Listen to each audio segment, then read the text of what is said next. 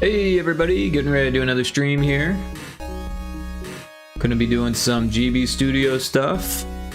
We got a new build from the designer. So we passed the build back and forth to work on it, so I just got it back, so it'll be interesting to see what needs done. So give me a few seconds to spread the link around and then I'll be right there.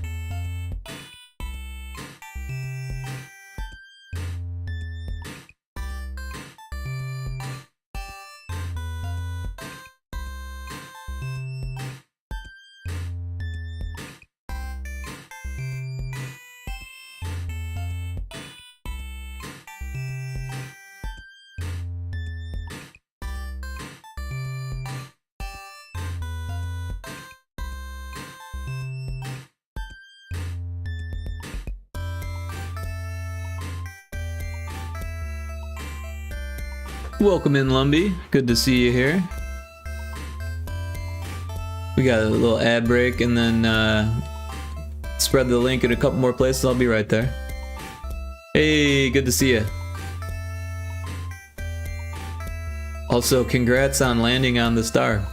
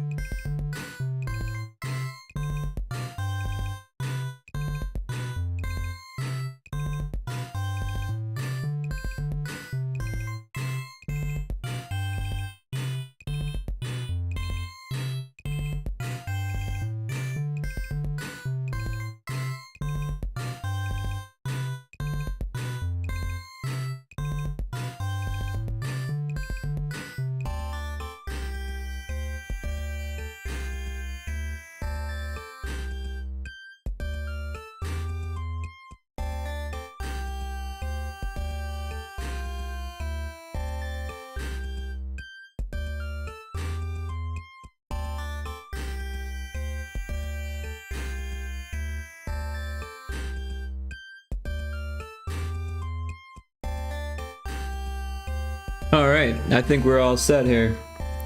Welcome in. And yeah, I appreciate you hopping in.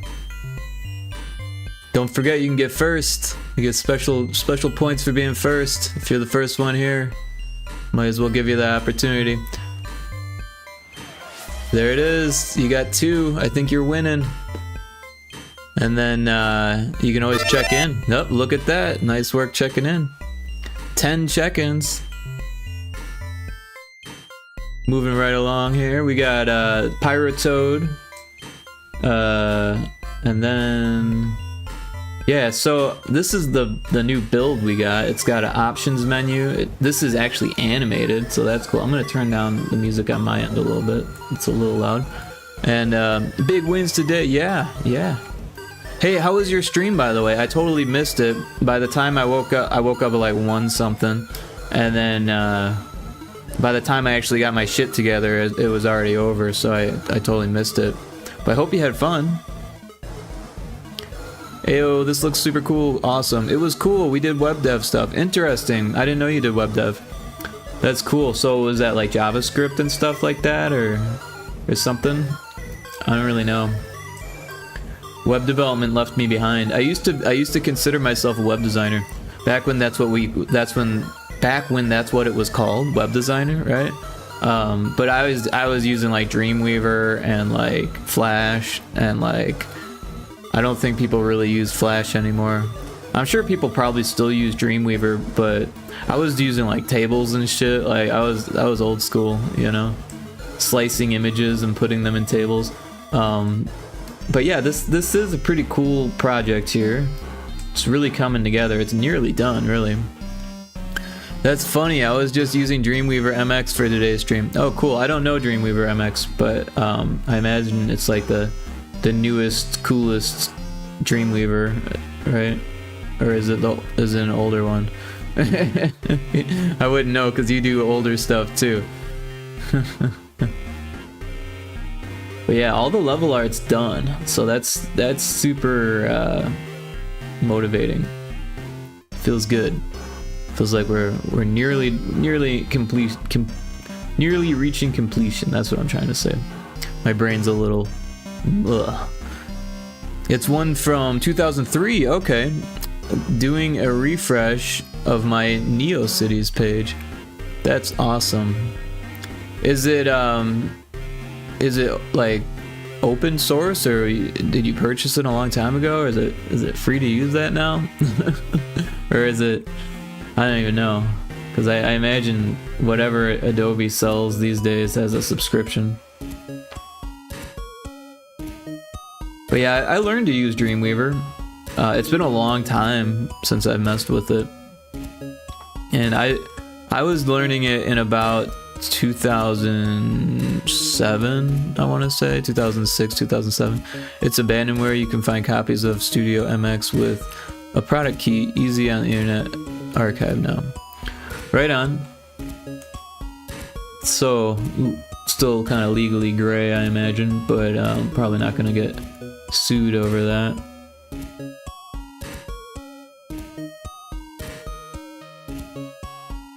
But yeah, so there were some notes that I took.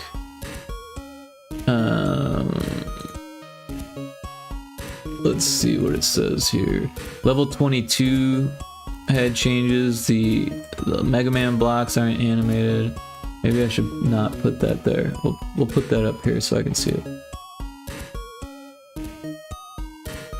Macromedia is long dead, so nothing to worry about.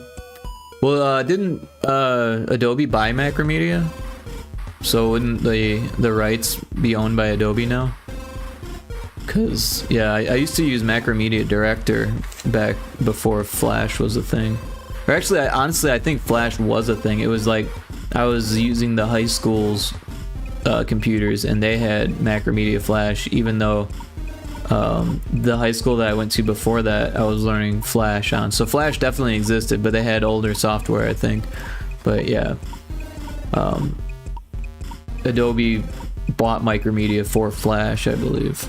Or Macromedia. Did I say Micromedia?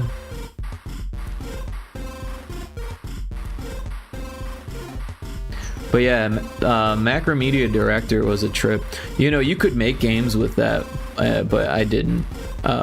One of the kids in my class was making games with it, and I was just like completely blown away. I was like, how do you do that?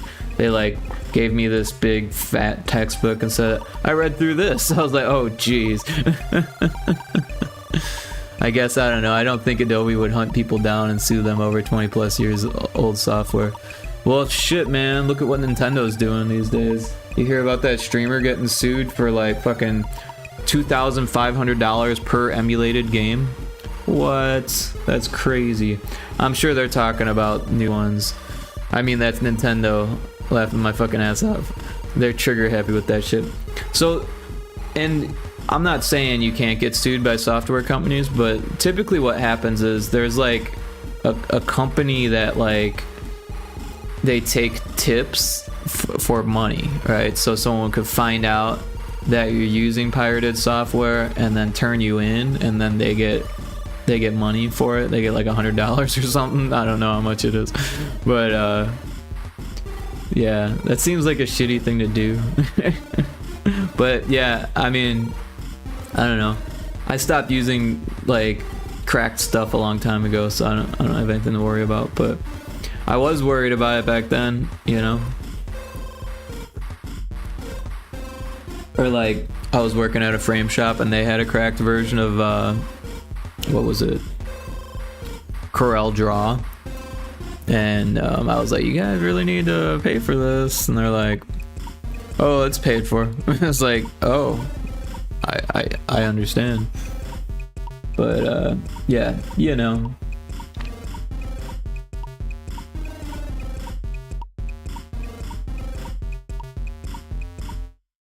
I mean, it's not pirated if it's deprecated. That's the logical argument that I feel like most American companies would be like, shit, you're right, towards. Yeah, I don't know. It really depends on who's suing who, whatever. Because you can take anything to court, then the law has to decide what's legal or what isn't. But I hear what you're saying. There's tons of software out there that's like so old that no one's fighting for it. But you know, you just gotta be careful anyways. Japanese intellectual property and piracy laws are pretty strict anyways. That's why Nintendo gets away with a lot of their lawsuit and with the favorable verdict, which is how I understand it anyways. Yeah, honestly, I don't know shit about Japanese law, but I think you're right. And yeah, Nintendo, I don't know.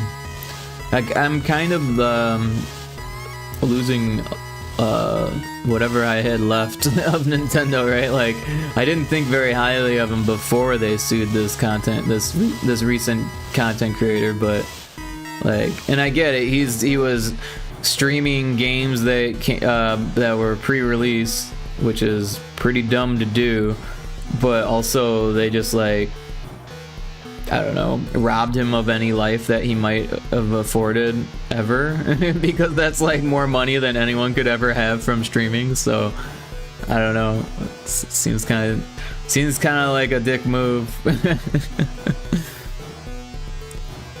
I do appreciate you looking out for me though. Yeah, you know, and just you know, I look out for everyone, you know, that you don't want to get in trouble.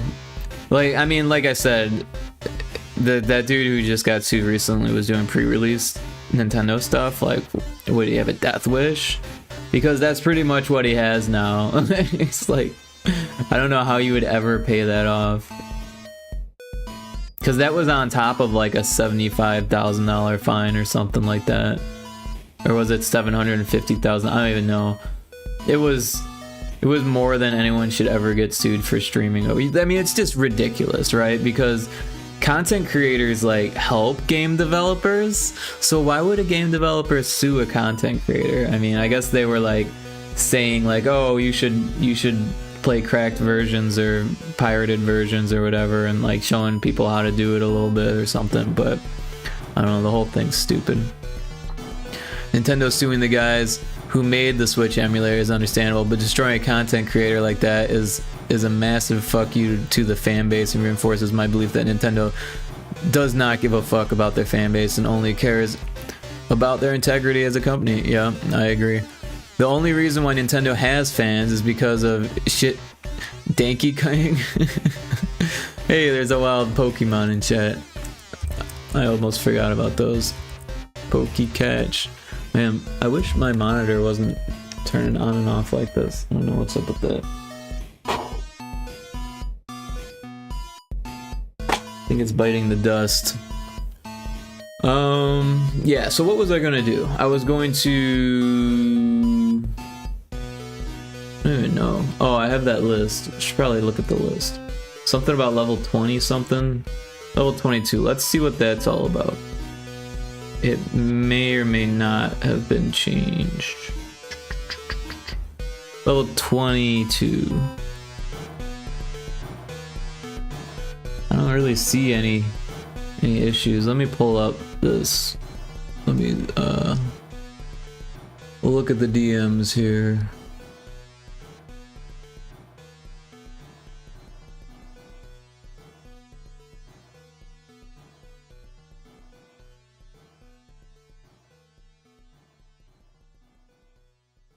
I think honestly, I think Johnny fixed all the stuff. That was the issue.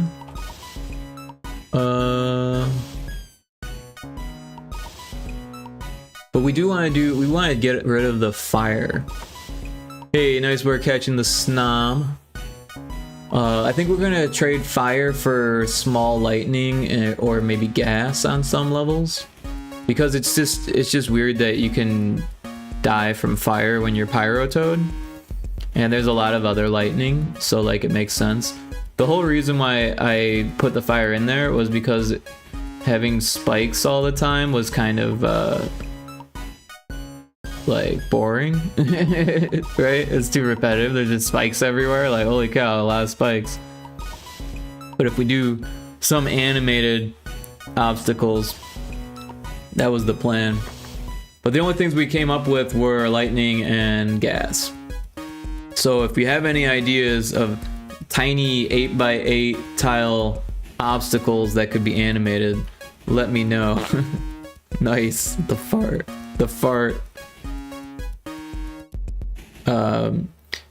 Yeah, you don't want to do the same thing over and over again. I get you. Yeah, spikes everywhere was kind of like, okay, that's a lot of spikes.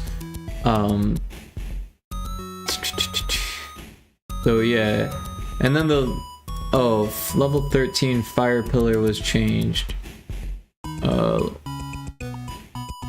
Level 13. I think it was this one. But that looks fine.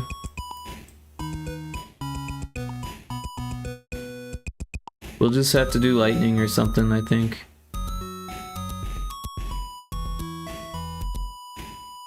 I think that's the one that was changed.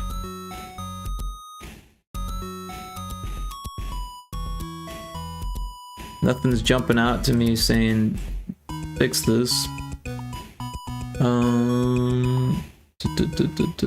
I think everything's actually good though. Although the Mega Man blocks aren't animated properly.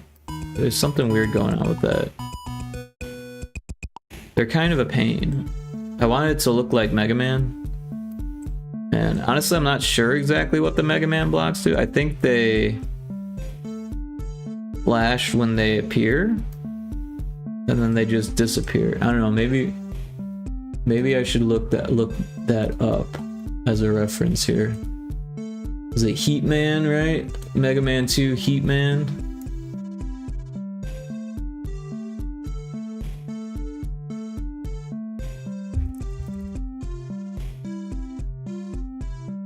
These blocks. Yeah, Yoku blocks, exactly.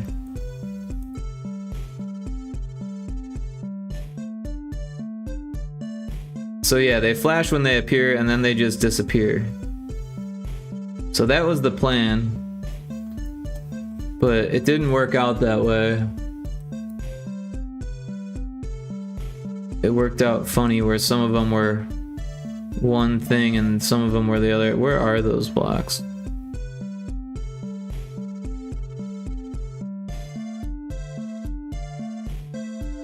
Ah, here they are. Are they only in the one level? Okay, there's some more there. So I think some of them are prefabs and some of them aren't, and that's kind of a pain. Yeah. Right, because that one's a prefab and that one is not. So what we wanted to do is when it well,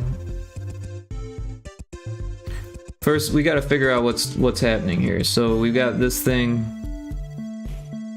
deactivate actor, activate actor.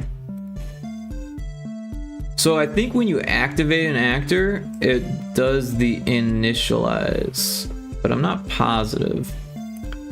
Maybe I can look this up online.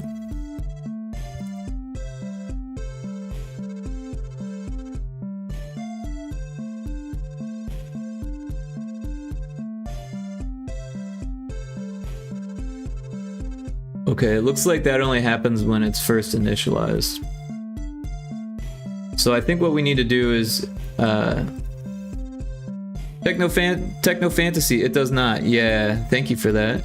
I just looked that up online. It says that it only happens right when the scene starts. That's kind of weird, right? Because if it were like Unity or something, you do like is it on activate? I don't even. It's been so long since I've messed with Unity. Shit. But yeah, there's like a on activate, yeah, because you can deactivate game object and activate. Yeah, they get bundled into the scene in it. Okay.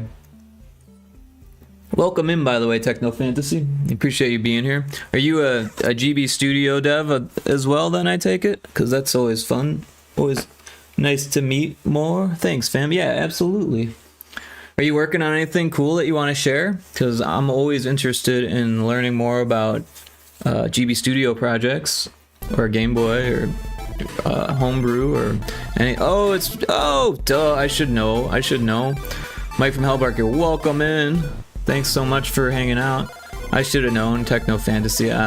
My brain's a little fried. I drove all the way back from Illinois last night. I got back at like 4 in the morning. So I'm finally settling in. In fact, my car is not completely unpacked yet. I felt like leaving it in there for a bit longer. Oh man. But I hope you're doing well, Mike. That felt all good. Right on. So yeah, we want to do these yokai bricks. I think we're going to animate them when they flash on screen, and then we've got this actor, which I think deactivates itself. What is it? Actor 2, it hides itself then, right? Somewhere. I don't know. I didn't put this together, so it's always like trying to figure out someone else's stuff, because that's exactly what I'm doing here. But yeah, so we've got these are the actors, right? So actor 13, 3, 7, and 6.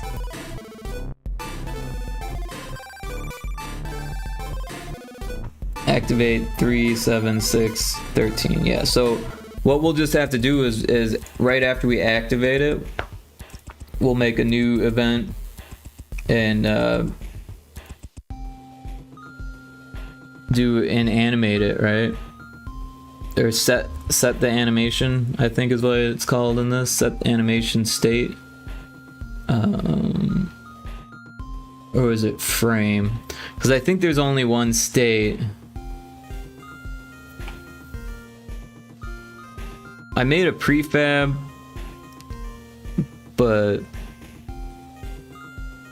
not all of them are using it. So yeah, yokai bricks. Now I'm just thinking of yoku blocks, but they bite at you instead of being platforms. I don't know, man. That's sounds like a slight difference there. Not a huge difference.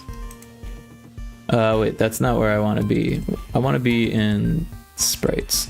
And then we've got this something. don't even know what it's called. I should have looked up what it was called first. Disappearing block. Sprites, disappearing block. Alright, so yeah, it should just go to frame 0 then. And then it'll just play out. Yeah. So that should be how it does it. Simple enough.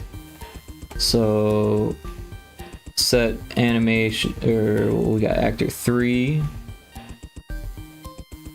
Set animation to frame 0. Yeah, and we'll just copy these. This one's 7. 6.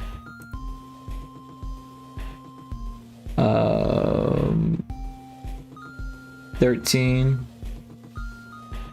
Right? Wait. 13. Why is 13 an arrow? What's going on with that? 6, 7, 3, 13. Oh, it's because it's a prefab apparently. That's weird.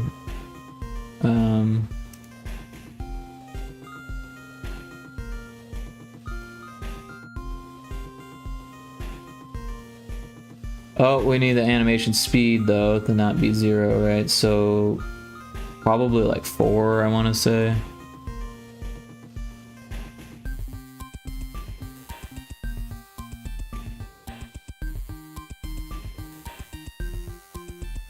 And then we need these to be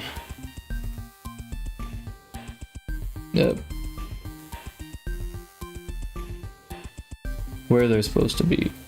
So 7. Wait, what happened? Set animation frame actor 6.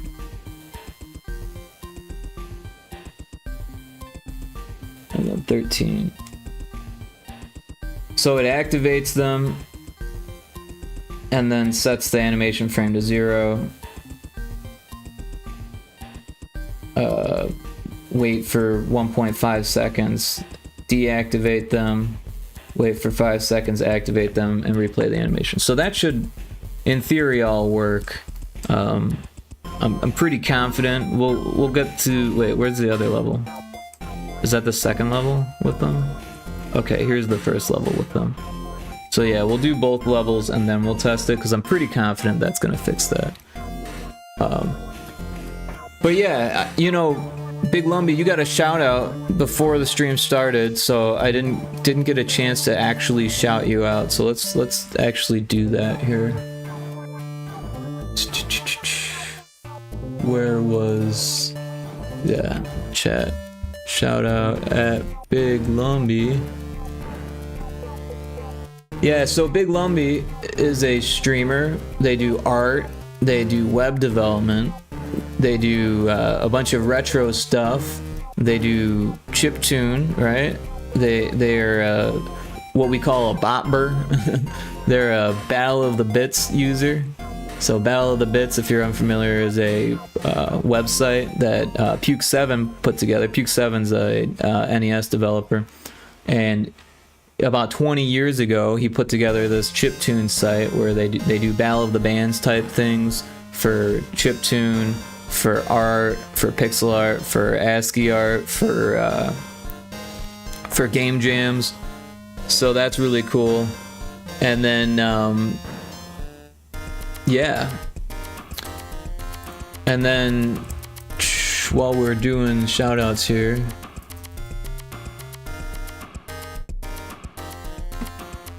sounds right, I'll check that out. Awesome.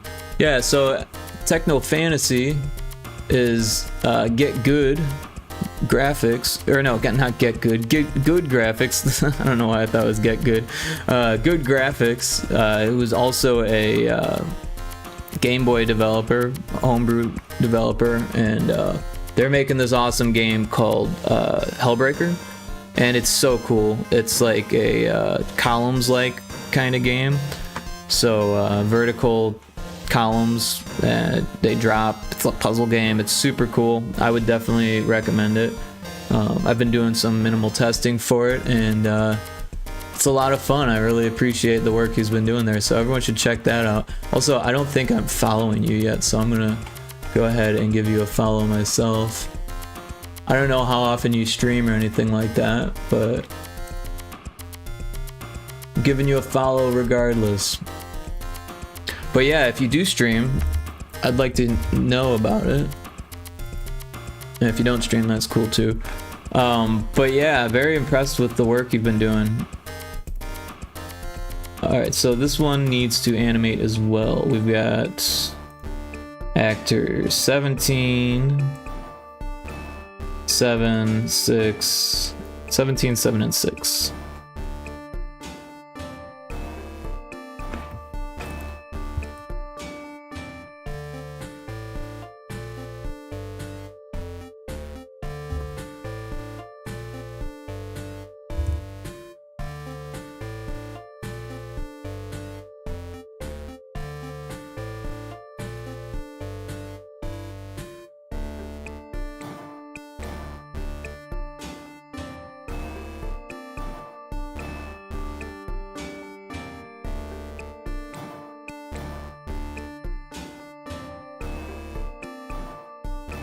So we're just gonna throw 17 under that, 7 under that, and 6 under that. So that should do their animations then. And hey, I caught the pokey catch, nice. Let's see here, there's an ad coming up, but we have some snoozes, so we can snooze that. And so yeah, these should work now, I think. Oh, you know what? We need to set the animation speed also. So we'll set that to 4. I'm just guessing on 4. I think 4 is like the middle of the road. So that should work. Oh, you know what? There was one other thing that I remember now. This one has a actor doing the background tile swapping, and it's waiting for 0.08 seconds, which is actually a lot faster than the other levels. So what I'm gonna do instead, I'm gonna find a level with lava and steal from that one, because we got this event that sets the loop index group. We'll throw that beginning here, and then we go back down. We got the timer. So copy that event, the background swapping timer. So we'll throw that on here, and so we don't actually need the lava bottom, so we'll disable that. We don't need the fire, so we'll disable that, but we do need the lava top. And so then we'll just take this tile, which is 104.27.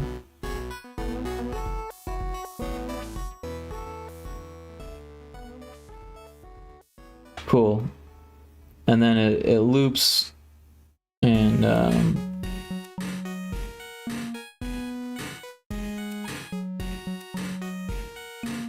the timer is at 0.5, so it's much slower than 0.08. And now we can get rid of this. So we can just actually delete this. And that should make all of the animated tiles at a uniform speed. And yeah, so now we should probably do a little test here. Oh, you know, there's a couple things I wanted to fix here too, right? Because I just moved these, but they were like, this was all in line and there was only one arrow before, so everything's kind of broken with the arrows.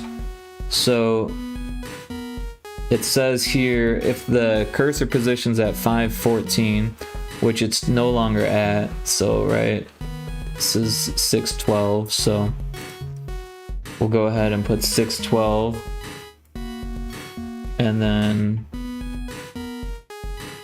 so what it does is it sets these, this is if you hit the down button.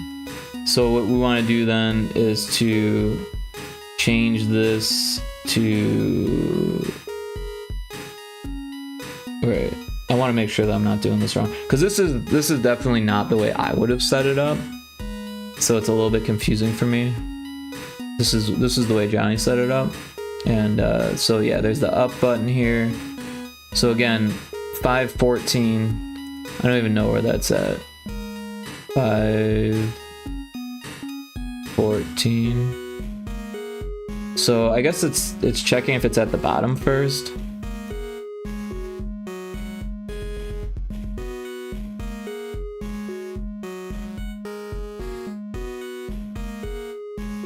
So the bottom is actually going to be here now. So that's okay. That is still 514.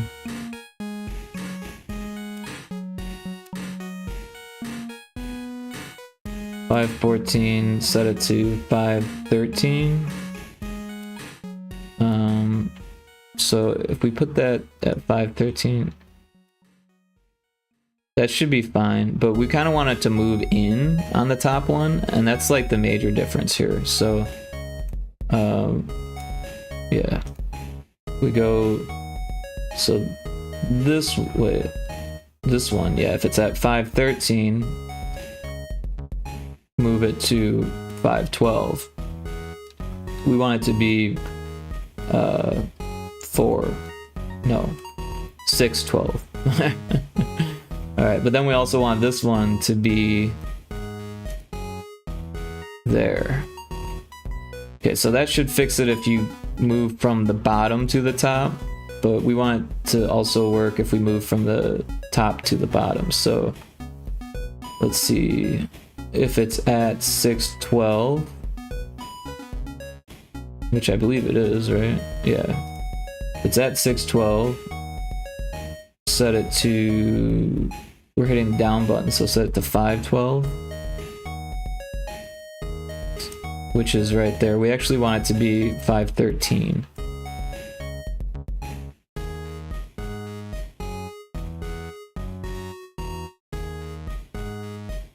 Or wait, is that, no. But wait, 513? Ah, yeah, because that's at 612. Okay, so if it's at 612, set to 513, right? Wait, that's the Y position. Hold on. My brain is just not working correctly. The down button from 612 makes it move to 512. Wait. 13. And this one, wait. We're hitting the down button and it's at 612. So move it to 513. This one, move it to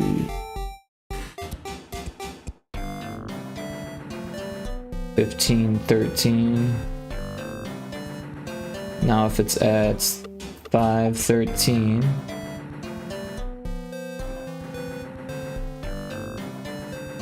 move it to there, move it to, that one needs to be over. Alright, I think that might fix it. I might have missed something. You know, yeah, let's double check here.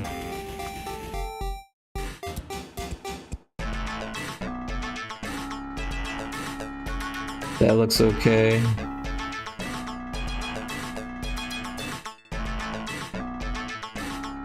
Those look okay.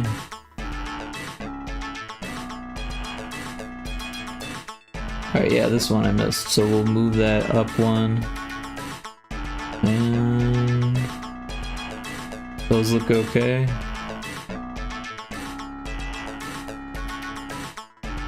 And those look okay. Alright, so this should go there. And then we should be ready to test it.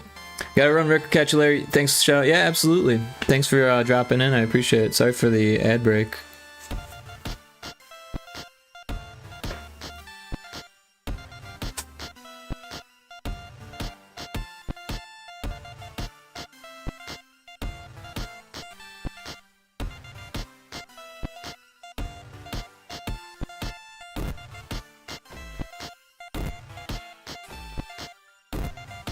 Sorry about the ad break there.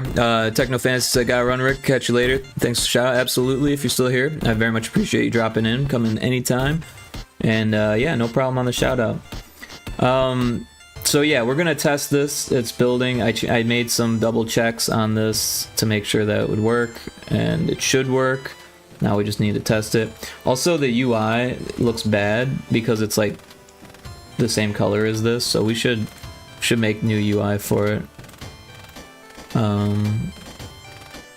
Let's see here.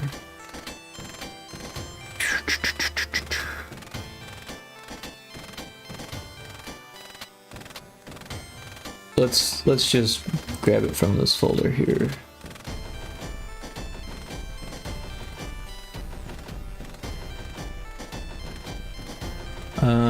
UI. No, it's not gonna be in UI. It's gonna be in sprites. Sprites.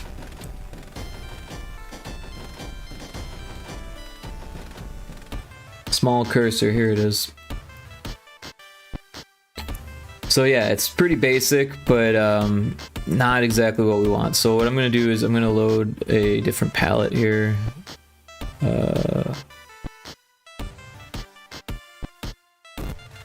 Where are the palettes?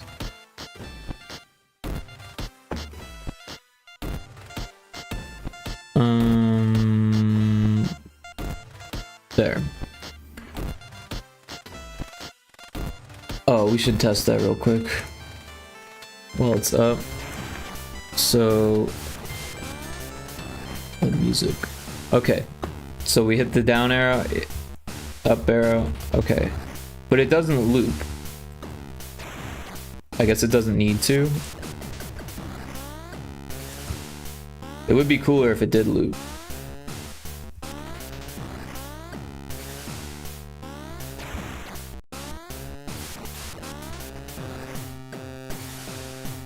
But yeah, as you can see, the red, it just blends in too much. So what we'll do is we'll make a black outline for it.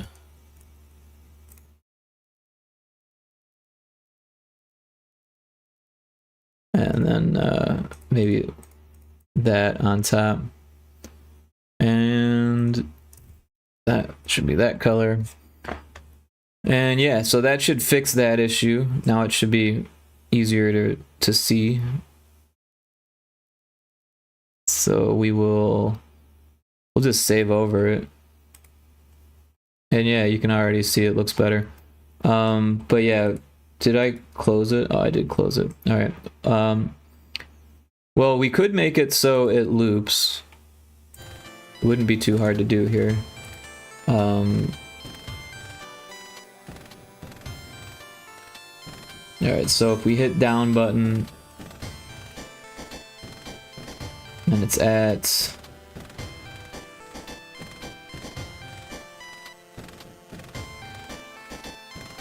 wait,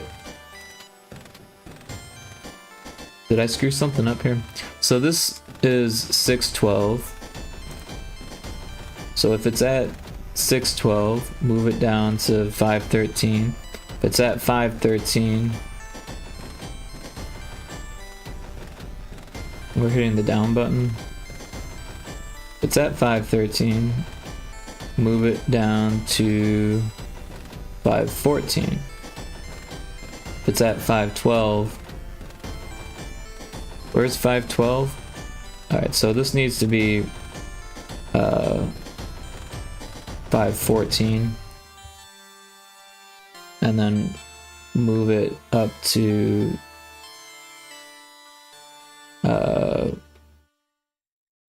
was it 512?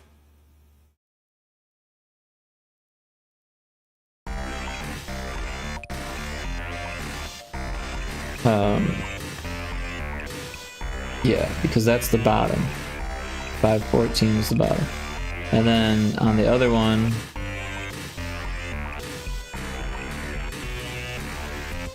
we'll start from the top here. Well, which is technically the bottom. 514 is goes to 513.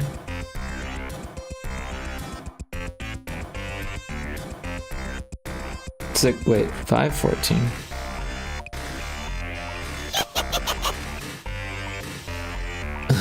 Nice. My spoon is too big. Should be 614. Maybe that's why it's not working. So it's there, but you didn't switch it. My spoon is too big.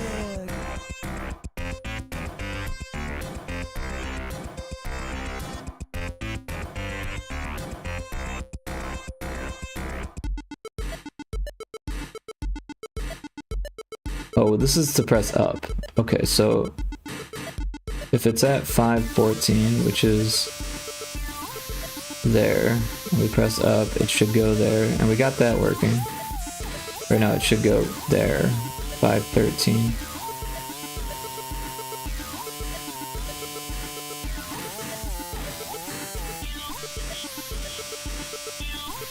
If it's there, it should go there, we got that working.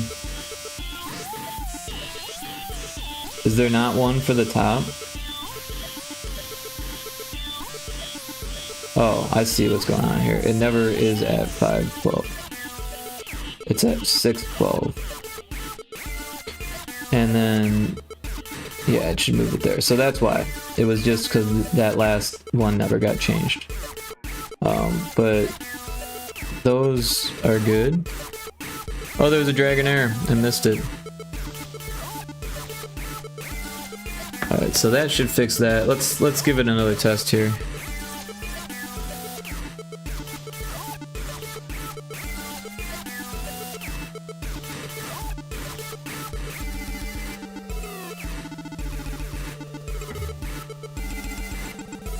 Hey Karipu, welcome in. Everyone should check out Karipu's stream.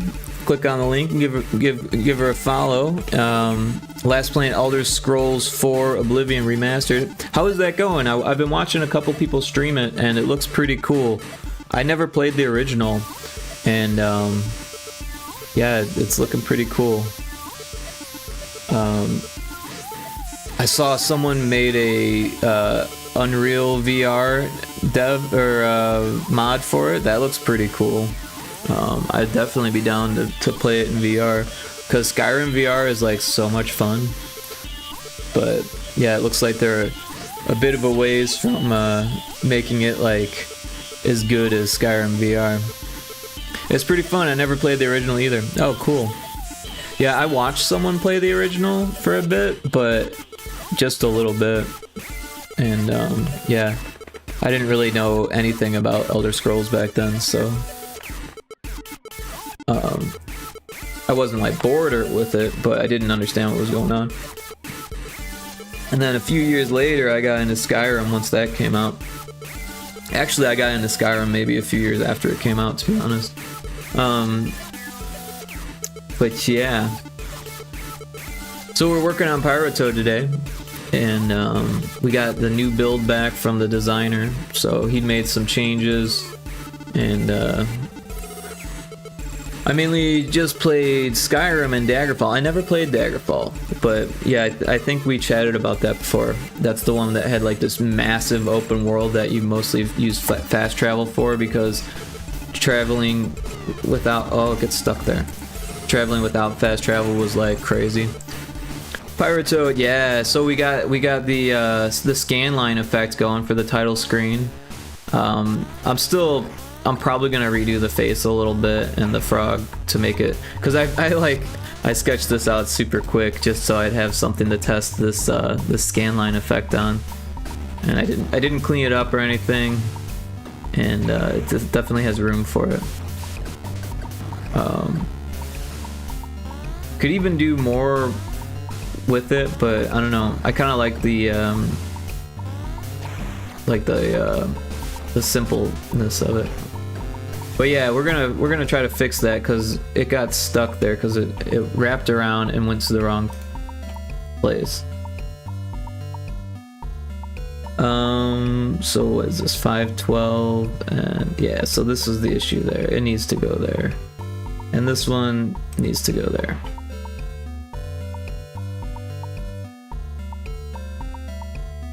I think that should fix the issue.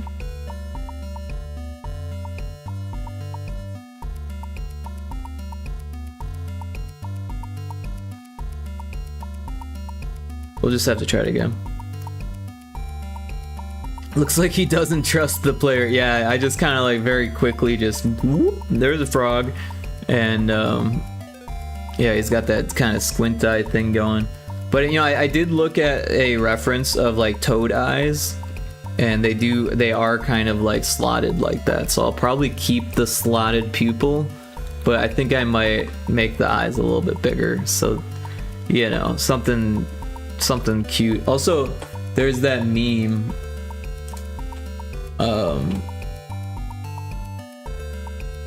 This is fine, right?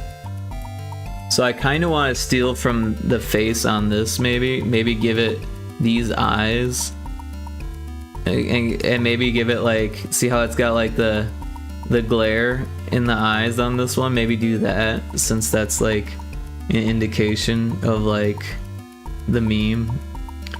Yeah, so might do some of that.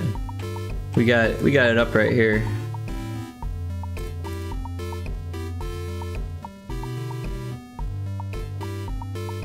It's like those are on the wrong layer. Let's fix that.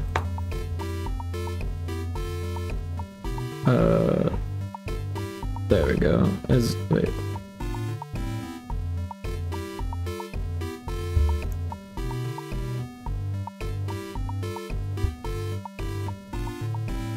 I don't like that. Why? What are you doing? Oh, layer 3. I'm not on layer 3. I'm on layer flame. We'll call this Toad. Alright, so now we can test this UI. It seems to be working that way, and it seems to be working that way. Okay, so now we got it wrapping around, and it moves a little bit.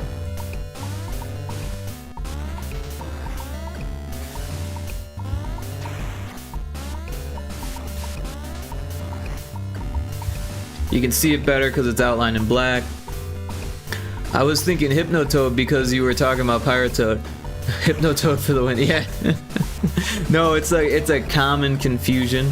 In fact, when we were coming up with titles, I mentioned that it's like people are gonna get it confused with Hypnotoad, but also it's kind of like helps you remember it, because like you're like Hypnotoad, but then it's like, oh, it's a fire game, so Pyrotoad, like,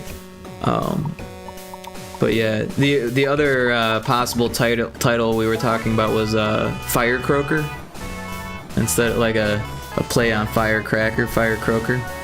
It's like Hypnotoad, but he's on fire, yeah. Let's, before we close this one out, let's test those levels, and I need to get the passwords for those. Also, I don't remember what levels they were. What levels were those? It was like 13 or something. 10 and 12. I was almost close. So level 10, let's see, is Leap. So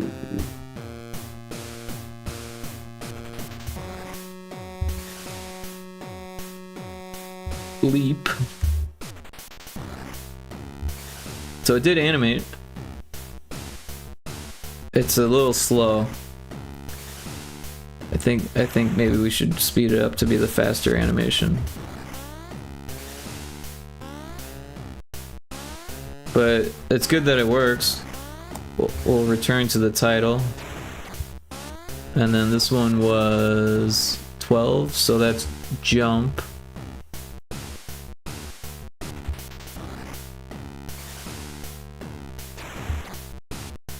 Password okay. So this one we have to jump to get to it. Okay, yep, there they are. So they're working, but they're, yeah, the animation's too slow. So let's fix that while we're here.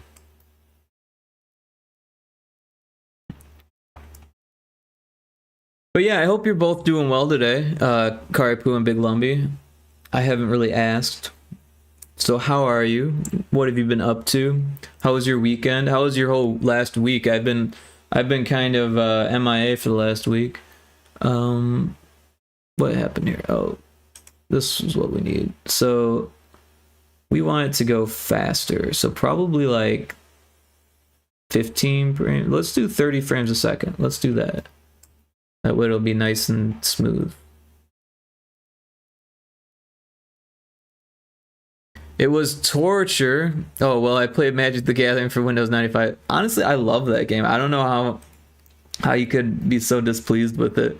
I guess we're just from different generations. Also, I had it when it came out, so it's like this overwhelming surge of nostalgia for me. But yeah, I kind of don't play the Chandelier or whatever the hell it's called, the game part of it. What I do is I put it on like random, right? And then I just do it that way. I could show you. If we go to this, it's in here somewhere, right? And then somewhere in here. Don't remember it being so hard to find. Ah, there it is. So what I do is I go to duel, and then I say random deck, duel opponents, or what, solo duel, random deck, and I make this on wizard, and then I start the match. That's all I ever do. This is the only way I play the game. Look how cool my player is. But yeah, I kind of want to make my own player avatar stuff. And yeah.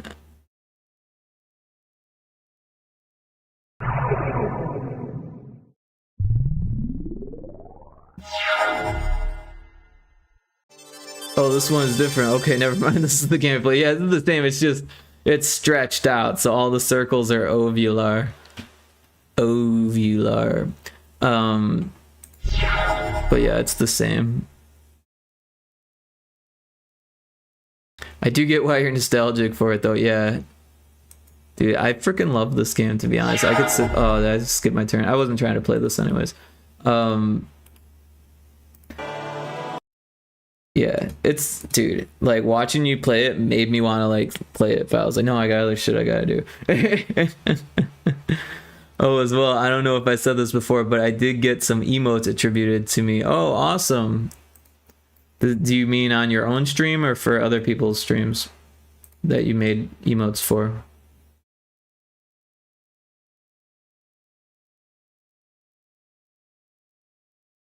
Did you make affiliate already? I can't remember. For another streamer, it was oh and oh. What? Here I come and Tico. Those are cute. Is that a lip quiver that I see there? Oh and oh. Is that all you have to do, say? Well, they both have their mouth open.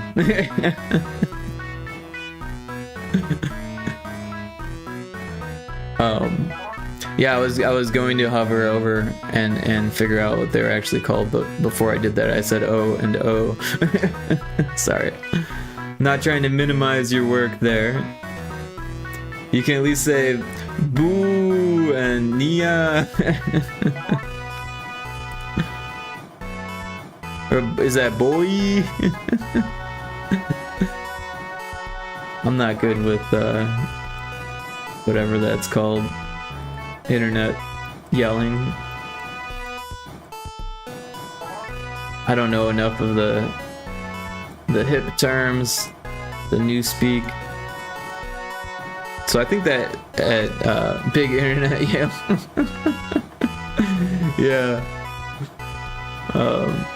Like it's hard enough for me to decipher what the words are when they're not being stretched out in all caps, but you know what I mean. I'm just slow to learn hip speak stuff. There's a wild Stantler in chat. I'm also slow to learn new Pokemon. Never heard of a Stantler before.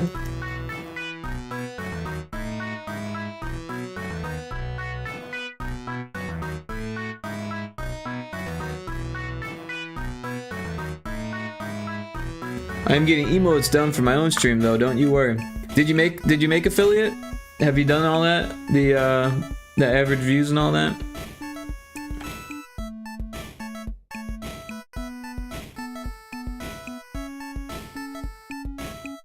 Made it awesome, glad to hear it. Cause yeah, I remember you had the celebration for 50 followers and that was cool, but I didn't know that you made affiliate, so congrats on that. It's a big step. For some people it can be quite difficult to do that, so good on you for doing it quickly and hopefully it was easy.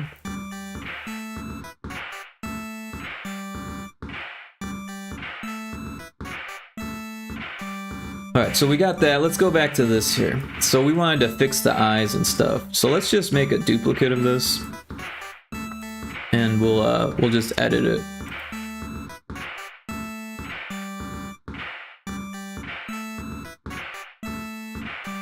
Let's make these eyes quite a bit bigger.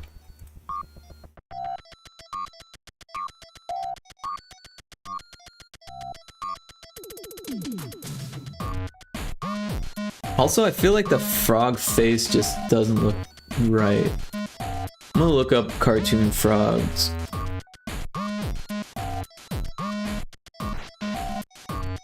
Yeah.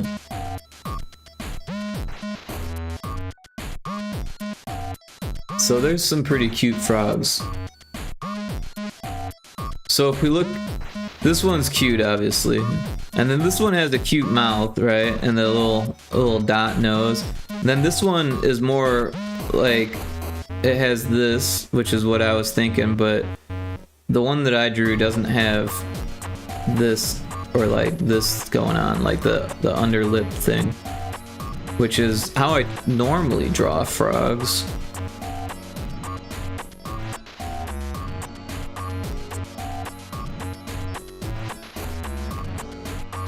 So I do think we should try to redraw this, because I was just like, psh, quickest frog ever. But enough about me, let's talk you. How are you, Rick? I'm hanging in there. I had I had my mom's memorial service on Saturday, so. But it was interesting to say the least. A lot of people were there. Apparently there was 175 people, like, in the church auditorium thing there, where they had like the slideshow, and I think there were more people that didn't actually stick around for that just came for the visitation, and it was cool. You know, I got to meet one of my childhood friends who I hadn't talked to since maybe junior high. So it was great to see him. He's got kids, family, and I don't know when I'll run into him next, but yeah, condolences on that, by the way. Not gonna dwell on it, but it's definitely not easy losing such a close family member. Yeah, I appreciate that. And yeah, you know, obviously it's been a whole month since she's passed, and we had a good couple years knowing that it was going to happen, so it's not like it was a massive surprise. It's not like it caught me off guard or anything. I had time to prepare myself, but it's never easy. So I definitely appreciate that, the thought, and you guys, your condolences, you know, much appreciated. But yeah, you know, it was interesting to see some of my family. I met this woman who's, I think she's a second cousin or a third cousin, I'm not really sure. She's my mom's Uncle Bob's daughter, and so whatever that makes her. But she seemed really cool. She's got tattoos, and she's in a grunge band.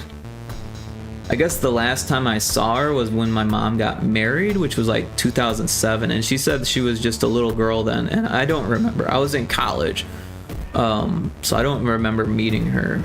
to be honest. But she's fully grown now. She's in a band. She plays drums. We were chatting it up on music. It's always nice to talk to someone who's like not like everyone else kind of thing, you know. Dan Fennery, yeah, like I said, there was 170 people there, so there was a lot of people I didn't know. Also, like, I didn't go to her church, so I didn't know like any of those people, and it was kind of weird. A lot of them kind of turned their nose to me, like as if they were upset with me for not going to their church or something like that. Like, they knew who I was, but they didn't bother to even look at me when they were walking past, kind of thing. Because at the end, they were like, everyone, you know, kind of pay your last respects and then speak to the family. And a lot of them, some of them were like, you know, saying nice things and handshaking and stuff. Other people just kept walking, like, and that was kind of interesting. It makes sense, kind of, but I won't dwell on it. Religion is a sore subject for me. All right, yeah, I'll try not to chat on religion. I mean, I'm pretty cool about religious talks. I'm not a religious person, but I always found it interesting. We'll say that. So yeah, I think the eyes should have. Well, let's start with circles.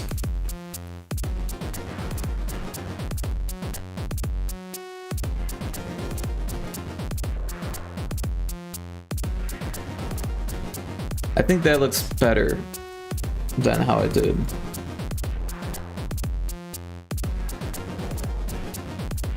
But yeah, I'm interested to find out what my second cousin or whatever's band sounds like, because it's not every day that you hear someone say, I'm in a grunge band. And I used to be in a grunge band when I was young, but I thought that was like long dead now. So, because frogs have to have some type of eyelid, right? Maybe not on the top. No, they definitely need some type of eyelid. What if we copy this and just move it down?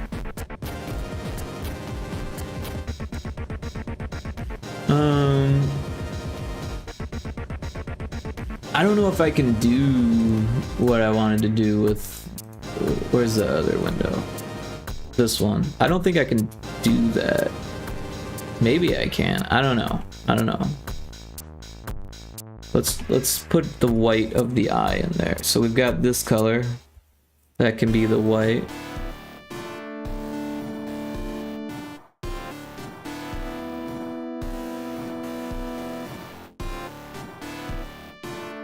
You know what, let's we're doing this wrong. Let's do it with another circle here.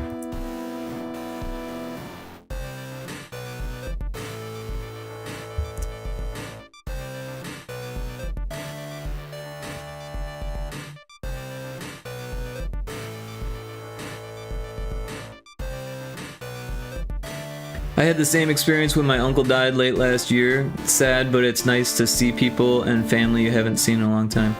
Yeah. I don't know.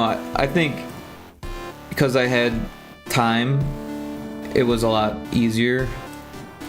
And I don't know. I think a lot of people were like maybe expecting me to be a lot more sad than I was. But I think it's important to like. Well, first of all, I am sad. You know, it's not that I'm not sad. But second of all, I think it's important to, you know, be happy that people are there to you know, show their gratitude and respect and all that stuff, you know. So I'm not gonna sit there and act like I'm like, you know, like, I mean, I'm not depressed, you know, like, what is going on with this? It's not like I'm not sad about it. I definitely am sad about it, but also like I'm not like more sad than I should be, or I'm not like gonna go get drunk because of it or anything like that. Although I did smoke the last of my weed yesterday. That was interesting. I hadn't smoked weed in like 4 months. So yeah, that was interesting. Got very high off of one hit. I'm not sure how I feel about these eyes. I think they looked better, like, the more rectangular, like how I had them before. You know what? I'm just gonna fill this in and start over.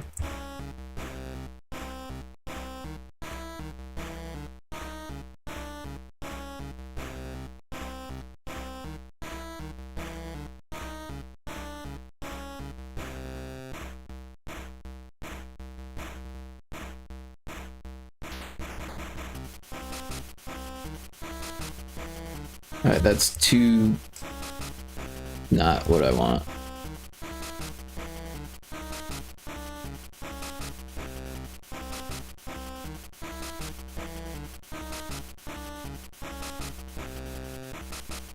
Yeah, I don't think there's like room for me to put this like orange color in there.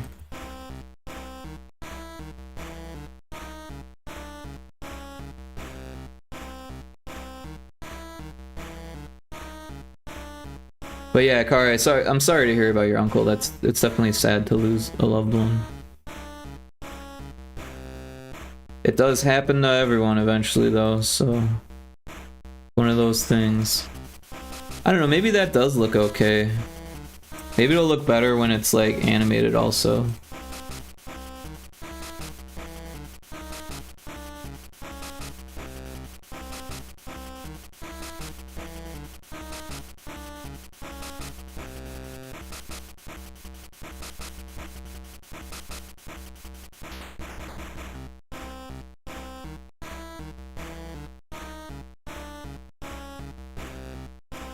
I feel like they're too tall.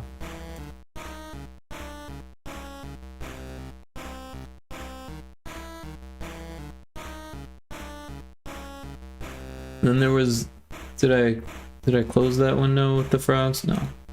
There was the chin. The chin thing. Also there was like the curvy mouth.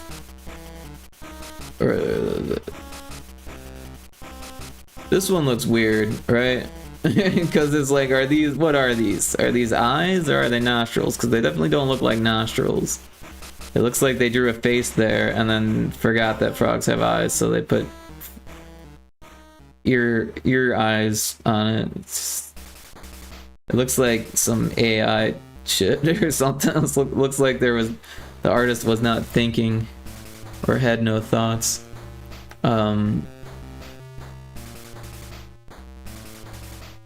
I don't know.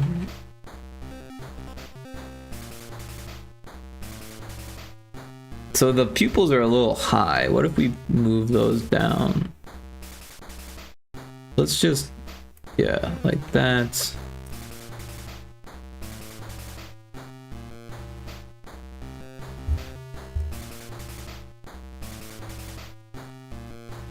And then this is high too. What?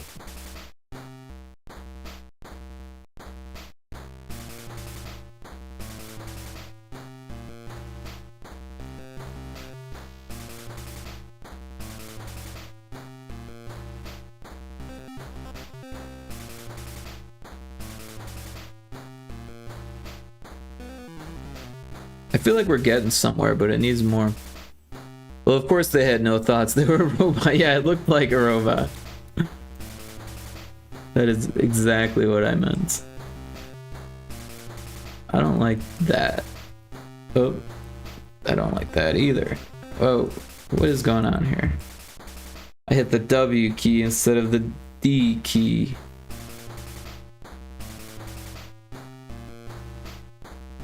I don't like this.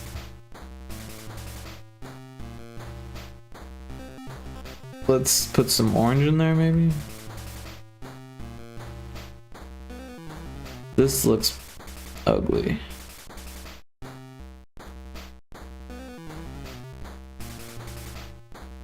This looks weird. That looks weird. I don't know. That looks funky. Frogs have this weird spot in between the eyes. That one's pretty small, but usually it's a little bit bigger. Mine is quite small here. Maybe it just needs to be up higher.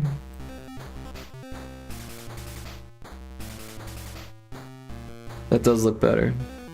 Oh, there's a wild Lanoon in chat. I don't know how much time we got here on that. 8:56. Oh, it's only a minute behind.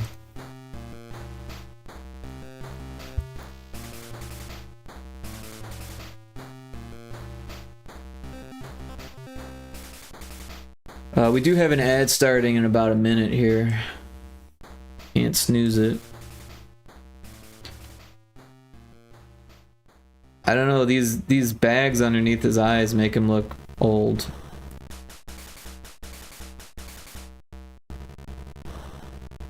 He's an old Pyrotoad. So that looks better, but these legs look like shit. And that's because I didn't, like, try. I was, like, expecting it to break, and then it did, so, like... Well, it wasn't like I was expecting it to break, I was just like... You know how, like, when you're doing game dev stuff, it's like... Things are more likely to go wrong than they are to not go wrong. That was the vibe.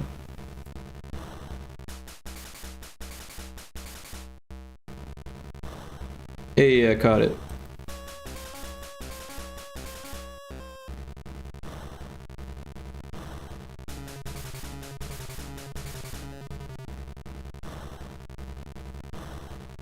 I don't like the way these arms look either. I think there's something weird going on there. Right?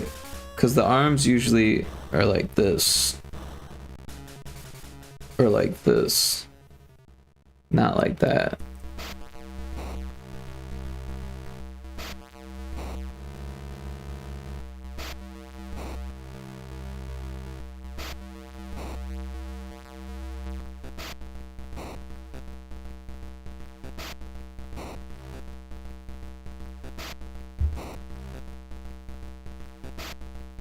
So like, I think it needs more of a mouth. Let's move these nostrils up.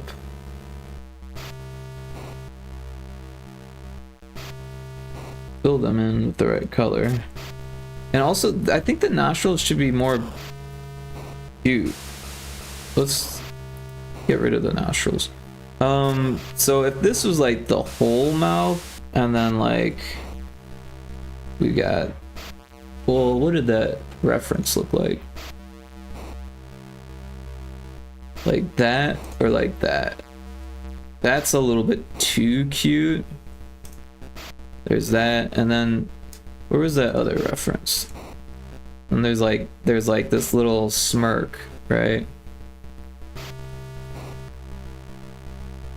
Wonder if I could mix that in.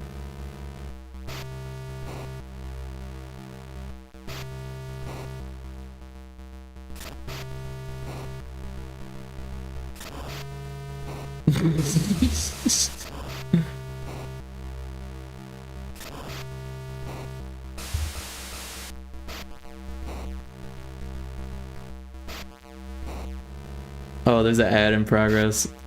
We'll take a quick break for the ad.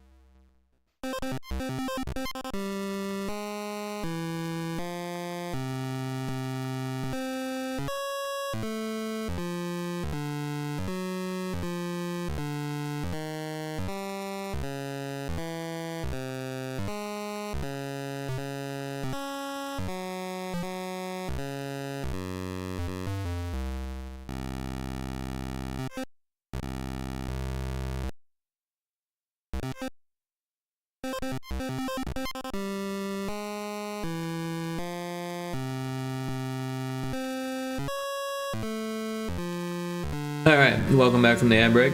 Sorry about that. So I'm thinking we do tiny little nostrils like this, and maybe even do this cute like upturned middle part. So yeah, this, I don't like that. Let's see. We got the middle going up.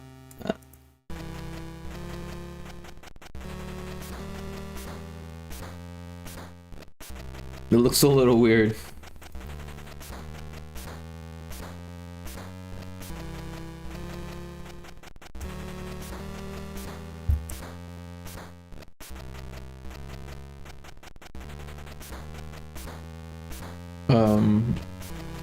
That's not what I wanted.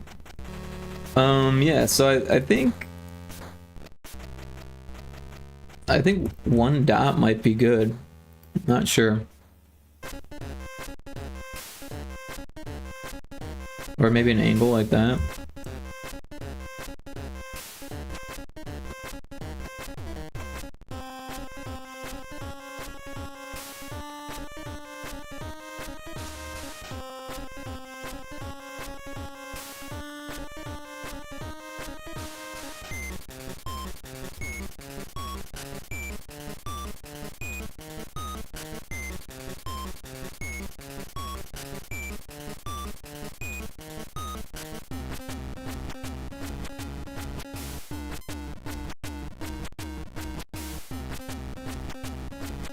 I'm not too happy with that.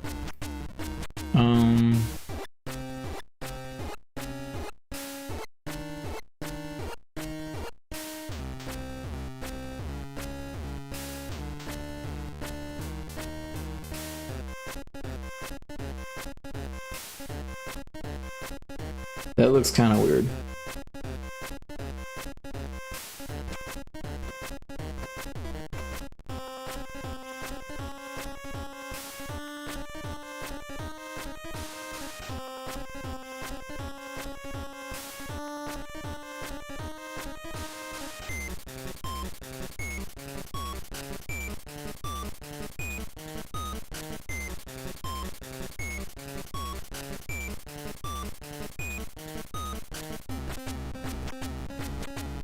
I think the whole thing needs to be lowered back down.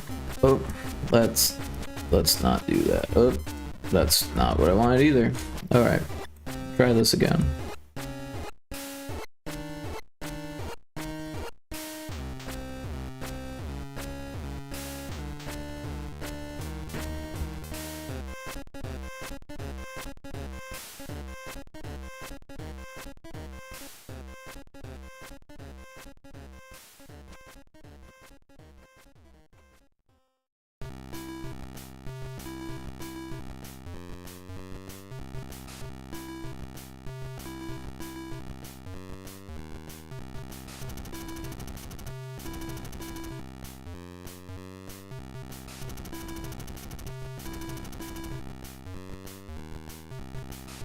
I don't like how footballish the eyes are.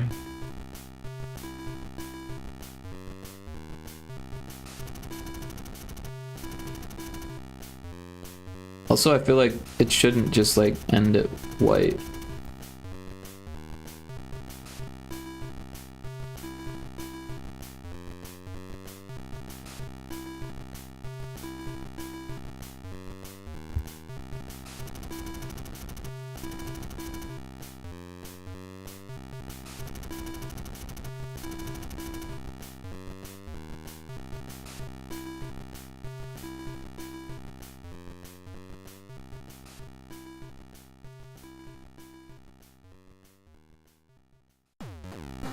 I don't know, the arms still look funny.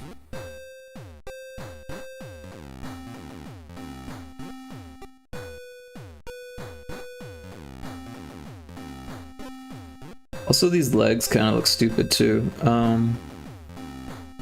They should be more like this, right?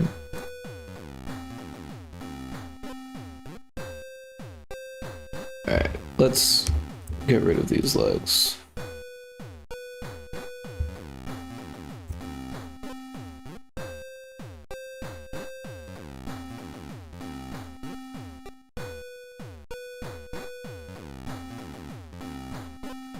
It's funny because I used to draw frogs all the time, and now I don't really remember. I used to draw them all the time, and now it's like, what makes a frog up? What are the frog parts?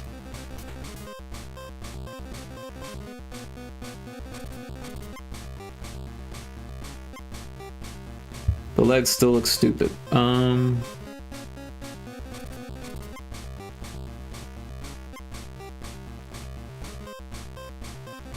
Something like that almost makes sense, right? That's more like how I had it in the original.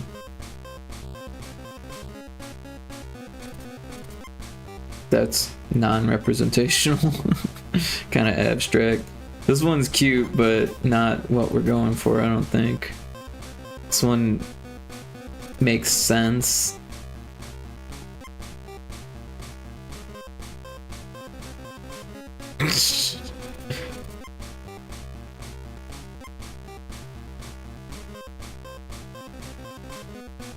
Then we got Hypnotoad.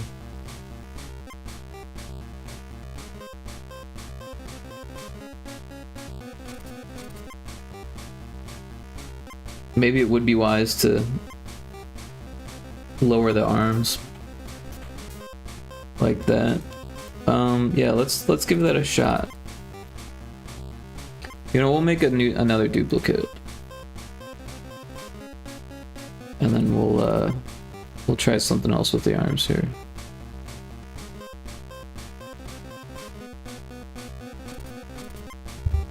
We'll keep that there, but then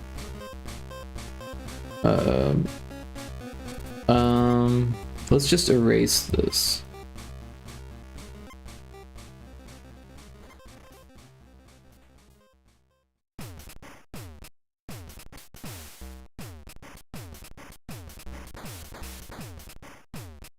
It's like really low, and then it's got like an arm that goes out.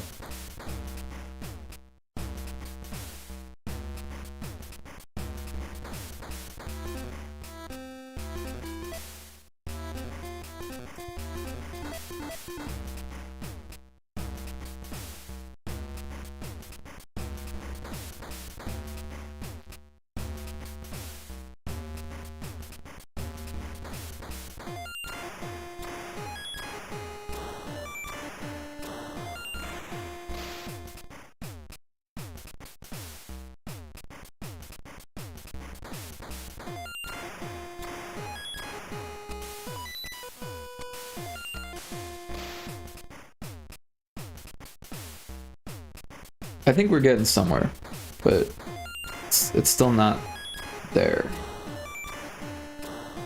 I think this angle needs to be more like that, and then this one needs to be more like that, or like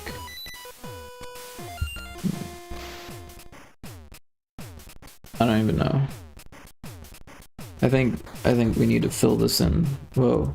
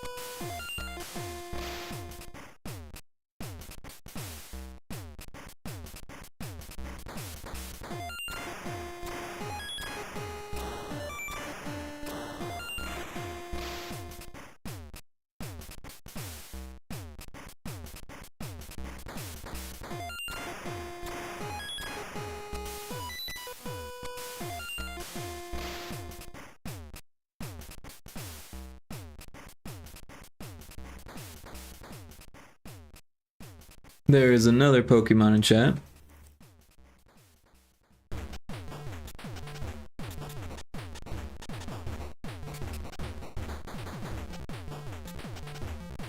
I don't know, the whole thing looks a little strange. What if we brought the head down?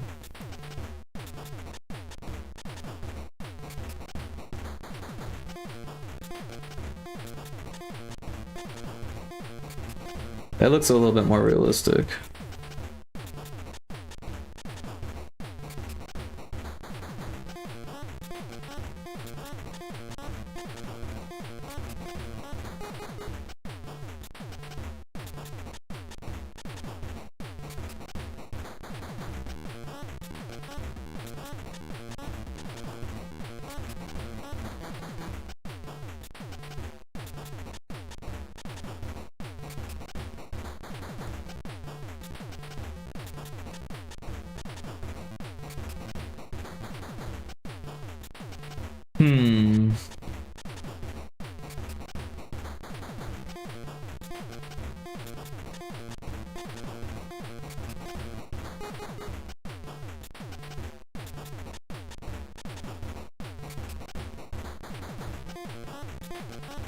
It's definitely not my best work.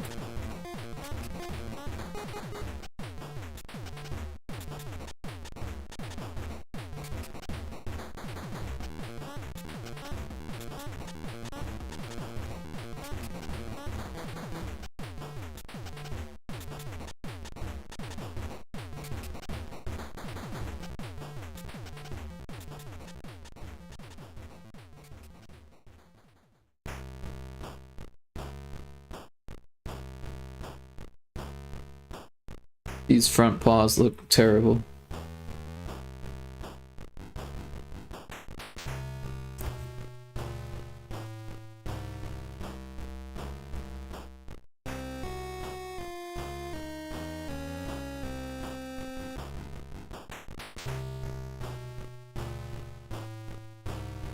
I don't really like how that looks.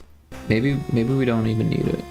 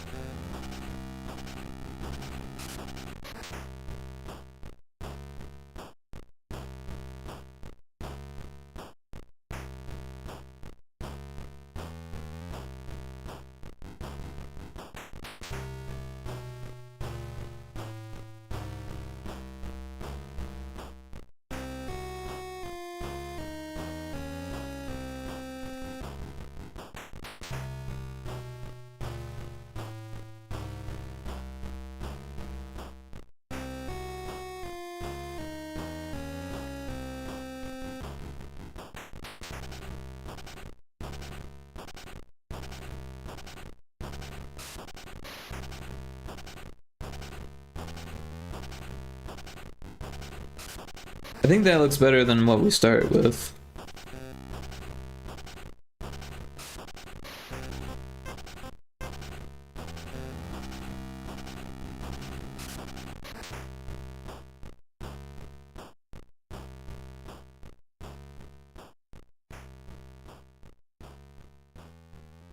Definitely looks cuter. I think the feet need to be more rounded though.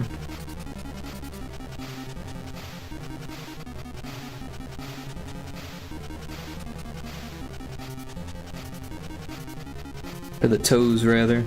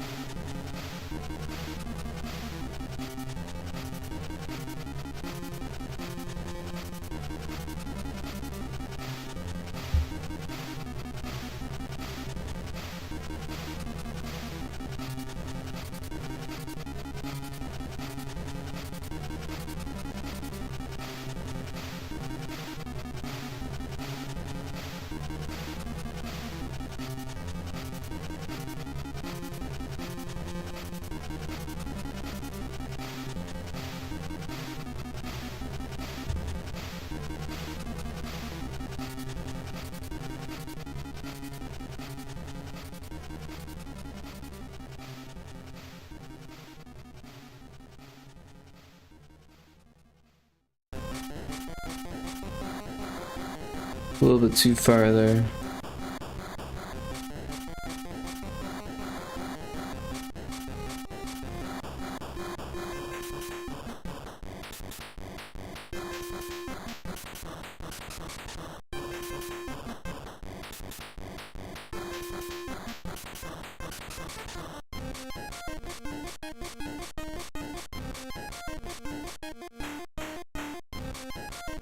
Maybe we should be looking at toads rather than frogs.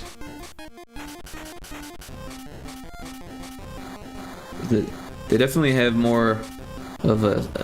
Well, they have a different stance, let's just put it that way.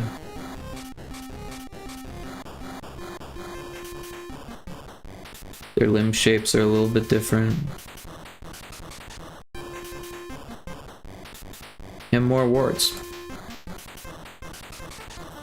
Maybe it needs warts.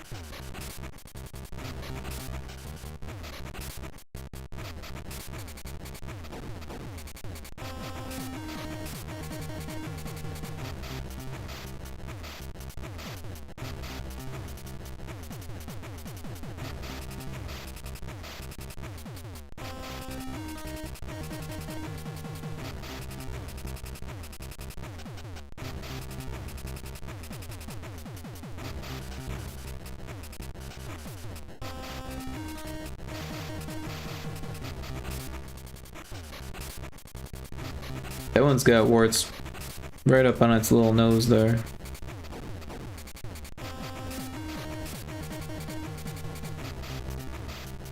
I don't know, it kind of looks better without it.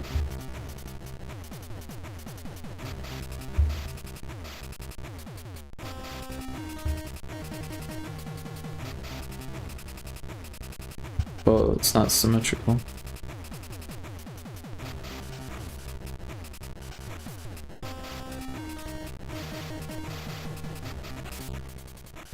That's too liney.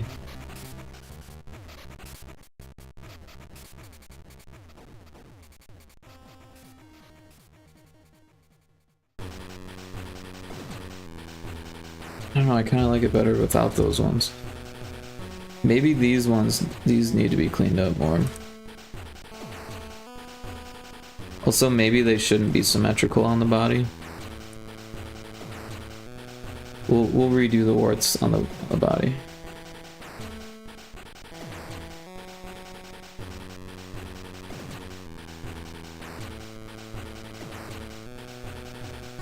Like, they should be nearly symmetrical, so what if we did this? What if we just do, like, single dots that are symmetrical?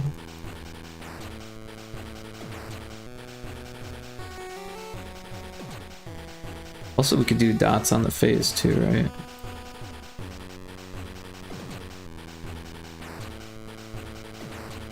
But then we'll turn off the symmetry, and then we'll wing the wardiness, right? So that way it's just a little different.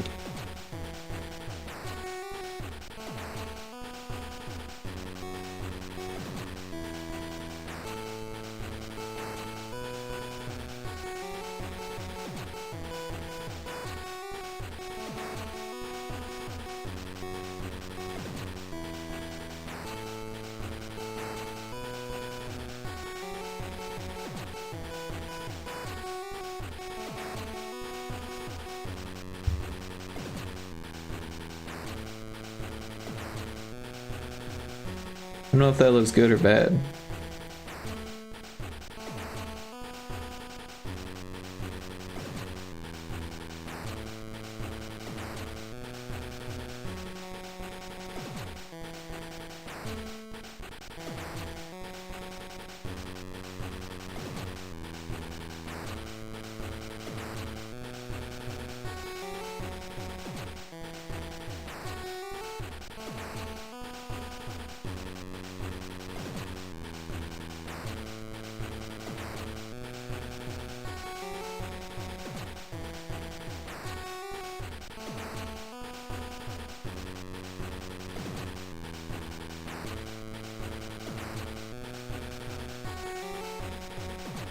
Looks totally cool.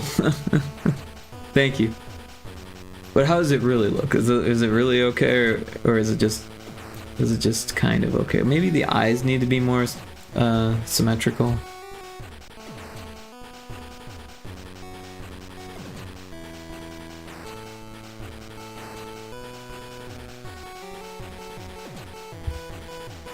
If I do this, I need symmetry on. I don't know what I'm thinking.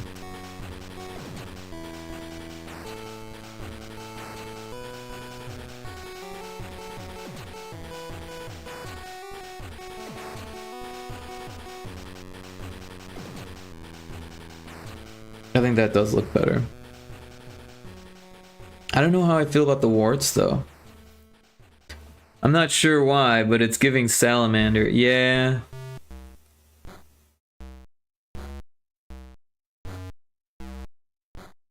These warts are a little close together, huh?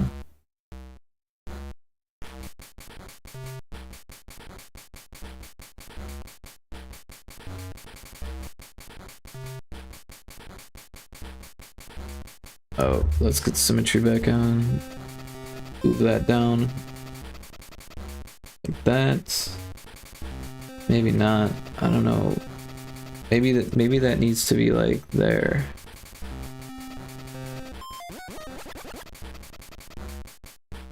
I think it needs to come up a little bit.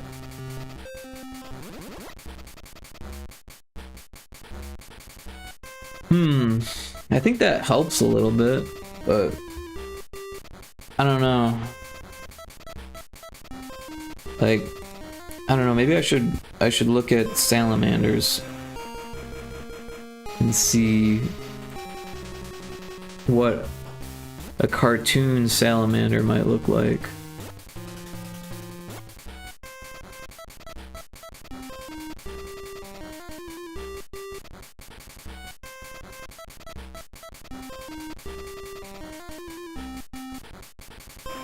So salamanders have wider eyes, wider set eyes. So maybe that's part of it. Maybe we need to put the eyes in closer. I don't know, we'll make another copy. Oh.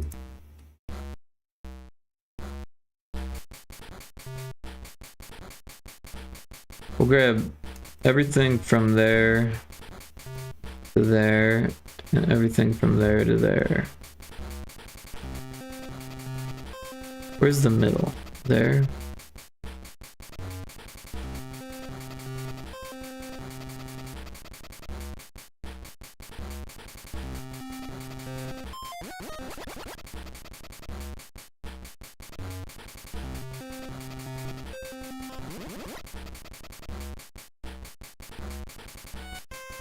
I think that helps it look less salamandery. But we need symmetry for that. Because now it's kind of got cheeks.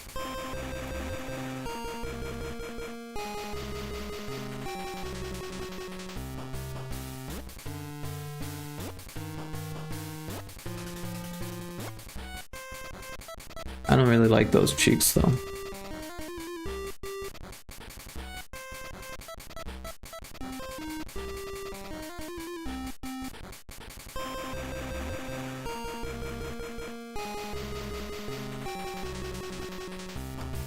There's a wild bronzor in chat.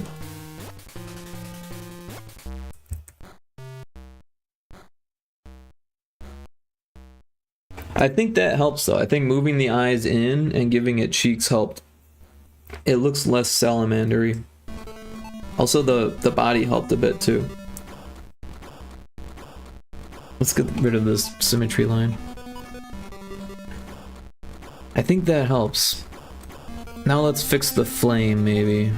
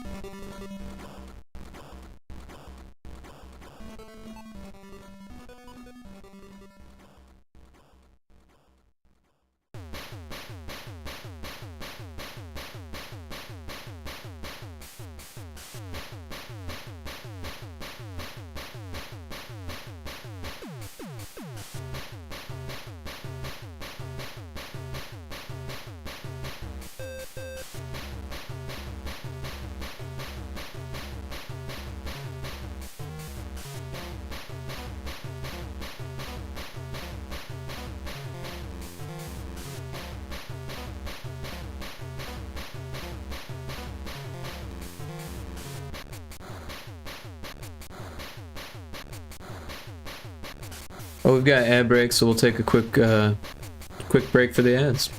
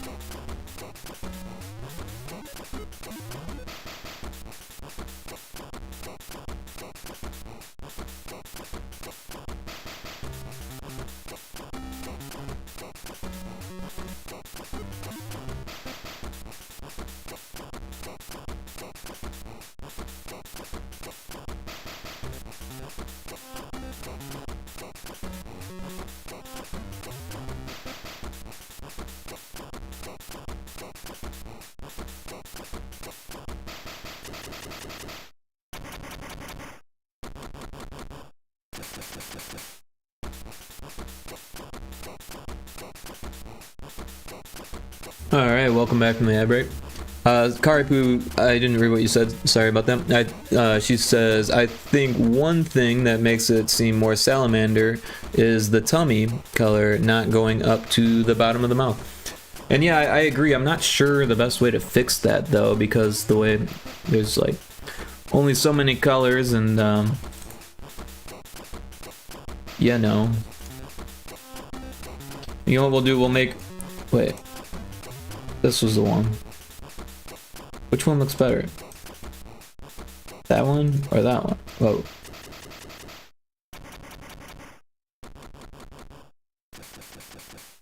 I think this one looks, I don't know which one looks better. That one or that one?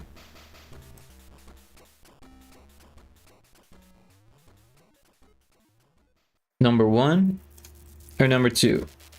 Number one, number two. Number one, number two. Number one, number two. Number one looks more froggy. No, number one I think just looks better. I'm not sure how we can get that color to go up, but we'll make a duplicate and try again. Number one, I agree. Because if we go straight to the line, you know, maybe the answer is to make the mouth this other color.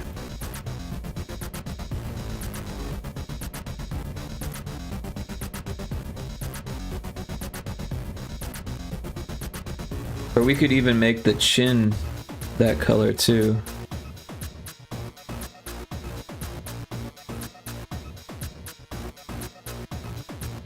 Well, that looks a little weird.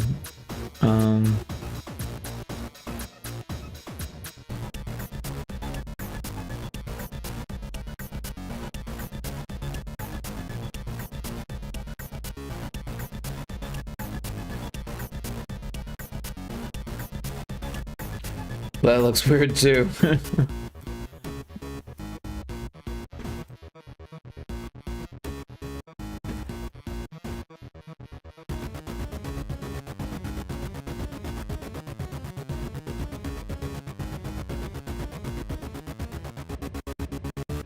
Might be onto something here though.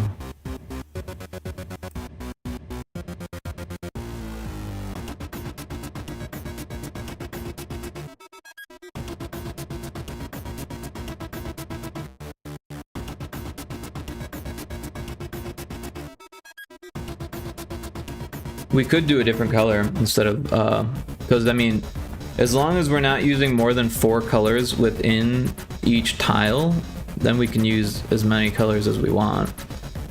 Or, well, not as many as we want, but 8 palettes, which is more than what we need. Let me get a sip of something here.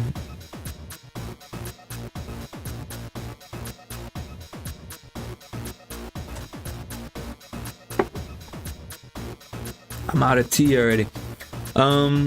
So maybe we do like a darker version of this color. So that way it's not just like black.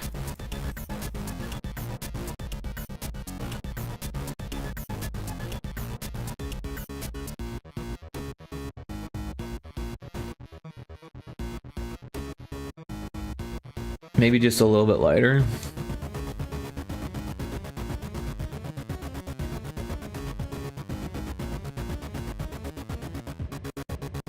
What if we give it fangs? I'm just joking.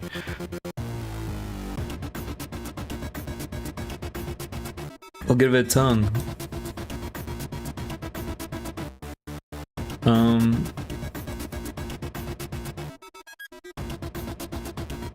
I think that works pretty well, actually. I don't know, this looks a little funky here. Let's straighten that out a bit.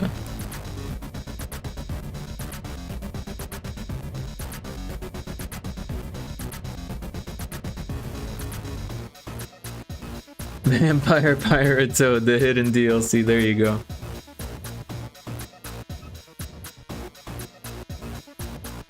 That would be an interesting, like, thing.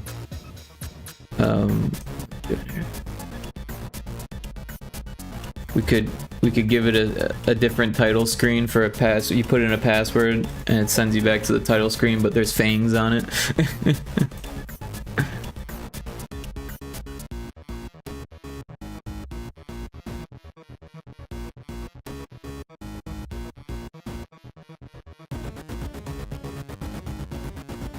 What do we think about this? It's the Halloween edition. There you go. Kari, you're into cute art, right? Aren't you the one who said that you do a lot of cute stuff?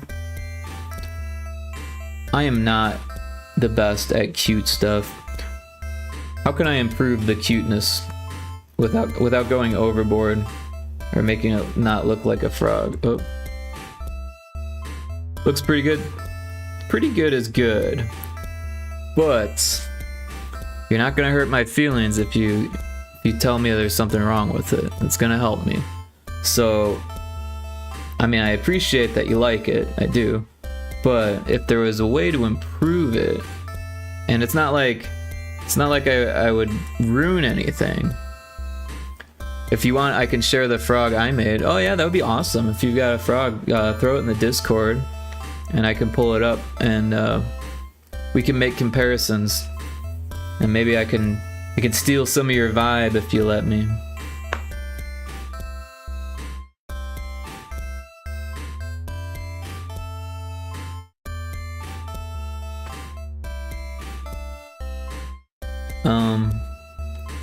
But yeah. Oh, that looks better, doesn't it?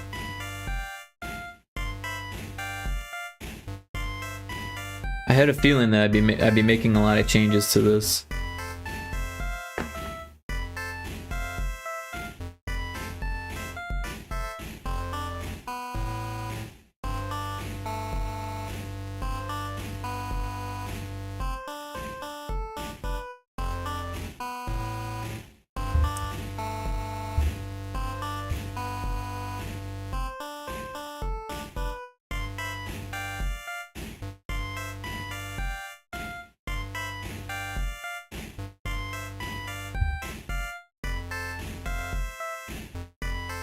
But yeah, throw that in the Discord if you haven't yet.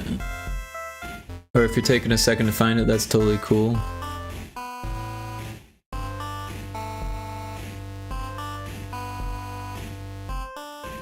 Oh wow, okay, yeah, that looks super cute. I like how the eyes are off to the side like that. And then you've got this like... The arms are going there, and then there's almost like a fat roll, I want to say. Very cute, very good work. I wonder what I can do.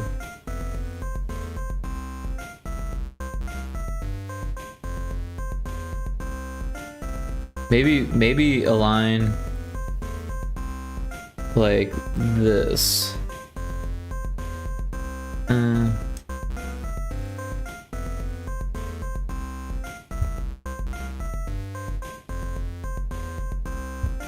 What if I think I need to get rid of some of these warts first, because they're making this a struggle.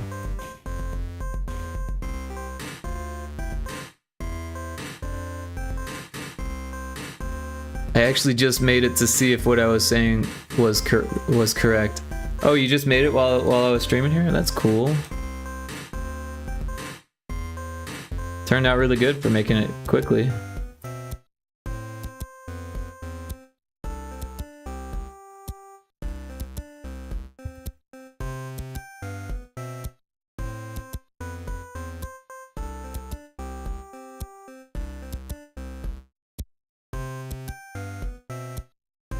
I'm kind of stealing your fat rolls.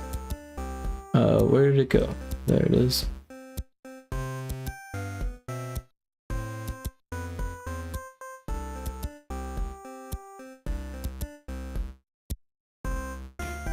What if we make the arms a little bit fatter? Oop, that was not what I wanted.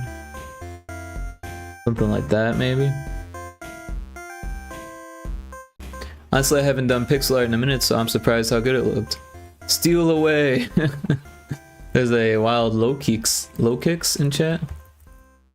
Pokey catch. Yeah, I kind of like how the arm fat looks.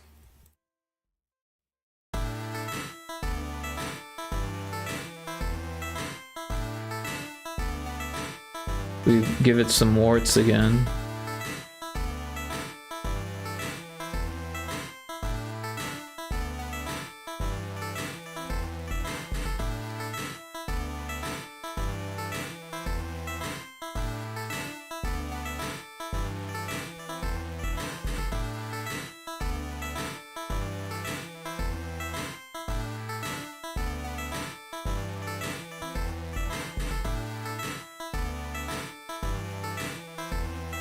Well, we've come a long ways from this, right?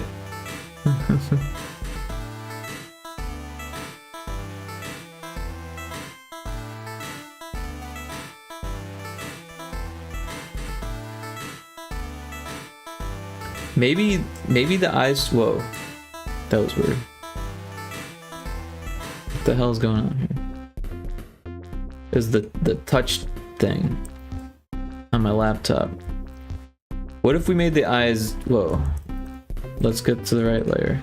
What if we made the eyes yellow? That actually looks better, huh?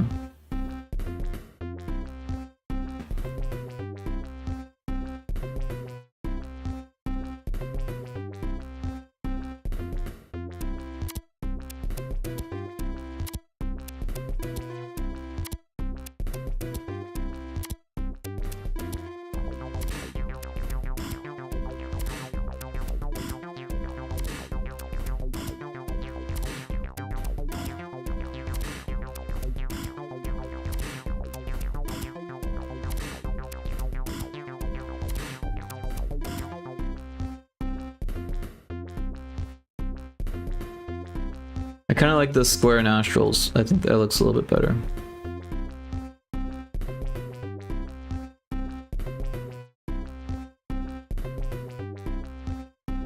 This one had black nostrils. I might as well give it the right nostrils if I'm gonna be making comparisons.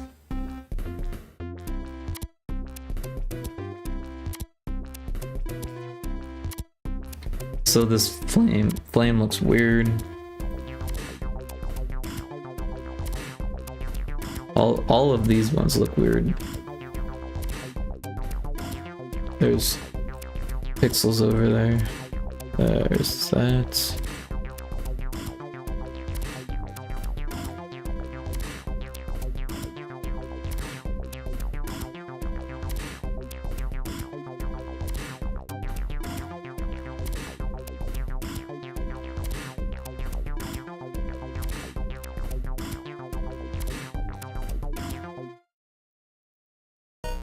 It looks better with them going straight to the orange than being cut off by the line there.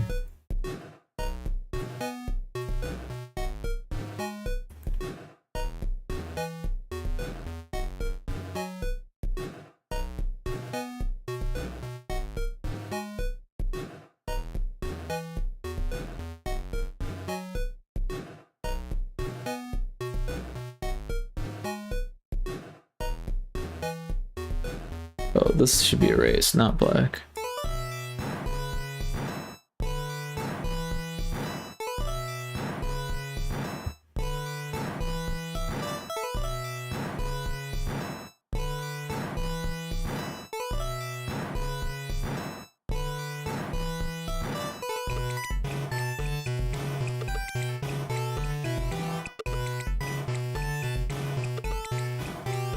Undersquirrel, welcome in. Hey Rick, here to co-work. Awesome. What you work on? Anything cool? Tried to give mine warts and it looks diseased. Did you share it? I want to see the diseased warts.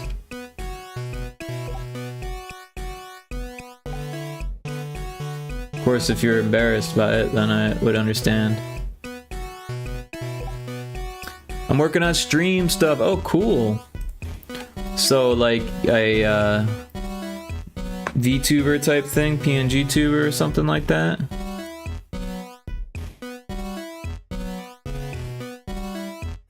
That looks bad. Do this side first, and then this side. Oh, I'm on the wrong frickin' layer.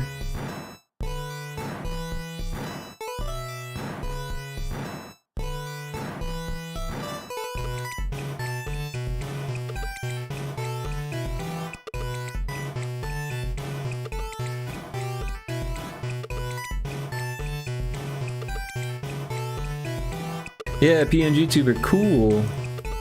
Yeah, I like the one that you had the last stream that I caught. It was like a android type person, right? Like a simulant or something. A mech dude, robot man. I don't know what I'm talking about. Something like that.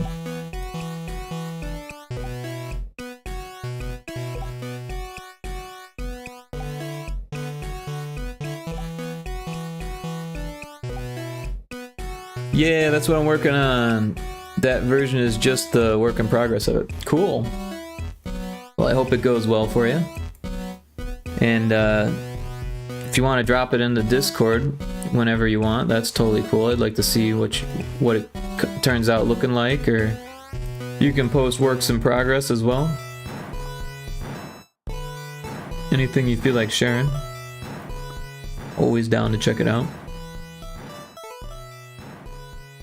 And it motivates other people to work on their stuff when they see that other people are working.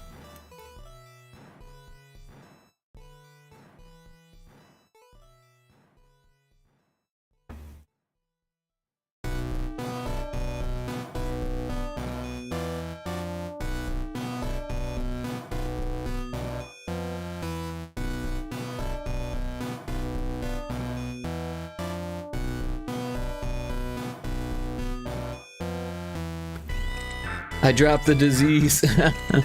Nice. Underscore says, I intend to show up to like every stream with an addition to the PNG tuber so the progress is clear. Oh, cool. That's a good idea. Of course, that's a pretty big undertaking to do additions for every single stream. Oh, wow. Yeah, it looks like it got dropped on its head or something.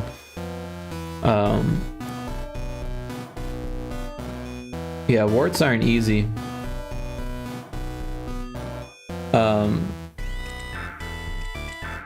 One thing I would do, and I'm not sure if this is something that you choose to do on purpose or not, but this Pixel Perfect button in Aseprite, it definitely helps a lot for getting rid of some of the chunkiness if you don't want the chunkiness. And then if you do want the chunkiness, you can like, well, let's just make a new one here.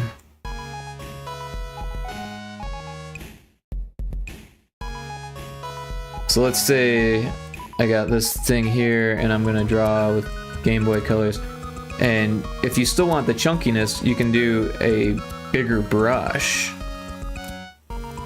And then if you turn it off, see how it looks a little bit too chunky? You get much nicer curves with that Pixel Perfect.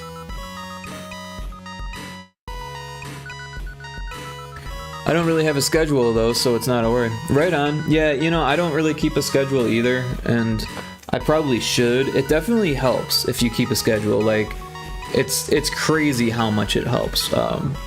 One example is my friend Call Me Kixie, who I can shout out.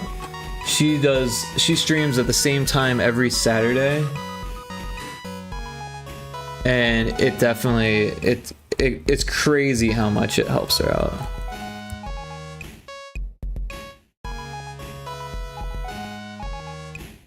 I mean, that's not all she does for her stream, obviously, but like it's just like everyone who comes to her stream and knows that she has a schedule, they always know when she's going to be on. Oh, I would imagine so. The only reason I don't is because I'm more of a hobbyist. Well, I mean, she's a hobbyist too, but it's crazy how much it helps her. I think her life is very scheduled, so it makes it easier for her to keep it a schedule, because then, you know, she knows when she's going to be doing it. Everyone else knows when she's going to do it. For me, it's like nearly impossible, because as soon as I make a schedule, someone's going to be like, Rick, I need you to do this ASAP, and I'll pay you for it. And then I'll be like, all right. Oh, by the way, you can't stream it, you know, like, because that's pretty much how my business works. And then, other than that, I've got life stuff happening all the time, you know, so hopefully I don't have to drive back to Illinois anytime soon, but it wouldn't be that crazy of a surprise if I did need to do something. You know, honestly, I was thinking about maybe doing a schedule, but then at this point it's like I kind of become a daily streamer, and if I hold myself to a schedule daily, that's gonna make it less fun for me. I'd rather just do it when I get to it. Also, my sleep schedule is all messed up again, right? Because I had to drive through the night to get here last night. So I went to bed at like 4 a.m., you know? You mean you're not a professional streamer? Who, me? Of course not. Do I look like a professional? No. I've made about $60 streaming though, so that's pretty cool. I appreciate that. Everyone who pitched in for that, that's huge. Inconceivable! Inconceivable!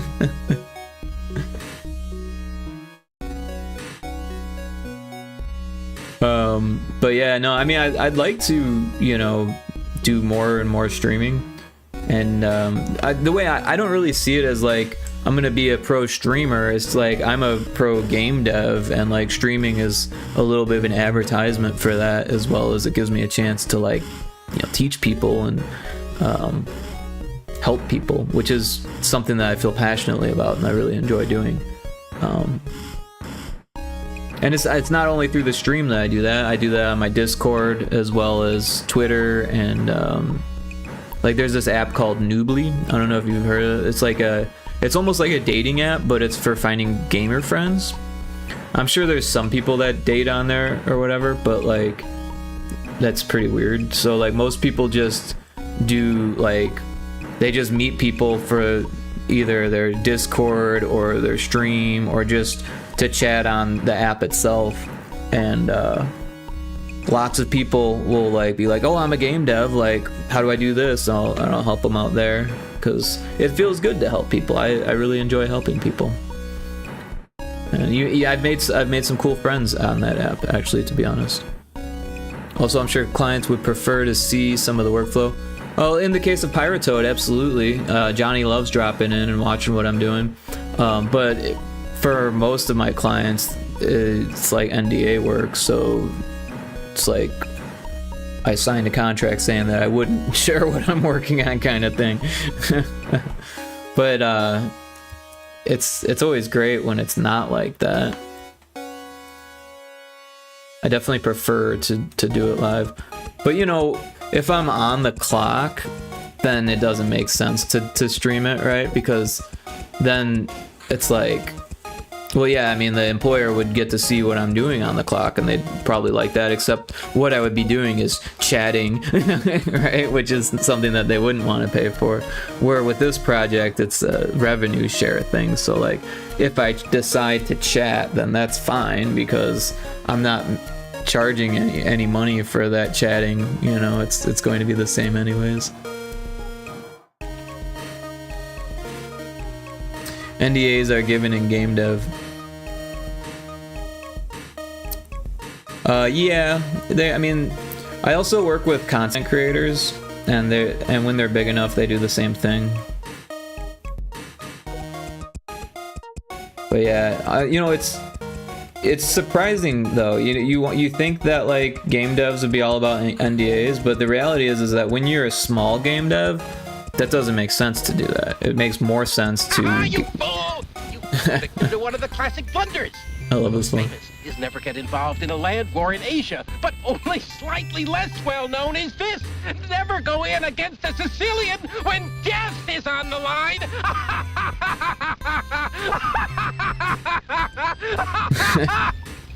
They come in and I'm just spamming Princess Bride redeems. I need to make more Princess Bride redeems because I have more recordings, and like I just need to make them.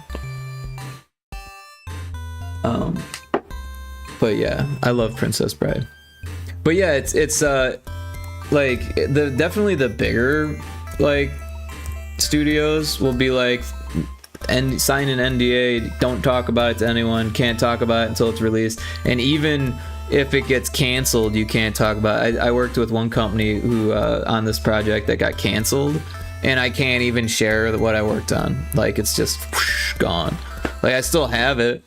I still have what I made, but I can't share it. Can't put it on a resume other than just saying I worked for this company. Can't really talk about the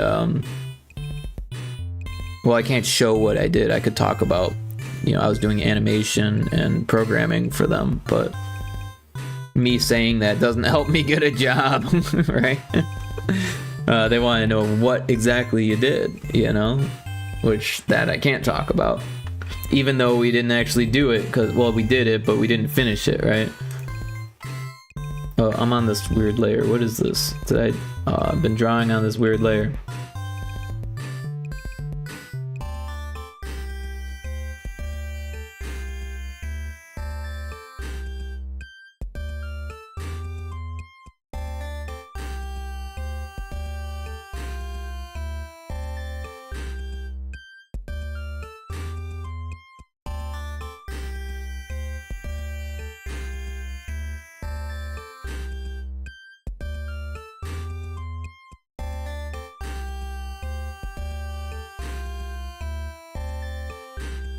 Hey, what happened? Oh, I'm on the wrong layer.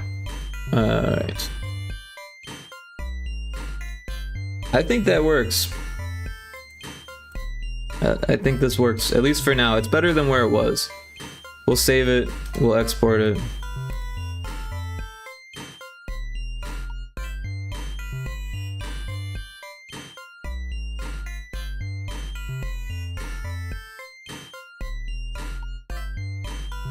I need my name is Inigo Montoya.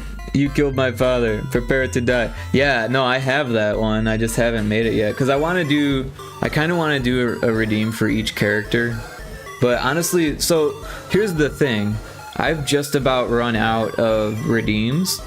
And I have like a lot more that I want to make. So I think what I'm going to do is actually do the sound ones as just regular commands. And then you don't have to pay for them. But you won't necessarily know how to do the commands, so I'm probably going to come up with a list of sound commands and put them somewhere underneath the stream so people can see what they can use. But yeah, I'm kind of torn between, do I want to do the random ones then, or do I want to do the actual ones, like, so you can do exactly what you want to do? Or both, right? Do a random redeem and then do one that's precise. But I don't know. I'm torn. What do you think, Karipu? Underscore alt says, just today I listened to a good talk about the financial end of game dev and running an indie company. Very cool. The talk was from Space Rock Games, a New Zealand company. Yeah, that sounds super interesting, to be honest. Was that a GDC talk or some type of podcast or something? We do have an ad break coming in about 3 minutes, unfortunately. But yeah, this is good. We exported it. Oh, they came on campus. That's even better, because then, you know, you get the information before anyone else does. You get to maybe raise your hand and ask a question, or walk up to him and talk to him afterwards, or even make a network out of it sometimes, or chat with other people that are there and network with them. Karipu says, I've seen people make it where if you type a phrase you can make the sound bite play. It was funny. Yeah, I think I'm gonna do that, but I'm not sure if I'm gonna do it so it's each phrase gets a different command, because that's a lot of commands. That'd be really hard to remember. You'd have to like look up the command you want to play and then like copy paste it, which I guess would work. But then I could also do a random one, which I kind of like the randomness, but I wonder how much the randomness will get used if there's like precision commands, you know what I mean? If I'm making any sense. But yeah, maybe both is the answer to that. I don't know, but I want to put this in the game. Let's do that. Assets, backgrounds. You could do the name and make it random play. It would still be funny. Do you think I should do the random ones, or do you think I should do both?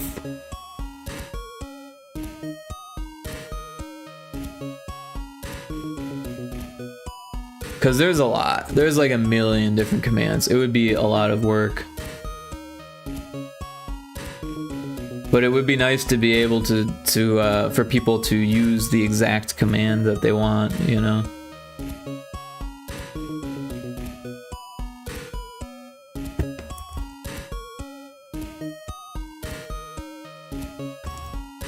I kind of want to see how this looks all fiery.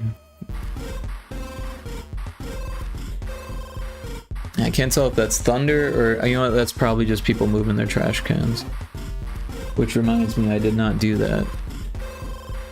I don't want someone to steal my trash can and replace it with one missing a wheel like they did before. But we do got an ad coming up, so I'll do it during ad break.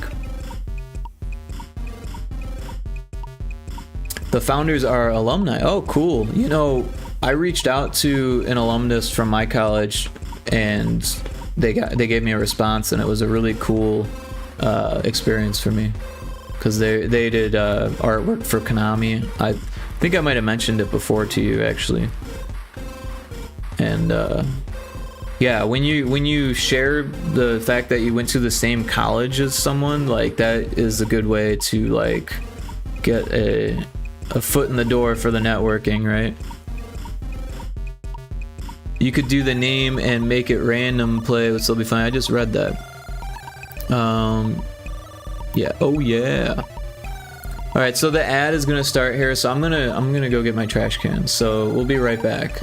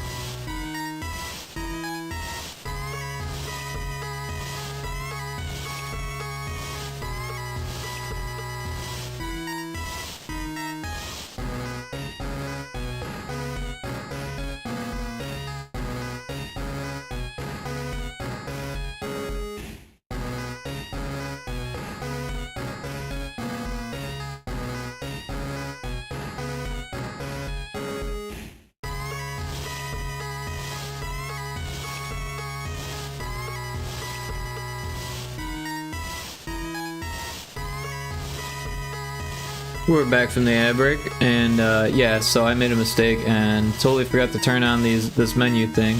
So I exported it again, and now we need to build it again to see it in action. My bad. Shouldn't take too long, we just made a build, so the cache is still full. I haven't checked out this options menu yet either. And I think we should do like a credits, and then a scene that does the credits.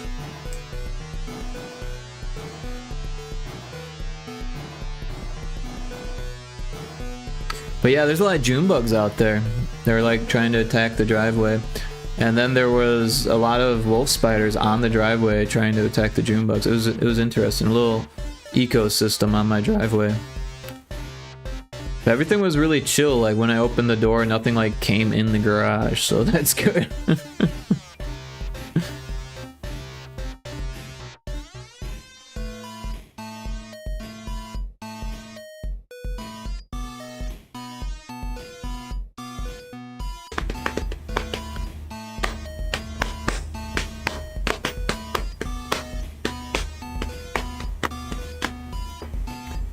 Underscore alt says, since we mentioned connecting in the industry, I just made myself a LinkedIn for when I go job search in the future. That's a good idea. I have a LinkedIn. I hardly ever use it. It was more popular back when I was in college, actually, which is like fucking crazy long ago now. It's like, what? I graduated in 2009. Can't even do the math. It's that many years ago, like 15 years ago or something like that, 14 years ago. Yeah. Hey, this looks pretty good actually.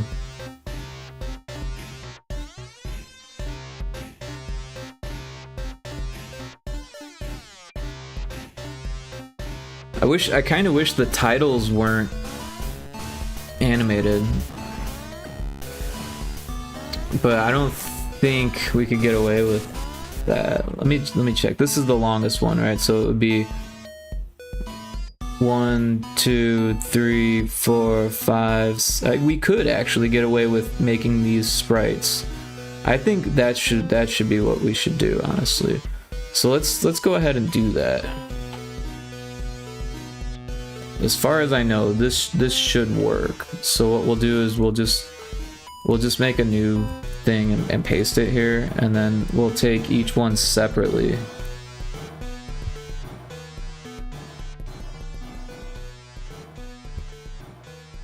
And we'll make a new 40 by 8. Paste that. Export as, you know what, we actually need to give it the sprite colors though, so we'll make a new layer behind it. Put that bright green in. We'll use this there, that color for the letters and this color for the outline.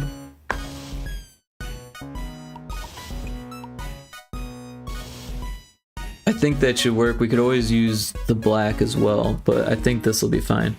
We'll save it as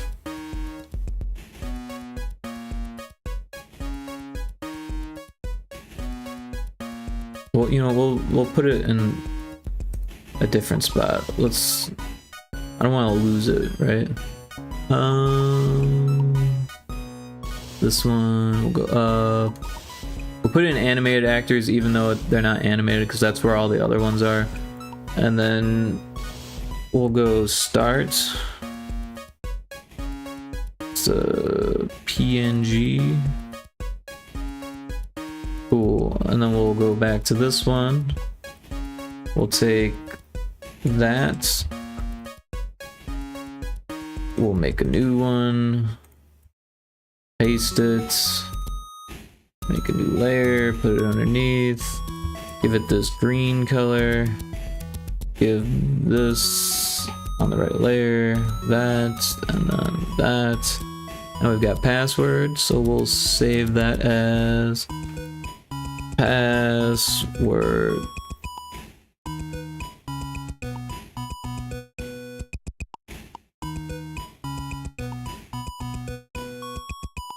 Password. So yeah, we were talking about LinkedIn and I kind of trailed off, but so the thing with LinkedIn or any platform is that they depend on popularity, and the popularity always changes. So don't get me wrong, it's not a bad idea whatsoever. It's actually a good idea, but it's also a good idea to like have as many platforms as possible sometimes, but also like it's really easy to get spread too thin that way. So there's like a happy medium of having the right platforms and the right number of platforms, but it's typically more than what people would expect, because the thing is that the right platforms change, and the number of platforms doesn't really matter as long as it's enough.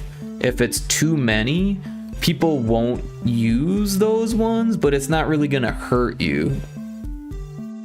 Well, I'm aware LinkedIn isn't great. You know, it's not that bad, right? If we're like gonna compare all of them, like Facebook is pretty terrible. I mean, don't get me wrong, some people have a good time with Facebook. It's hard for me. I think it's a political thing, honestly, because a lot of people who post on Facebook, they're always posting content that people like interact with, and usually like for better or for worse, usually for worse kind of thing, right? And Facebook is overridden with AI slop now too. Exactly. It's like whoof, every game dev post is about AI, every AI post is about AI, everything is just covered in AI on Facebook. And then Instagram, I don't know, it's not terribly difficult to get some numbers, but at the same time, those numbers are probably mostly bots, and the conversion numbers are really, really hard to get from Instagram. Try to get someone to wishlist your game from Instagram, that's really hard to do. Try to get someone to buy your game from Instagram, or play your game from Instagram, or even click on a link, that's really, really hard to do. It's hard to get people from one platform to another. That's just the hardest thing. Hey, Kixie's here. Welcome in, Kixie. Yeah, we gave Kixie a shout out earlier because we were talking about her stream, and definitely check her out. Did it not shout you out? Where's the shout out? It's coming. I know it because it was working earlier. Maybe it's waiting for the pew pew. We were talking about you behind your back. Oh gosh, and saying good things. The redemption. Yeah, no, I was just saying, there's the shout out. I was just saying that having a stream schedule is very helpful. And so if you go to Kixie's page, give her a follow, and look at her schedule, you can see that every week it's the same thing. Same day, same time. And I think that helps a lot. Kixie, wouldn't you agree that having a schedule has been helpful for your stream? I mean, I know that you do a lot. You do a lot of networking, and you do a lot of outside of stream stuff where you're in other people's streams. You mod other people's streams, and you have Discord. I'm sure you're in a bunch of Discords, and I have a Discord. Stream Elements heard me talking about Discord apparently. But yeah, wouldn't you agree, Kixie, that having a schedule is definitely beneficial? I'm saying this as someone who doesn't have a schedule and kind of wishes I had some of the benefits of that. But did I have another one? What happened to it? Did I not make it? There it is, options. And yeah, it's just difficult to do that sometimes.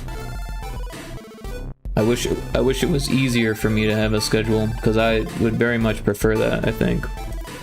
But at the same time, I worry that it would make me not have as much fun. Kixie says, I am pro schedule, yes. It's funny because Alt Underscore's response to that was that they're just a hobbyist. So you saying that I am pro. When I read that, I was like, she's a pro. But yeah, I know what you mean. But yeah, even for hobbyists, it helps to have a schedule.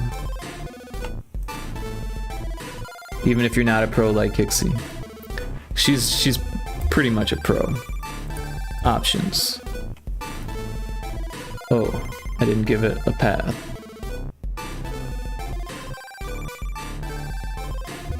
Options. PNG. But how you doing, Kixie? What are you up to? How was your weekend?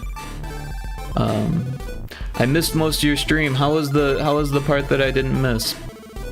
And then when people in different time zones ask when I stream, the schedule tells them in their own time zone. Yeah, that's a super huge benefit, because it's a pain in the ass to try to do the conversions on either side. I hate time zones. And then you got daylight savings. Oh my god, it just throws another thing into it. Some places don't observe daylight savings. Other places do. And then like when I was working with a team overseas, like that was like a whole nother confusion, because like, does everyone follow the same day? Because for some reason it got confused. Like, it was weird. I don't know what happened there. Let the schedule figure it out. Exactly. But you know, I would love to do a schedule. I was thinking I would probably start at like 4 my time or something like that, and then just go until whenever. But I didn't start until like 7 today. So like, yeah. Or I think it was like 7:15, 7:30 even. So yeah, it would be hard to keep a schedule going. And I guess you could always say like, oh, running late, or like, you know, in a day in advance, like, oh, this is the new schedule kind of thing, or this came up, which is always fine. But I'm terrible at knowing what my future is. I'm better at guessing other people's futures than my own. Something could happen tomorrow and I won't be able to stream. like literally, something could come up tomorrow and prevent me from streaming tomorrow. Like, or something could come up tonight and I probably still keep streaming because nothing is so important that they'd be like, we need it done this second. Although I am no pro, still a baby. You're the most pro noob there is, Kixie. Alright, so let's make a version without the menu. Oh, what do you think of the Pyrotoad title screen, Kixie? Thank you, you're welcome. Honestly, thank you for teaching me so much. I don't know how you're so good. I mean, I don't mean that in a bad way. Like, I don't know. I actually I do. I know you're passionate about it. I know that you care a lot about your community and all that stuff, and your brand, and you know, you're a very thoughtful person, especially when it comes to, you know, your stream and stuff like that. You take it very seriously. So I think that's the real reason why you're so pro, even though you're a noob. But it's hard for me to get my head around that because I'm always trying to make things easier on myself. But honestly, seeing you do much better than me is like helping me a lot, because it kind of motivates me, right? And makes me realize that it can be done, you know? Like, because I don't know, I spent a lot of time. It's inspiring. There you go.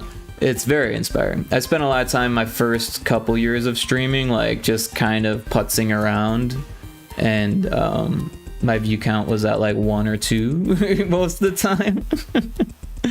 And I met some cool people, and some of them still come back, which is cool. But I definitely wasn't getting subs, you know.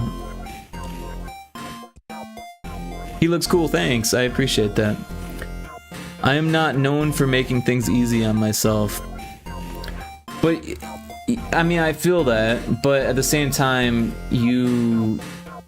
it shows, right? It really shows. And when people come into your stream, they don't even realize that you're a new streamer. They think that you've been doing it this whole time because it's so professional, you know? And it's not like in an over-the-top way. It's like what you would expect from a professional streamer. I don't know if I'm helping or not by doing this.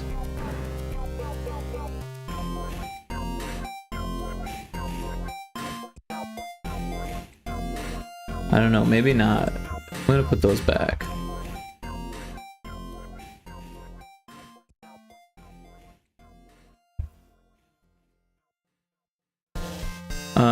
But yeah, I'm gonna export this.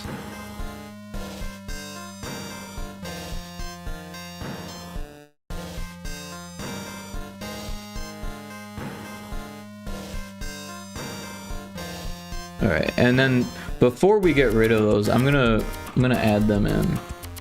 So we've got our assets, our sprites, and then over here,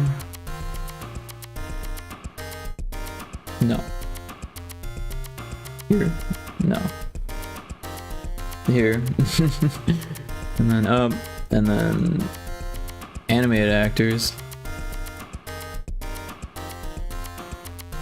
Kixie says, that is high praise. Thank you. You're welcome.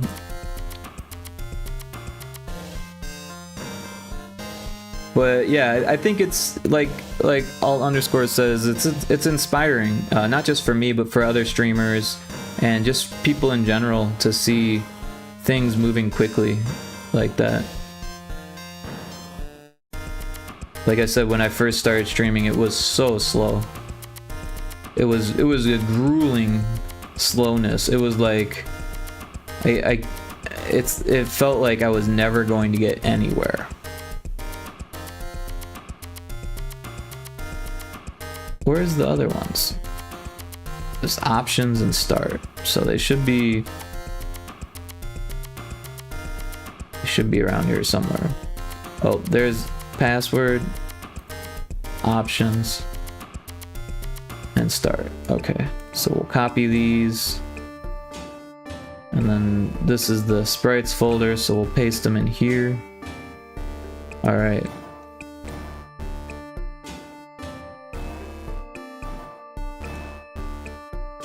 Underscore says, hell yeah. I love meeting new people through Twitch though. It is awesome. And that's what kept me going when I was having such a rough time, was the cool people that I met. And like I said, some of them still come to my stream, and that's awesome. Hey, welcome in, Wallace. Thanks for checking in. Good to see you with the head pat emotes. Keep up the good work. I will keep it up. Thanks for dropping in. I always appreciate that. Kixie says, me too. It's fun. I just recently met this game dev guy on Twitch with like 10 years experience who offered to mentor me. Cool dude. That is cool. Yeah, I've never done a like official mentorship. Thanks for checking in, Kixie. Appreciate that. But I've definitely mentored a lot of people in an unofficial capacity.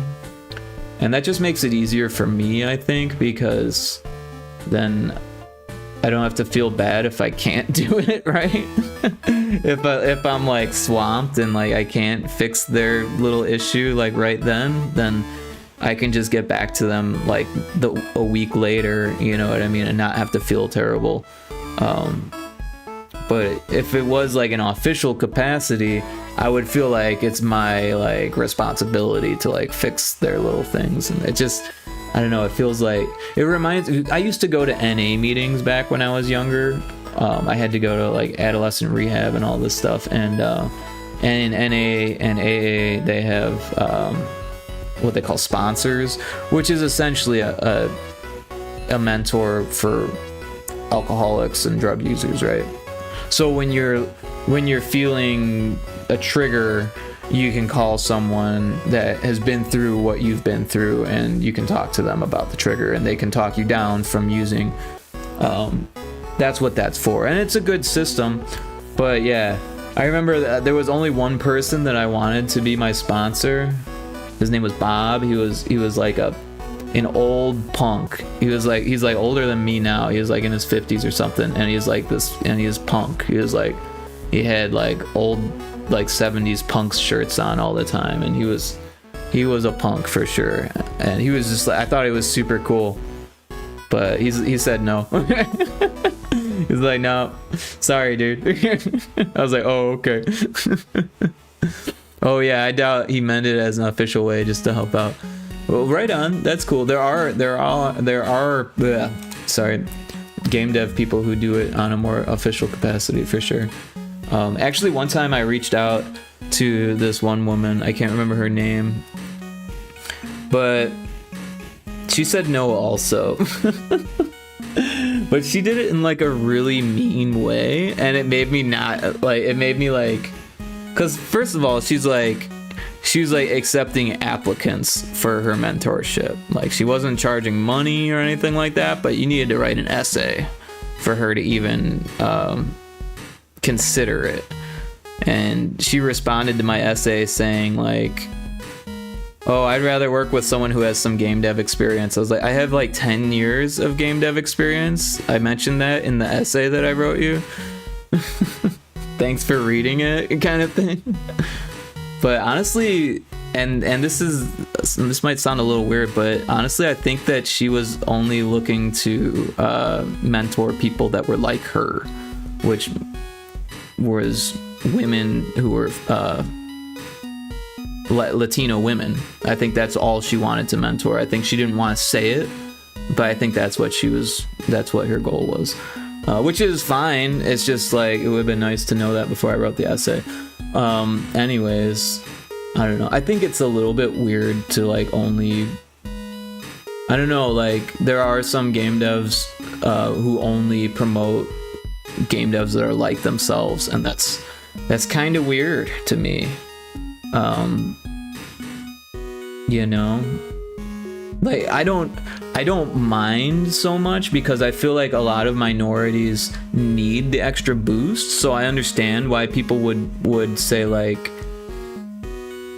or how people would only promote minorities, but at the same time it's like a lot of times they're afraid to say that that's what they're doing because they know that it's not right, and that's kind of messed up.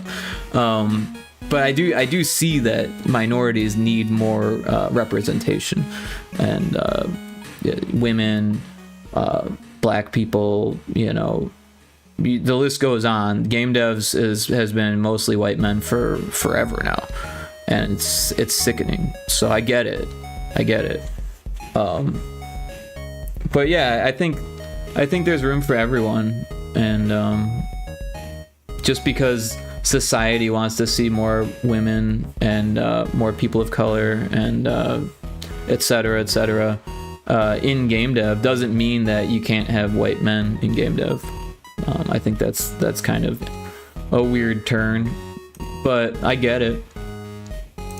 So we want to add some sprites to the scene. We'll add this, actor, add actor, add actor. You know what? This might actually not work right off the bat, because I forgot that that two of them are split funny in the middle. So let's fix that before we go any further.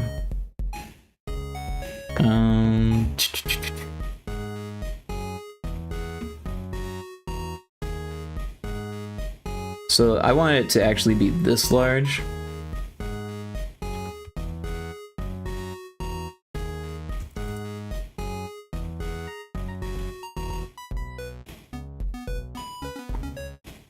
So we'll go ahead and get rid of that, and then we'll make the canvas a bit wider on each side. So we'll say +8. No, +16. And now, oh, what happened here? We need a new layer. We need this.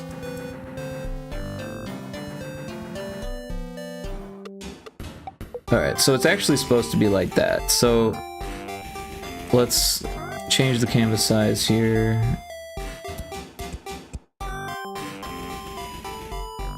Oh, I hit the wrong button. Canvas size here. Okay, and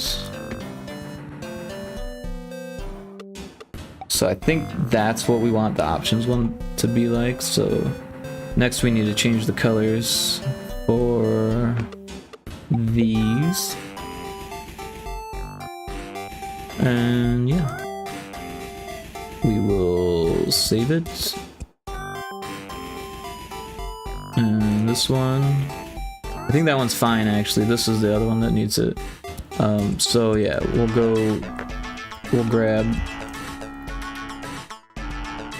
all of those tiles, copy it, and then we need it to be like a tile bigger, I think. Canvas size.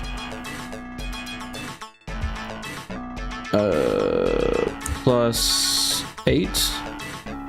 We'll just throw it to one side. We'll make a new layer, paste it in like that. We'll get rid of that layer, fix the background like that. All right. Oh, and then this color for this, and this color for that.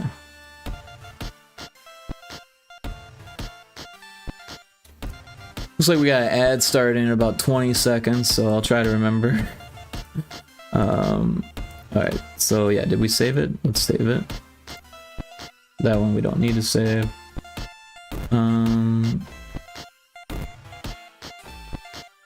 But I think we need to replace them.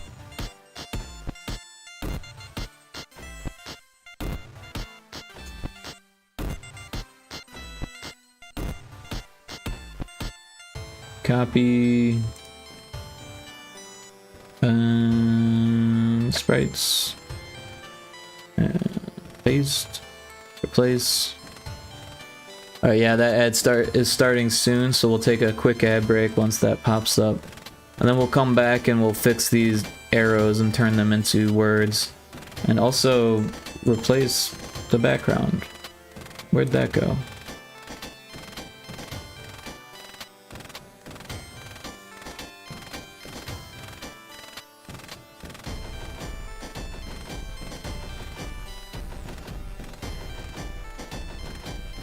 There it is. Copy that, put it in here. Yeah, so now there's no words there. Alright, so here's the ad break and we'll be right back. I'm gonna make some tea, so it might be another second.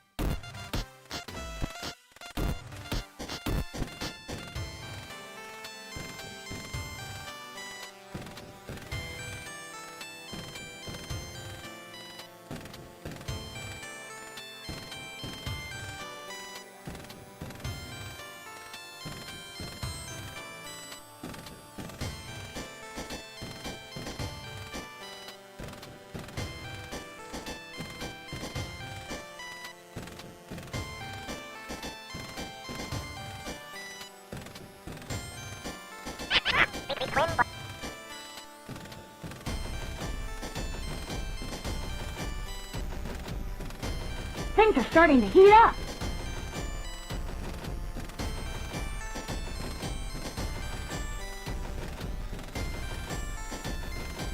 What's the big idea, Fox?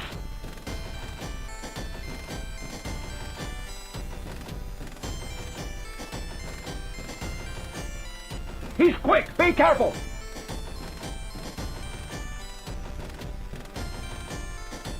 Don't go dying on me.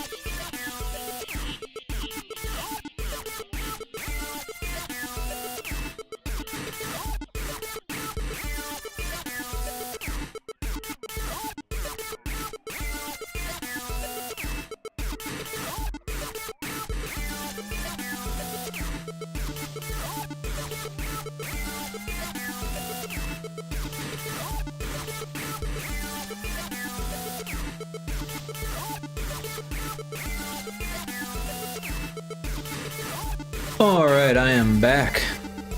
Thanks, Wallace, for all the Star Fox redeems. That's always fun to hear when I'm in the other room. You know, I have headphones, so I can jam out to my tunes while the tea's going. But it's a nice feeling to know that people are, you know, having fun on the stream even when I'm on a little break there. So, first one is start. Second one is password, and then the third one is options.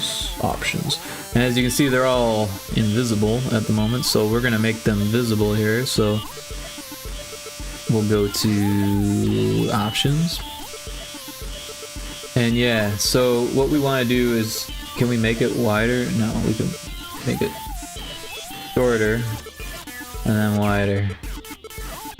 And so yeah, we'll select all of these and we'll drop it right there. And then the color should be okay-ish. I don't know, we might have to make another palette for that. And then password. That's 1, 2, 3, 4, 5, 6, 7, 8.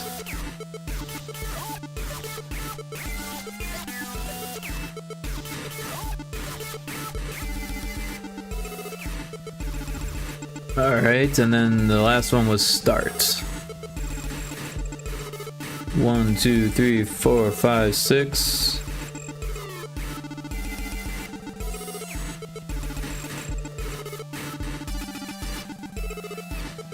Oh, and we should make them shorter.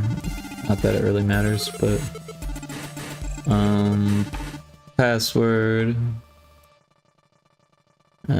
Options is already short, so then we're good. Let's take a look and see how that looks. There's nothing there. So the problem that we're facing here is the direction.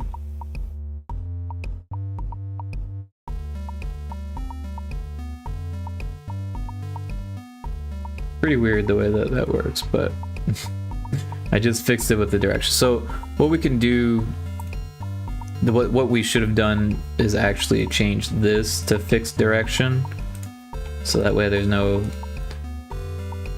movement stuff. There's a crawl brawler in chat if anyone wants to catch a crawl brawler on line 1.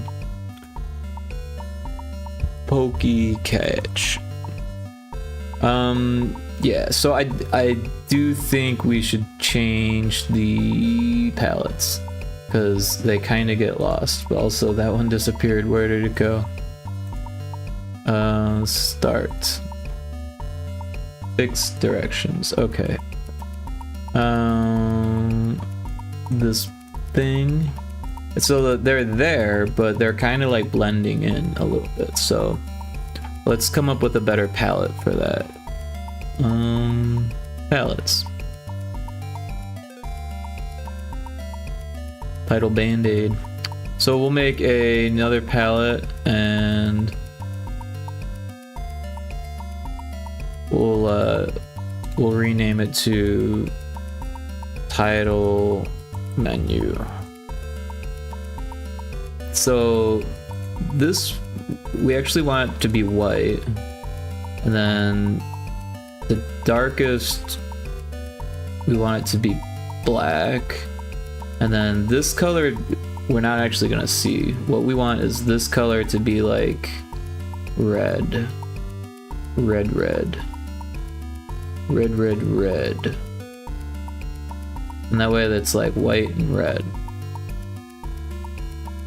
And then if we go to our sprites, change this to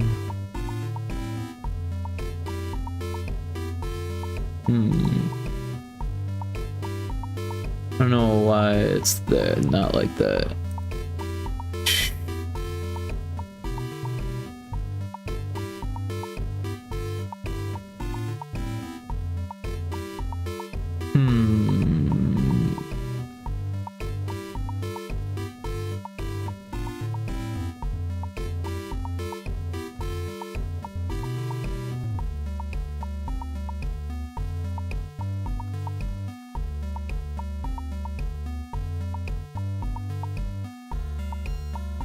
Why is there 2 of these? Honestly, I don't even think we need the 1.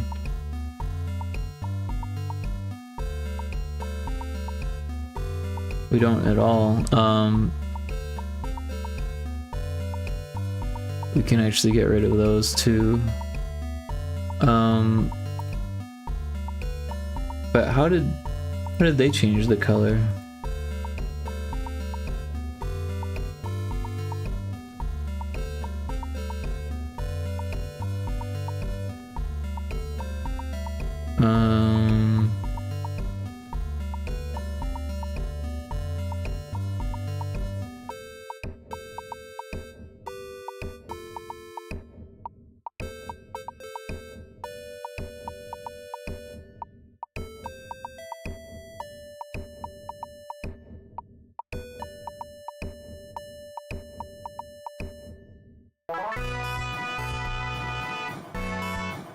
How do you make it a sprite color?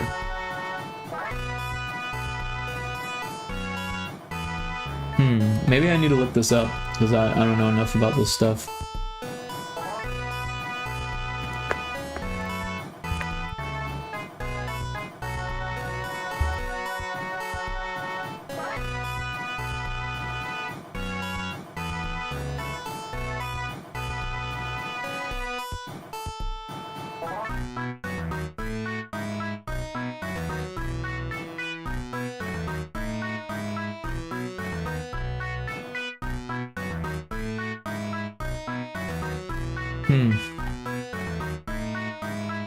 That doesn't help me at all.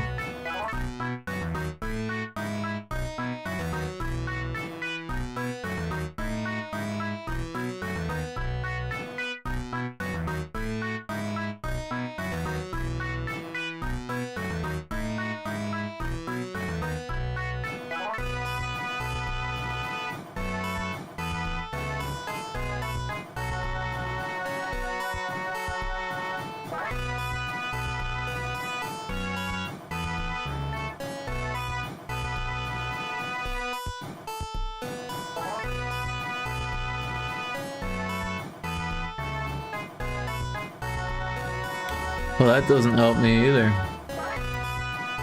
It's all about background palettes.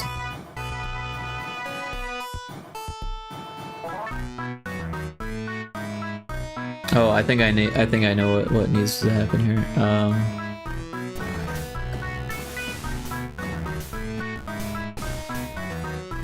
We go to the game world, and then we select this guy at the top. We can select the palettes here. So we actually don't need this one. So we'll go to title menu, and then we'll yeah, so that was the issue. So we go to start, select all of them. Now we can select title menu, and now it's red and white. That's what we want. Options and password, same thing.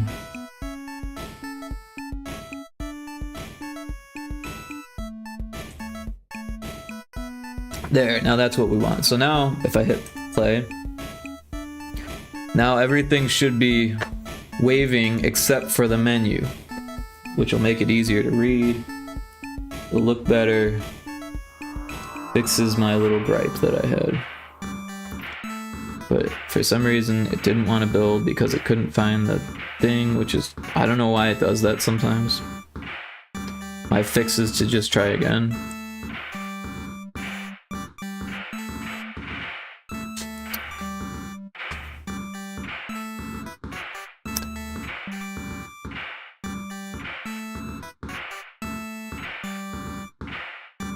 I kind of want to do a Pyrotoad emote where it's jumping. Like, I don't think I still have the sub, but I had a sub that had a jumping frog emote. I don't think I still have it though, because this was like weeks ago. Dude, last week I got like over 10 gift subs. It was crazy. There's some really cool ones. One of my favorites. This is one of my favorites.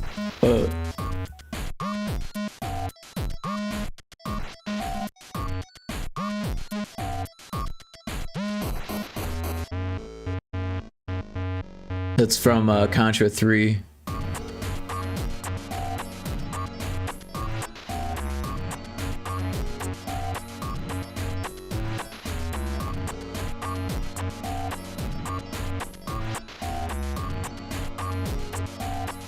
I like this one too.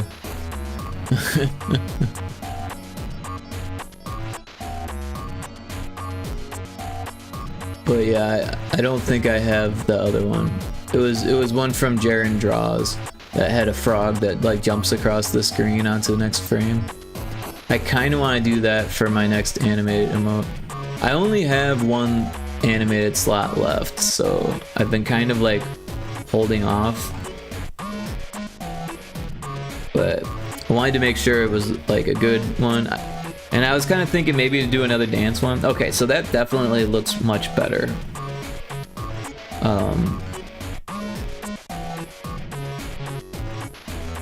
We could do Pyrotoad also. We've got enough actors. We'd have to split it into 2 actors. But we got 1, 2, 3, 4, 5. Yeah, let's do that too.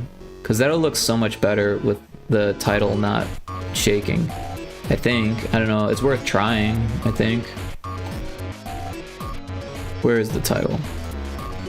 So this is what we started with today. And this is what we ended up with.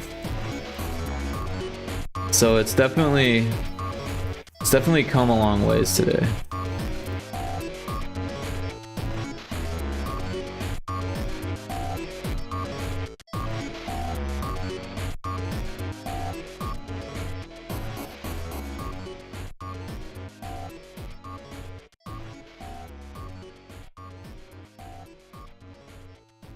Oops, I just closed it.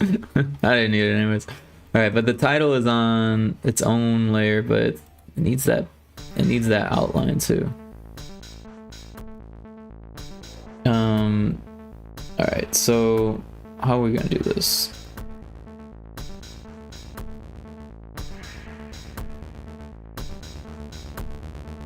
Okay, so it does have its own outline, but like things are a little weird here. So let's fix some of this weirdness here.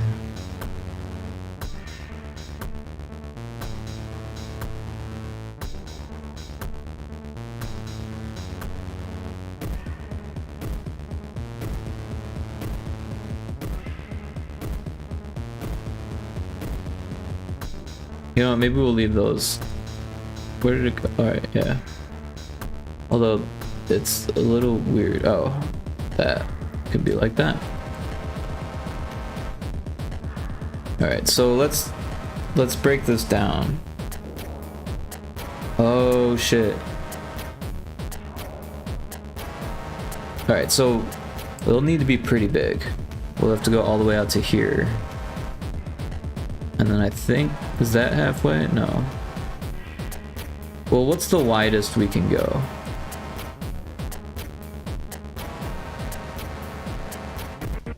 We go into sprites.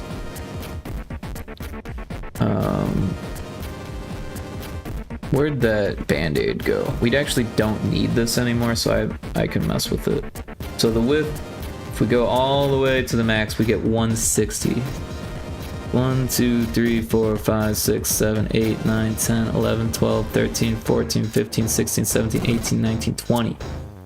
That's 20. 1, 2, 3, 4, 5, 6, 7, 8, 9, 10, 11, 12, 13, 14. We can actually fit it in one sprite. So let's just do that.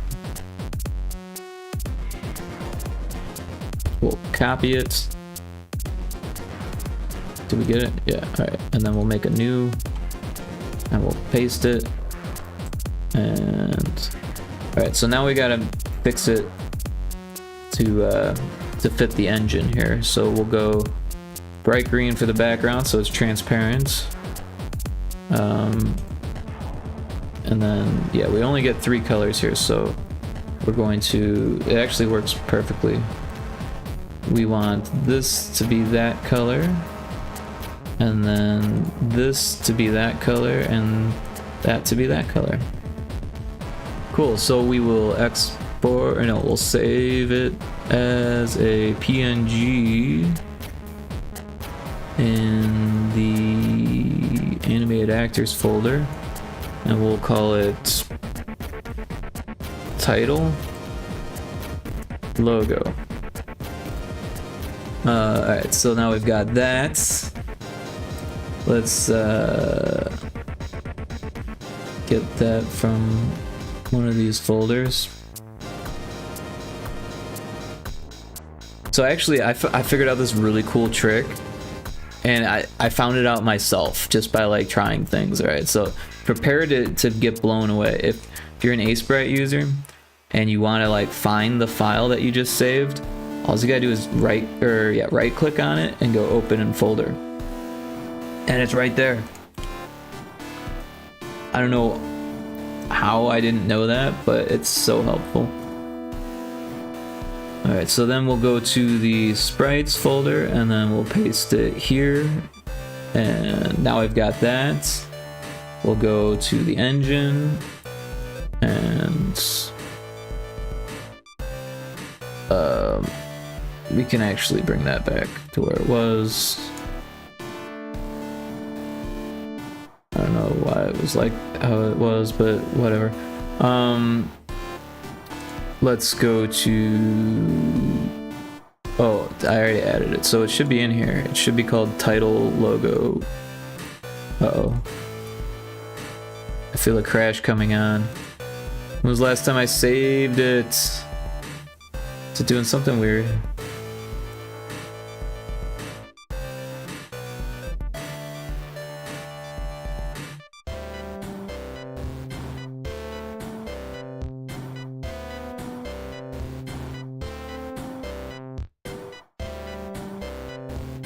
It's frozen.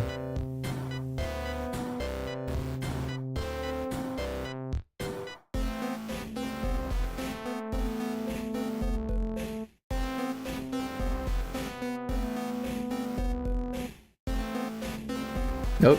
Is it working? No, it's not. There's a wild Arctovish in chat if anyone wants to try to pokey catch that.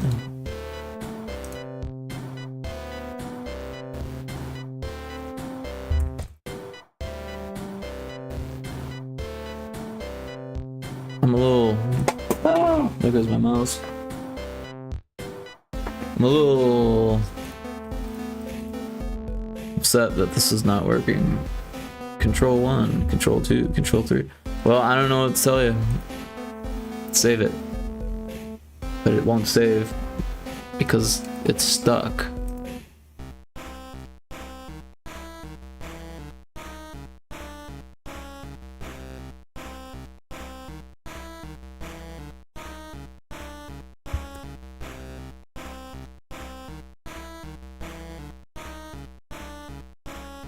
No, pretty much. Well, let's see what happened.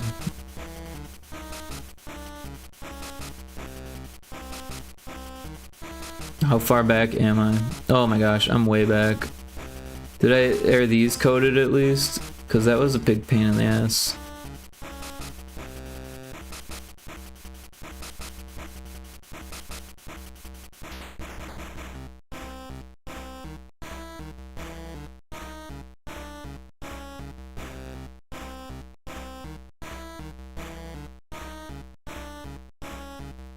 That's the worst. That's the worst when a fucking game engine crashes on you.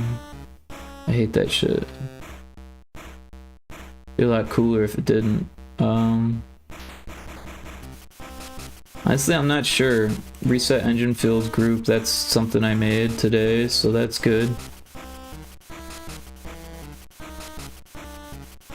But we do need those actors back. Those are definitely missing. Of course, anything that you drop into the folder is gonna stay there, so that's good, but I bet all the colors are missing. And the animations are still weird. It's alright, it'll just take me a second to redo that stuff.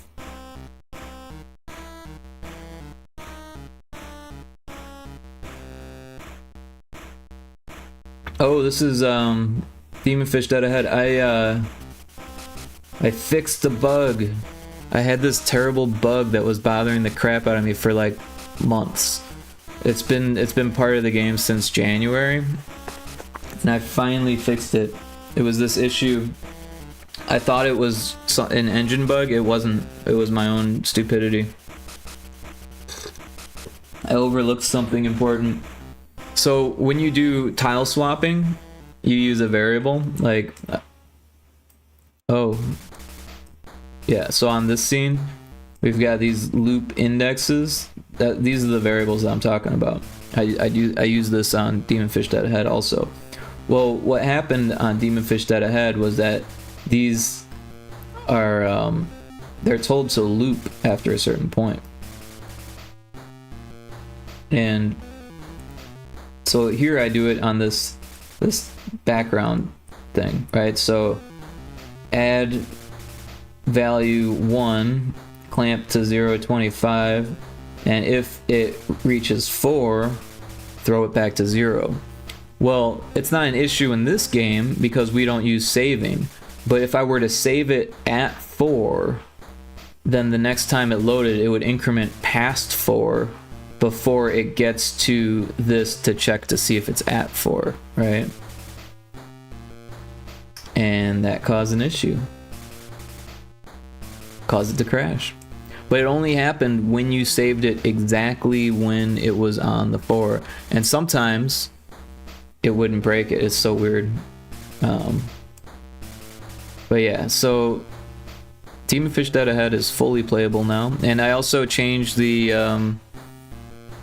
random encounters so they don't happen quite as often.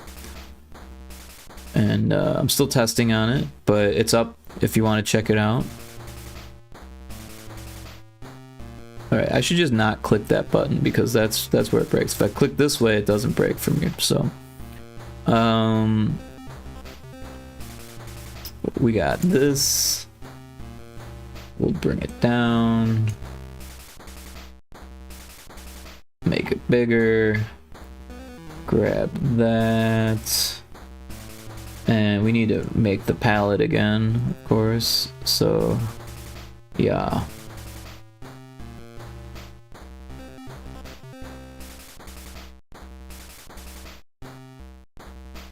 And then, was it starts?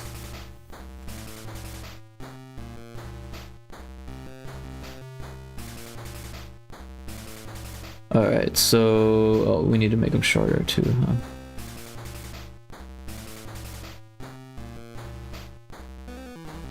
Password, options.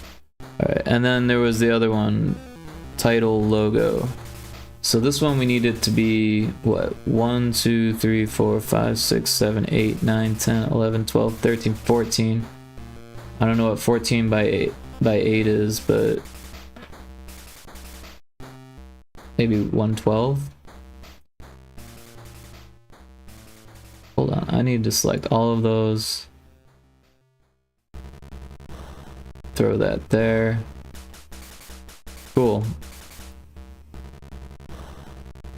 And I think this can actually stay the same, but the other ones we want to... Oh, I pressed that button again. I should not press that button. Oh, and we should also save it without the title.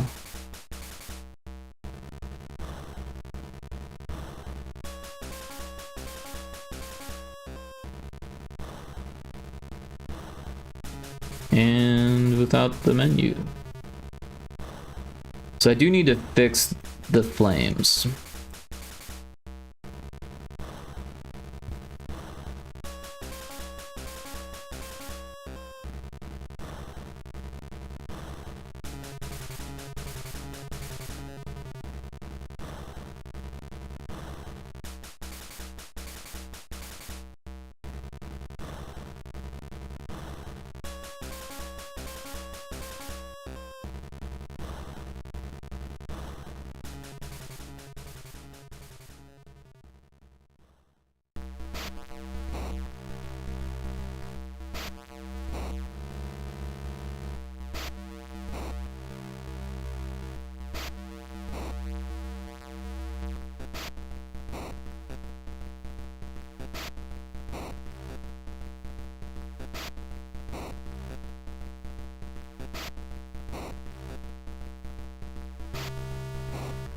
Oh, we've got an ad break again. That was quick. Oh, that's the wrong thing. There, that's the thing. Yeah, we'll be right back after these messages from whatever Twitch is making you watch.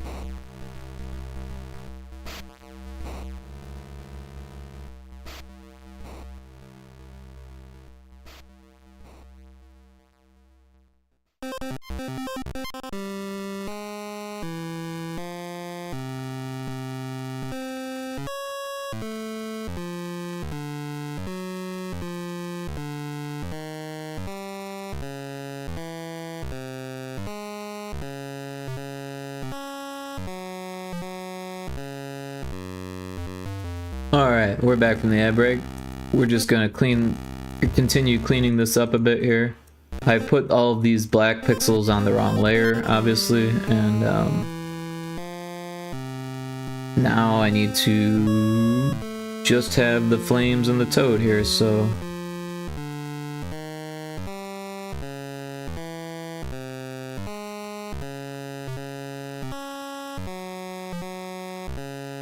But yeah, when I went to my mom's place, I got all of her plants. I inherited plants. So now I have plants at my house. That's kind of cool. Nothing crazy cool or nothing, but cool enough. There were more, and I didn't really want them. Well, there was like one more that I could have used, but it's too big and it couldn't fit in my car because I already had all this other crap. But I guess someone else wanted plants too, so I would have left more, honestly, if I would have known that, but I didn't find out about that until I was on my way home already. But yeah, I left behind an aloe that I didn't want because I had some of the same aloe, because you know how you can like just propagate aloe like really easy.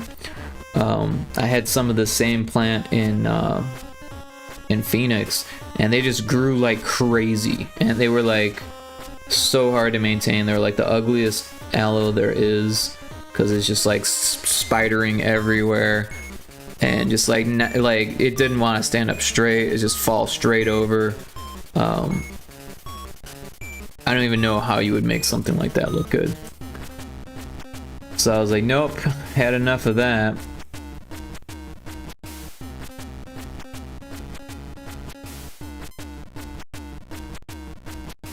I mean, aloe's cool, but there's like pretty aloe, and then there's like not so pretty aloe.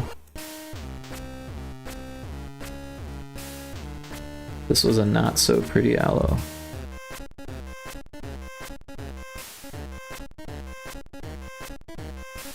If I was gonna get another aloe, I'd get one of those really little ones that's like super symmetrical and rounded and like grows into a little poof rather than this like or whatever, because it was intense.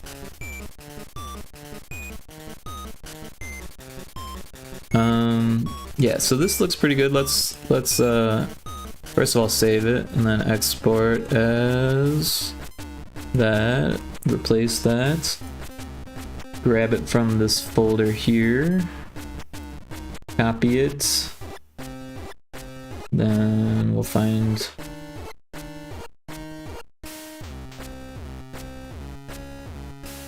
this folder, I guess, and go up a layer and this and paste it, replace it. Alright, now when we go here, we'll save it just because.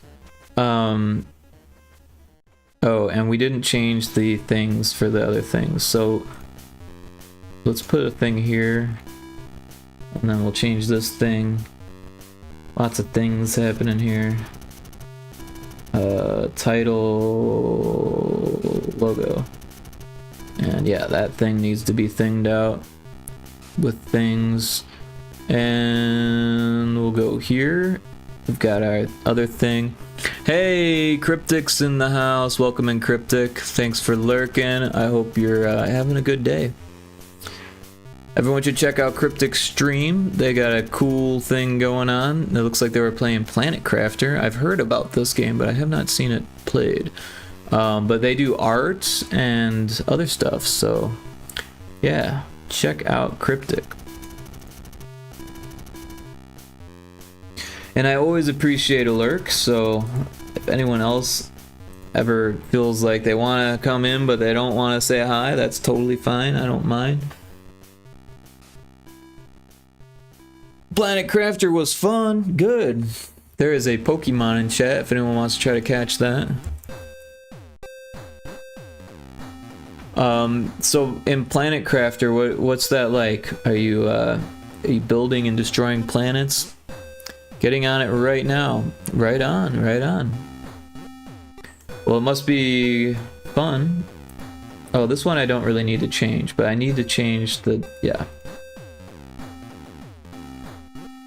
Where are the other ones? There was the start, which, yep, this thing, and, oh, we didn't make the palette yet. And then there was password, which needs this thing, and then options, fixed direction. All right, so now we'll go to palettes and save it, because I feel like it's gonna break all the time now. I did a bit of 3D modeling. I don't know if you managed to catch it. I can send the screenshot if you want to see. Yeah, no, I've been super busy, so I totally missed that. But yeah, if you want to share the screenshot in the Discord, that'd be cool. I can pop that up. But yeah, I had to go to Illinois over the weekend and then back. I had to go to my mother's memorial service. Which, you know, it was crazy. There was like 170 people that showed up. And then we went to this restaurant afterwards, and luckily they had gluten-free items, which is good, because me and my stepsister's husband are gluten-free, and 130 people showed up to the restaurant. But yeah, there was even more than, there was probably over 200 people total, because that came for the visitation. Because a lot of the people that were there for the visitation that came by themselves, they didn't want to like feel awkward, and I don't blame them.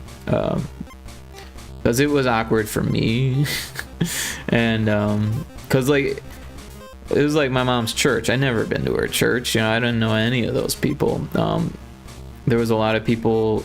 Because my mom was a bartender, and a lot of people from the bar showed up, and then like my mom's insurance agent showed up, who I just met hours before, and then you know, one of my old friends showed up, which was really cool, and then oh, we needed to make a new palette. And then yeah, a lot of my mom's older friends showed up. Parents of some of my older friends showed up, which is kind of interesting. Yeah, like, so my mom did daycare when I was a kid, and two of these kids that she did daycare for, I, you know, vaguely remember because I was pretty young. And there was like a boy and a girl, and the girl was my age and the boy was my brother's age, I want to say. And it was weird because I didn't really remember Tracy was her name, but in junior high I totally had a crush on her and had no idea that we were like that we were in daycare together, that my mom did daycare for her. So like I definitely asked her out in junior high and she was like flat out no, and like all of her friends laughed at me and it was like kind of traumatizing. But her mom was there and she's like, I don't know if you remembered Greg and Tracy. I was like, oh wow, yeah, I remember. I didn't tell her that Tracy let me down hard, but yeah, no, what are you gonna do? Alright, so did I add a new palette? This is it. Okay, so we want to make this white, and then this one we want to make black, and then this one we want to make red as red can be. And now we've got our UI palette. We'll rename it UI, or we'll call it title menu. Title menu. Sent it in Discord. Cool. Thank you for reminding me.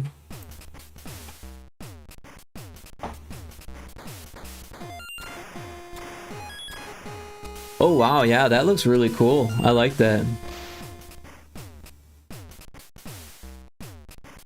I can see you're getting into Blender a little bit more. That's pretty dope.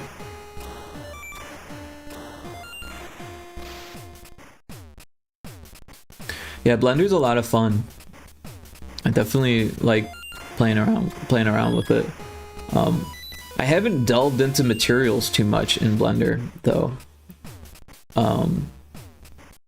Like I understand them, but do you have a save your work redeem? No. Maybe I should, but I've been saving it nearly every step of the way after that one. I could write that down, Kixie. I'll put that in my stream notes. I have some really cool ideas.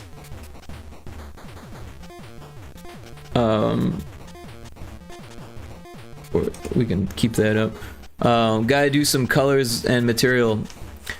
Yeah, I mean, it depends on what the purpose is. Like a lot of the times when I do stuff in Blender, it's for Unity or for like Unreal or something like that, and I'll end up a lot of the time just doing the materials in the engine, because there's no easy way. I mean, unless it's like a standard material or something, then there's no easy way to just like drag and drop materials from Blender into an engine. You typically have to recreate the engine, unless it's like a standard material. In that case, Unity can't figure out how to make a standard material out of a like a basic Blender material, which is definitely helpful, but it, you know, usually needs some work.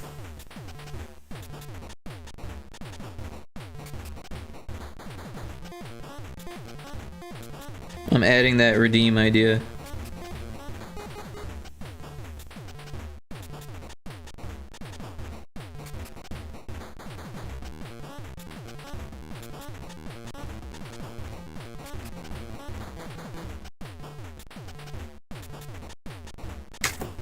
All right. Smart redeem. Yeah, it's not a bad one. I just gotta think of something funny to add to it, so it's not just like a redeem that says like save your work. Maybe something from a game or movie or something that, you know.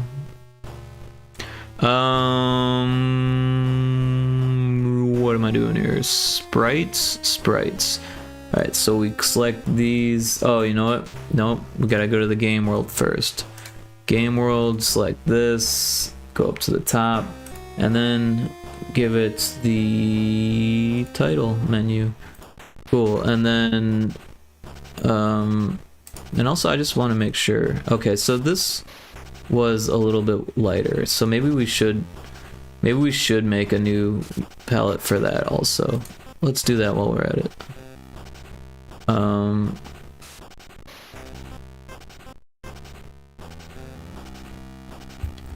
Title logo.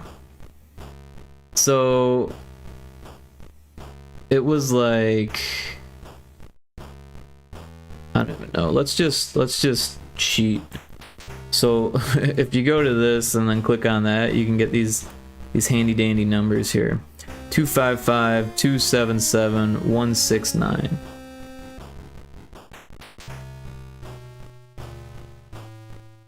So 255. Oh, doesn't work like that. All right, so what we want is this handy dandy number. I don't know what I was thinking. So we'll just copy that and paste that, and then we've got that. And then for the next one, we want that. Take that and paste that. And then for this one, we just want it to be black, so that'll be good. And then yeah, so that should be good. Okay, I gotta go now, so I'm gonna lurk. Thank you for checking out my work. Have a good one, Rick and Kixie. Yeah, thanks for dropping in. I appreciate it. Have a great lurk. Enjoy your game. I've been playing a lot of that Schedule 1, to be honest. It's funny because Cryptic was like, "Are you gonna buy this game?" I was like, "Nah, probably not." And then now that I bought it, I've already put like fucking over 13 hours into it. It's addicting. And like, it's funny because like part of the reason why I didn't want to buy it was because I was like, man, that feels like one of those games where you just have to do the same thing over and over again and get addicted to it. And I was like, now I'm playing it and I'm like, man, I'm just doing the same thing over and over again and I'm addicted to it. Oh man.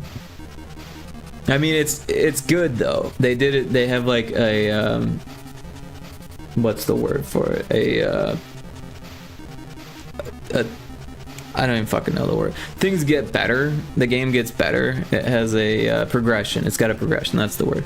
So, and the progression is kind of slow, but it's there. But it's also really buggy. Like, I was playing and I lost 20 minutes of work because the game soft locked on me. But it's in early access, so there's that. Alright, so I want to go to the view sprites. We're going to give it the new palette. And this one. And this one. But I didn't add that other palette, so we're going to go back to the game world. We'll go here, and then we'll get rid of this palette and title logo. Alright, so now we'll go to sprites and title logo. So we've got that. Now we'll make it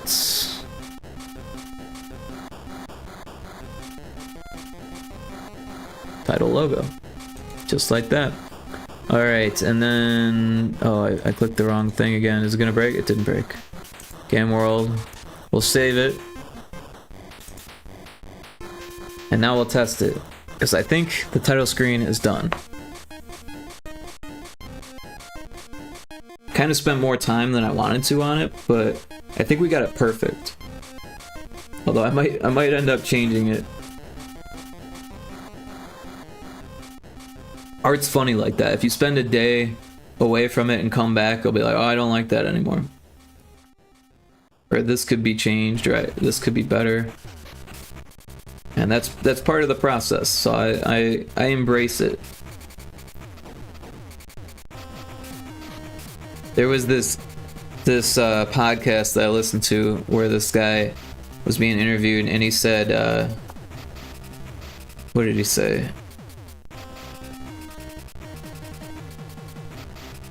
He said pizzazz, not polish. And that stuck with me. It was hard for me to remember. But so the idea behind pizzazz, not polish, is that when you're first making a game or the first art pass on something, you don't need it to be perfect. In fact, it hurts you to shoot for perfection because A, perfection is fucking hard as hell to reach, and two, you're still working on the game, so things might get cut, things might need to be changed, and then you'll have to make it perfect again.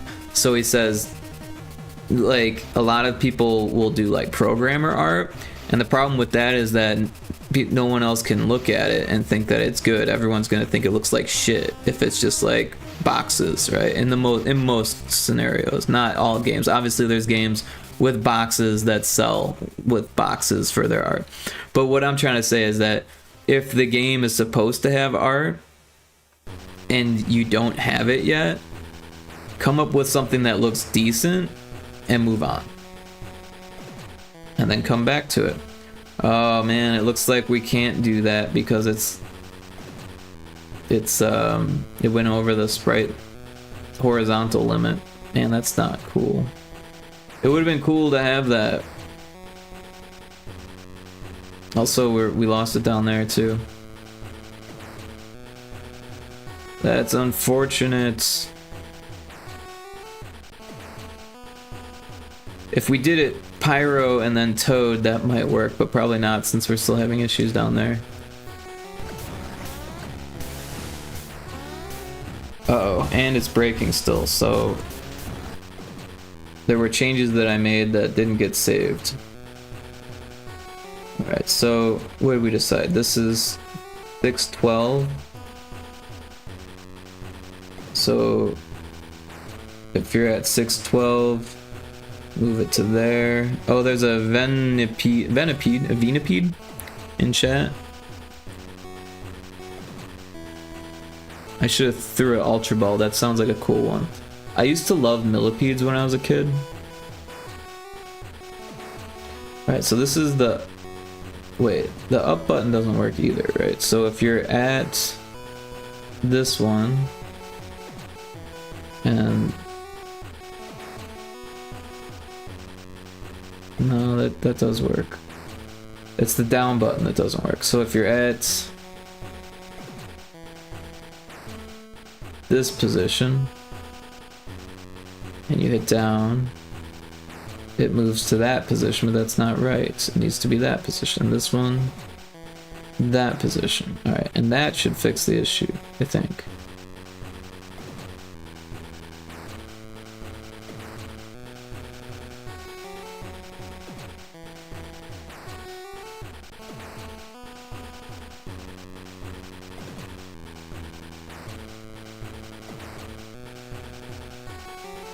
Yeah. But yeah, it's a shame that the logo is not gonna work like that. So we'll just delete this, and then we'll bring in the old this version.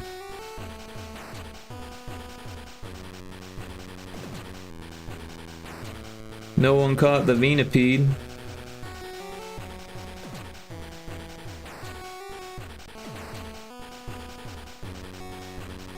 But yeah, I'm kind of excited for the plants that I got. It's unfortunate that my mom's husband kind of let them die, because now I have to like revive them. One of them looks like it's not gonna make it, which is unfortunate because it's a cool looking plant.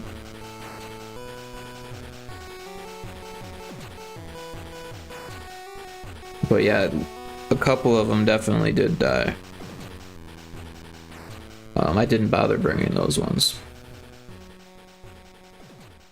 Honestly, he's kind of letting the house go, and I had to clean up after him, and that didn't feel good. But I get it, you know, his wife just died, so like, but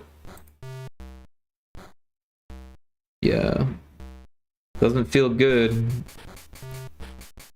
You know, that house meant something to my mom, so like for him to just let it go like that, you know. But I get it, you know, the 4 kids were there, and my brother and his wife, they were there for like a whole week before I got there, so they probably kind of trashed it. But I had to clean up after them.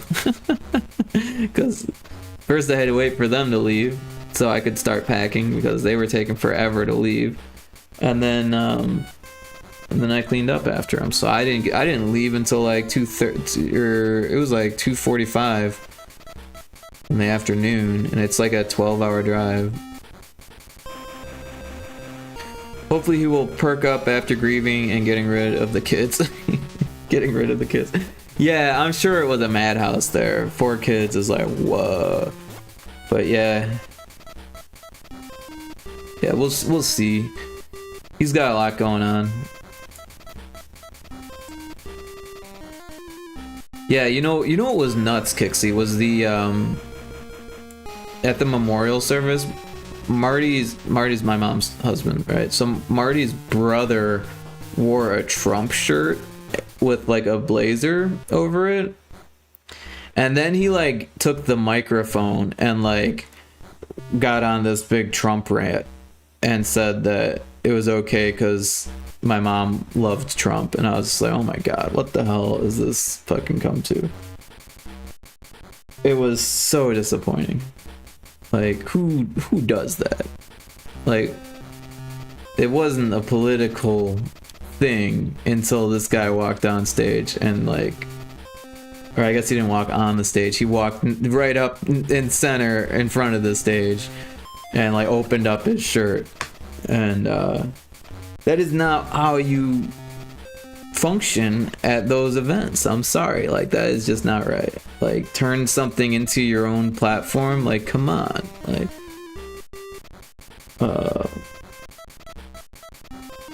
yeah, I mean, it was bad enough that I was at like a Christian service where they're like got sermons and all this stuff. It's like,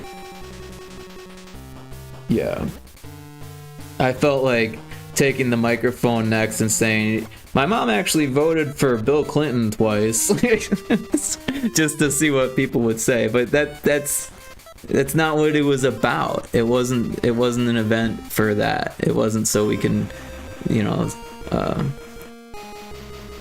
what's the word? Segregate people, or you know, my mom was against that shit. I mean, as much as she did become a Republican later in life, it was, to me, it was clearly because her husband was, and prior to that, she was not politically motivated. Not the place for that kind of stuff. Self-centered people. Exactly. It was disappointing to see that. You know, I hate to say it, but what do you expect from those people? The Trump supporters are very outspoken about their support for Trump. It's freaking crazy. Like, yeah, whatever. But yeah, that kind of blew my mind. Not gonna lie, that kind of blew my mind. It's like, did not expect that to happen. But other than that, it was pretty normal. One of my cousins is not doing very well. She got on the microphone and just like cried, and that was really hard for me to watch.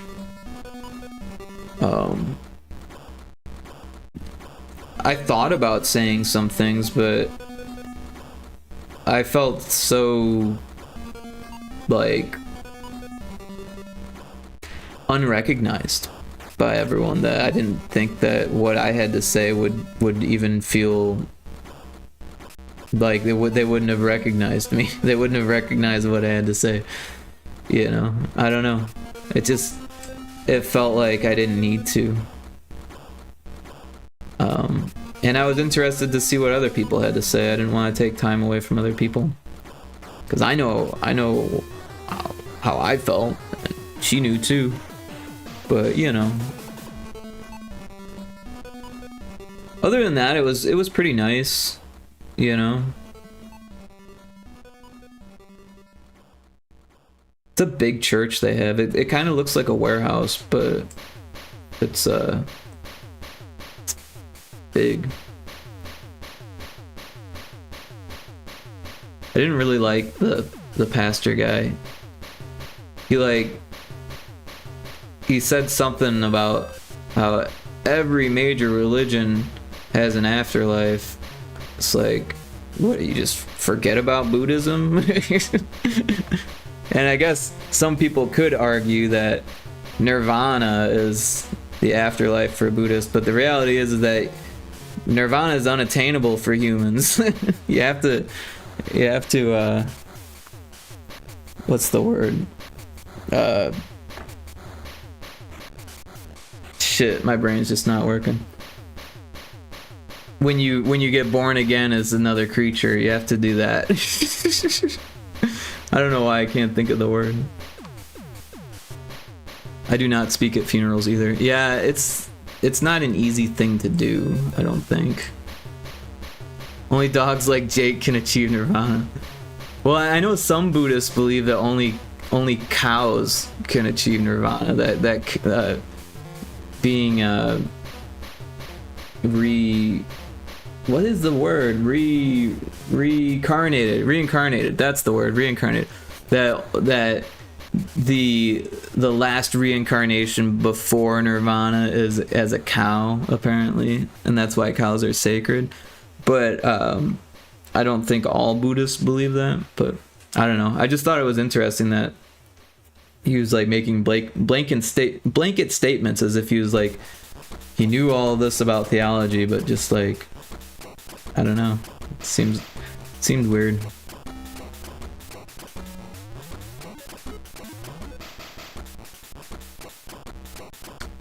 I've been watching Adventure Time, by the way. I got back into it. Did I save this? I think I did. Did I put it back on the thing? I did. Okay. Did I build it? Do we have a build? Did it break? Let's try it again. Also, let's save it. But yeah, I'm at the second to last season, and I'm about coming close to halfway through, I want to say. So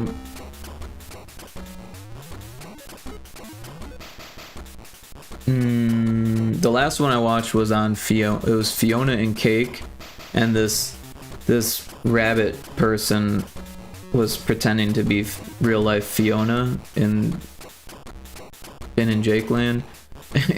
And yeah, and it was a weird episode. The one before that, Marceline made a puppet show for BMO that was cute. And then before that, Jake was a blue demon dog. That was weird.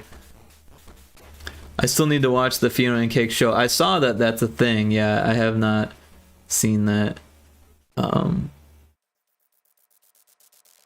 Yeah. But I'm getting close. I'm getting further and further. Eventually I'm going to finish that show. It's still enjoyable. I really liked the end of the last season where they go to like islands, right? I think it is called Islands. And they had like a different theme song for the intro. Okay, so I think this will do. You can still read Pyrotoad because it's large enough. It would have been nice to have it as a sprite, but it's just too many tiles. I don't think we could have fixed that. Right, because it was, yeah, right to the edge. So the way the tiles are counted, it's kind of funky, right? Because you've got 1, 2, 3, 4, 5, 6, 7, 8, 9, 10, and then they start getting overwritten. So 1, 2, 3, 4, 1, 2, 3, 4. So that part got cut off. And then I don't know why these ones were cut off too, but they were. But yeah, this looks pretty cool. I fixed that. It works both ways now.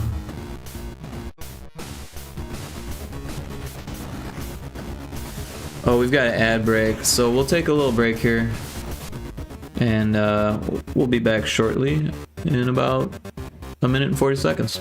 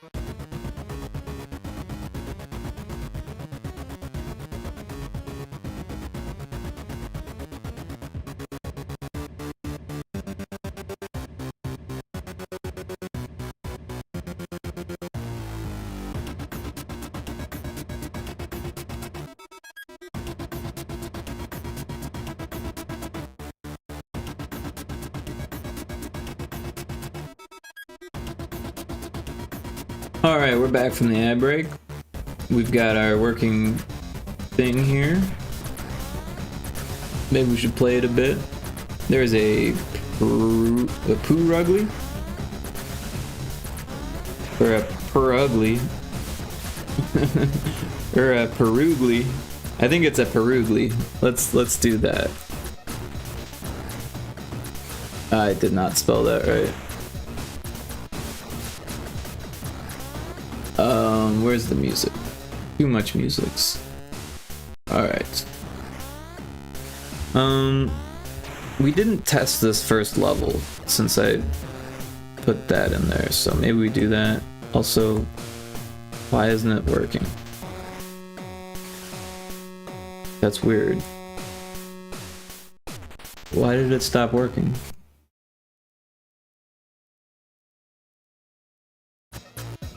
What happened here?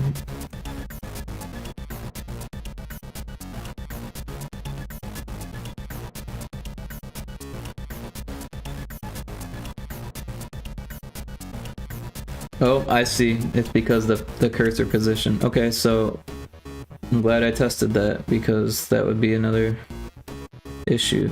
So yeah, it says if it's at 512, well, it never gets to 512, it goes to 412. I think these two are the same though, yeah. And this one is the same thing. 412. Wait, 612. Did I do 412 on the other? No, 612.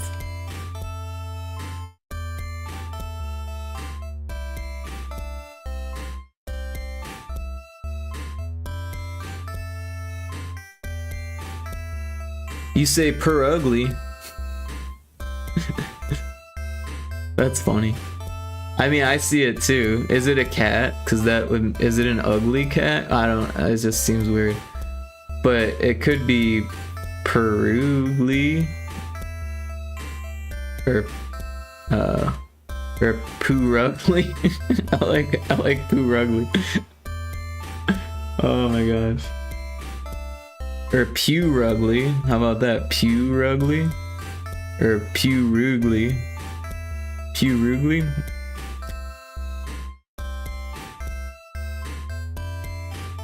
Pure ugly? Isn't there a filter called pure? P-U-R? Pure? Pure ugly.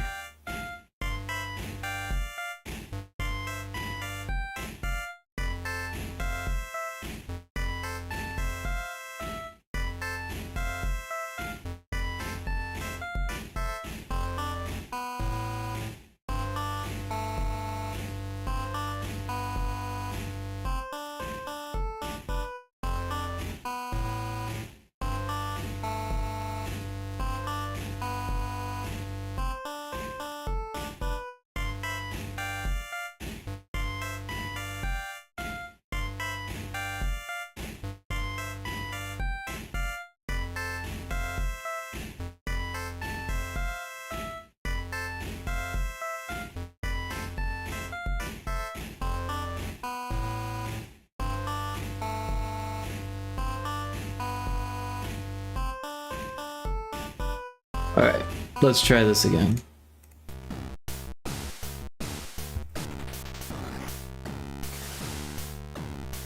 Hey, it worked.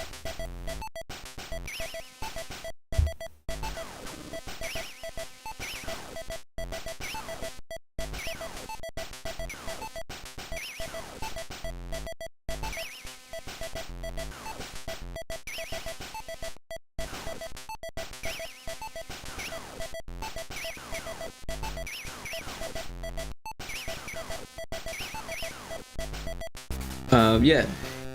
So I wanted to check the lava on this level to make sure it was working.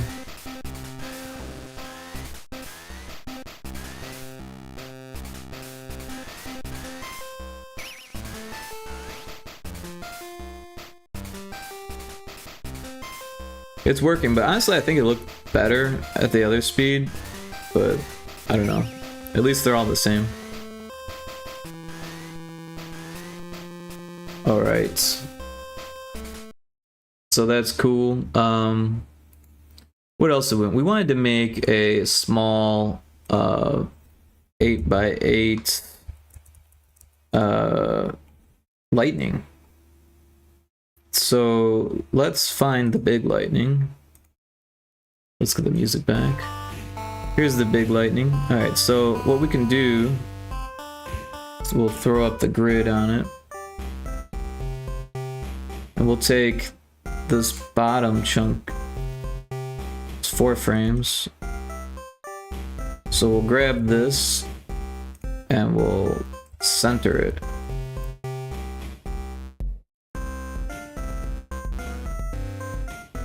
And then we'll grab this up and then add a new frame.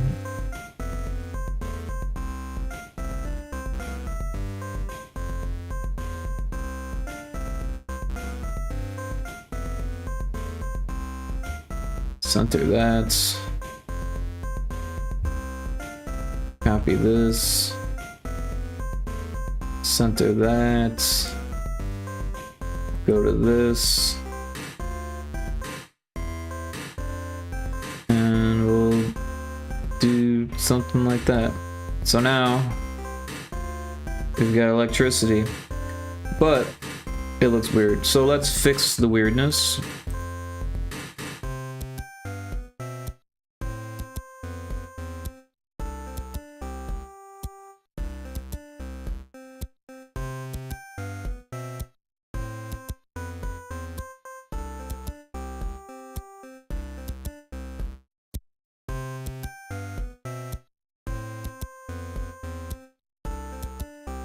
And now we've got less weird electricity.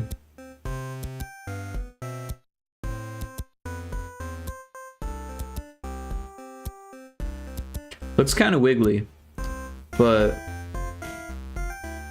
I don't know. I think it'll be okay. Alright, so the next step is we want, well, we'll actually just leave it clear because that'll make it easier. So what we're gonna do is export a sprite sheet for this one, and you can see that it's doing what we want. So that's cool. We do want an output file, so we'll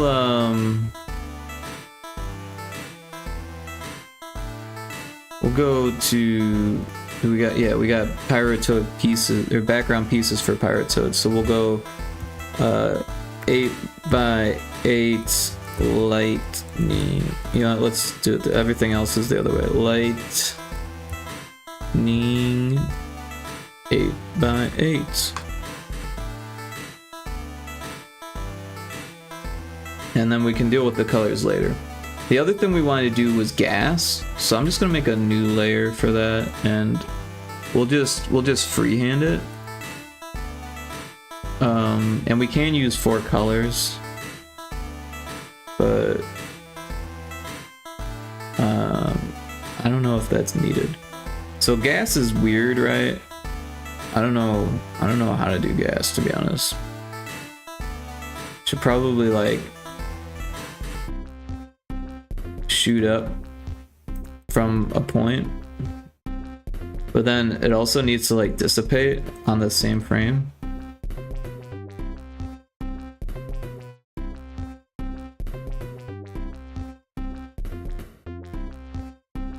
And then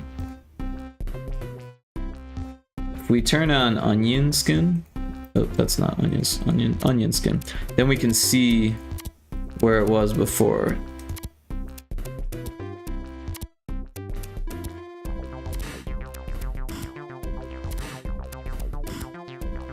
It's kind of a strange shape, but that's okay.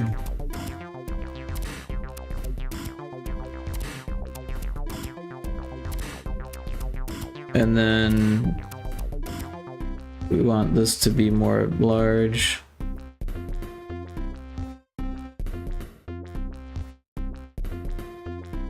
And then maybe some like spray residue down here.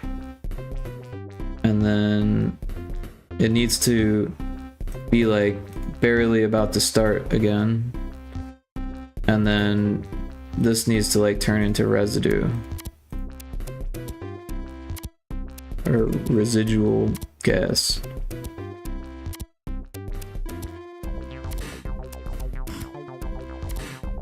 There's just not enough room.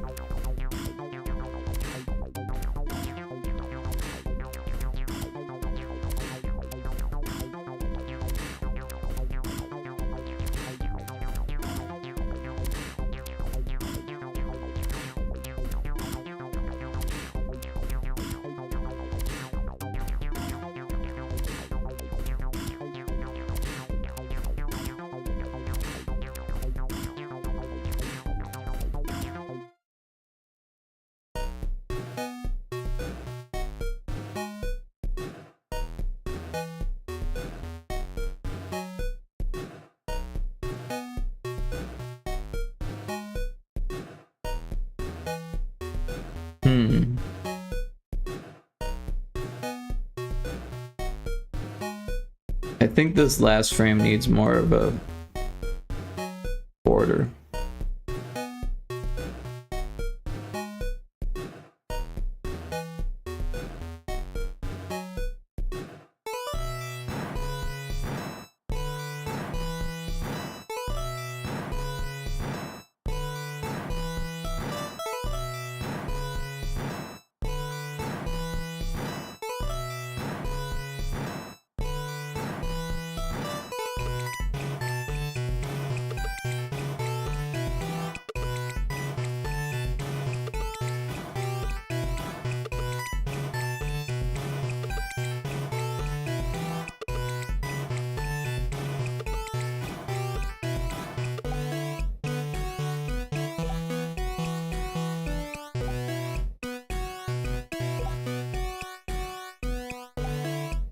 I think it's gonna look too square now.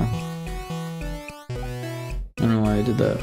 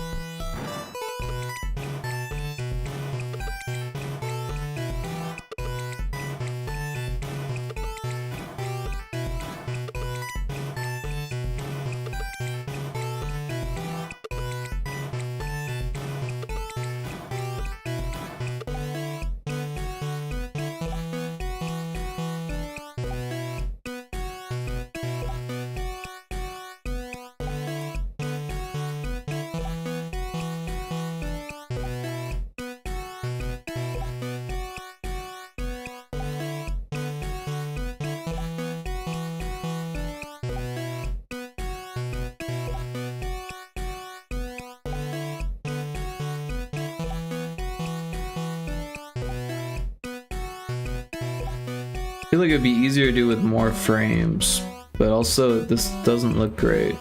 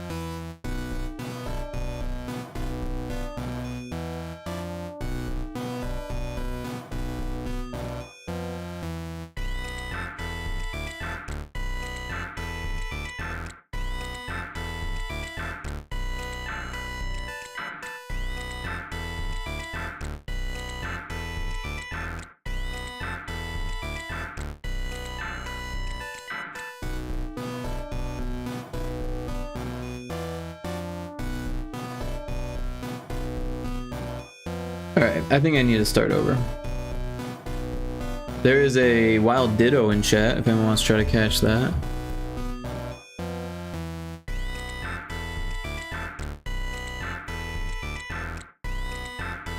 I think what we need to do is more stylizedness. So we can start down at the bottom, that's fine. And then, oh, this isn't the right frame. Let's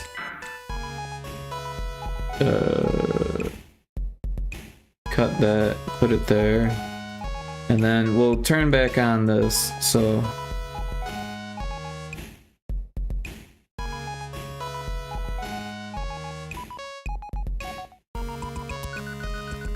we'll do one particle at a time.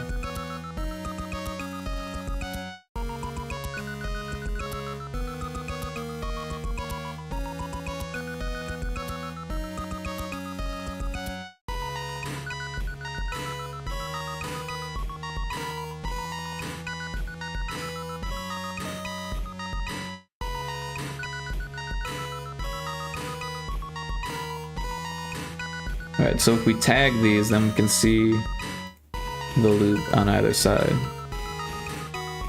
See? So yeah, we want... Hey, I caught the ditto! We want this to be like over here. And then... Now we want it to be like...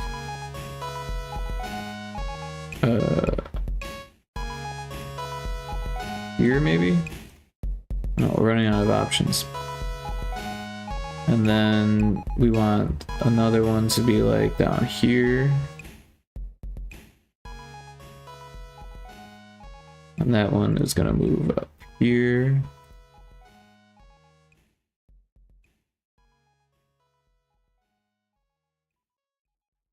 I think it needs to move over one. Oh. Like that. And then...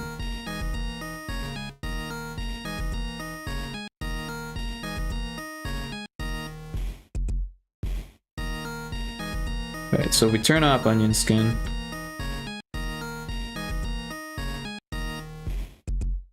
I don't know. I think we need more particles.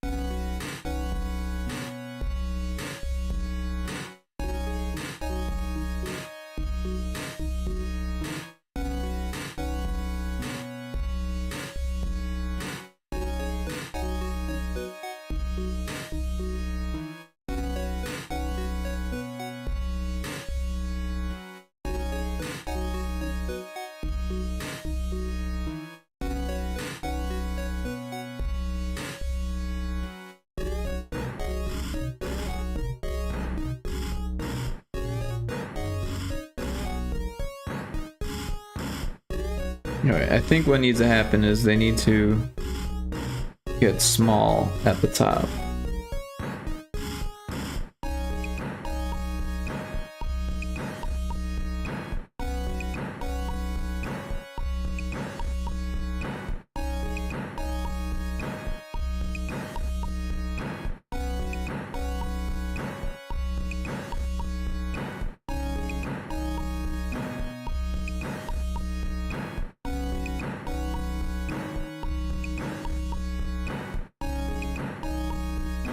I don't like the way that looks.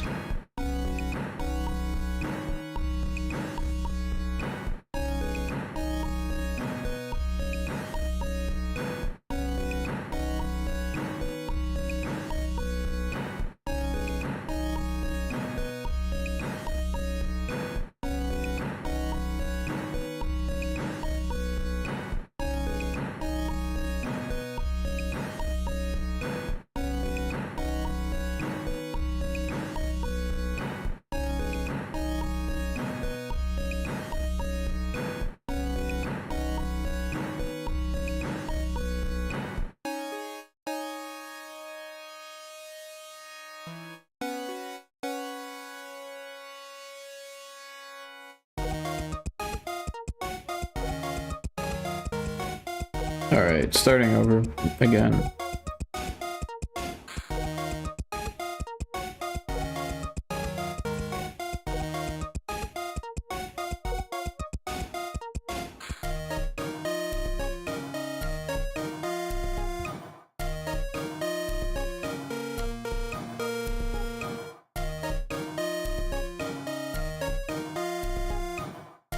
That actually doesn't look bad.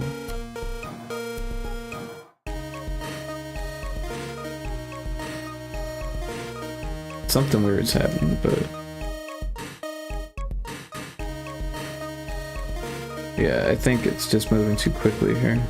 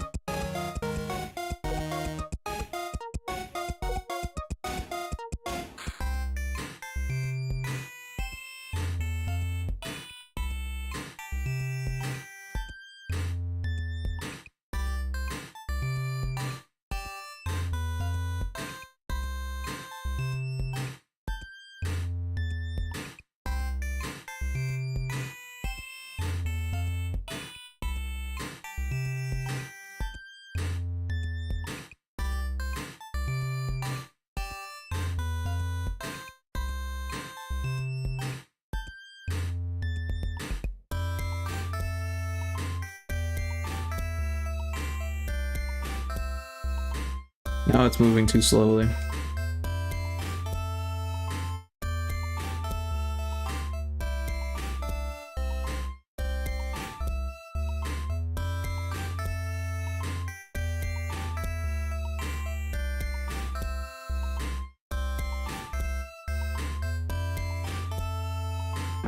I just worry that the player won't notice it enough to be like, oh, that's gonna kill me. Like, because it looks like, I don't know, kind of sparkly, kind of insignificant.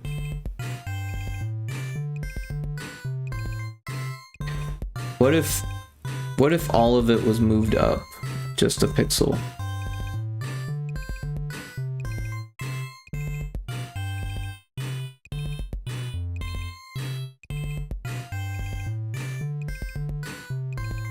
And then on the bottom, we did something that was more menacing.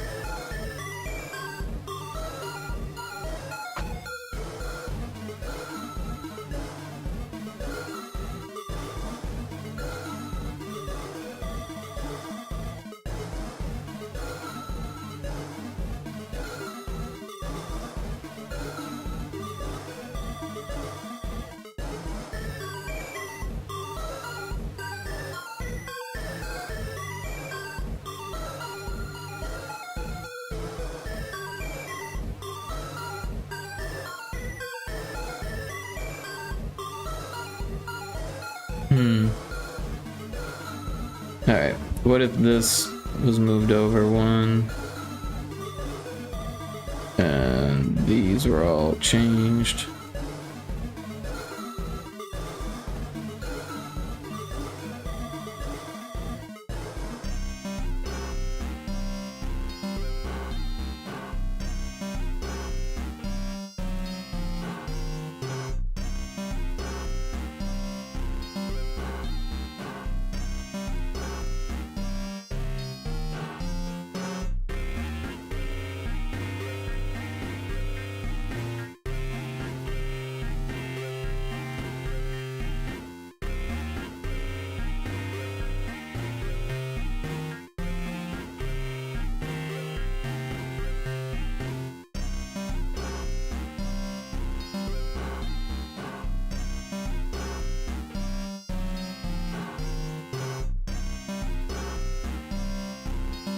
I don't know if that last one helped or not.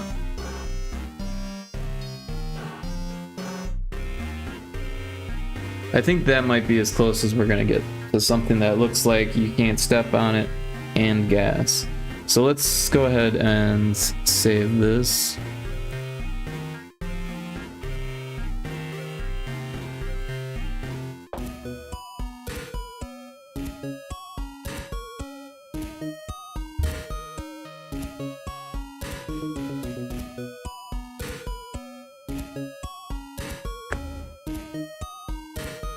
Looks better than this one though, right? Yeah, for sure.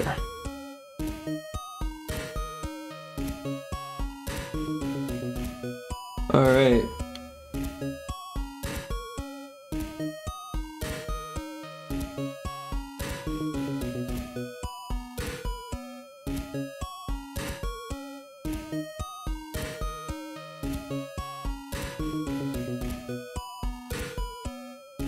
We got an ad break, so we'll take a quick ad break here.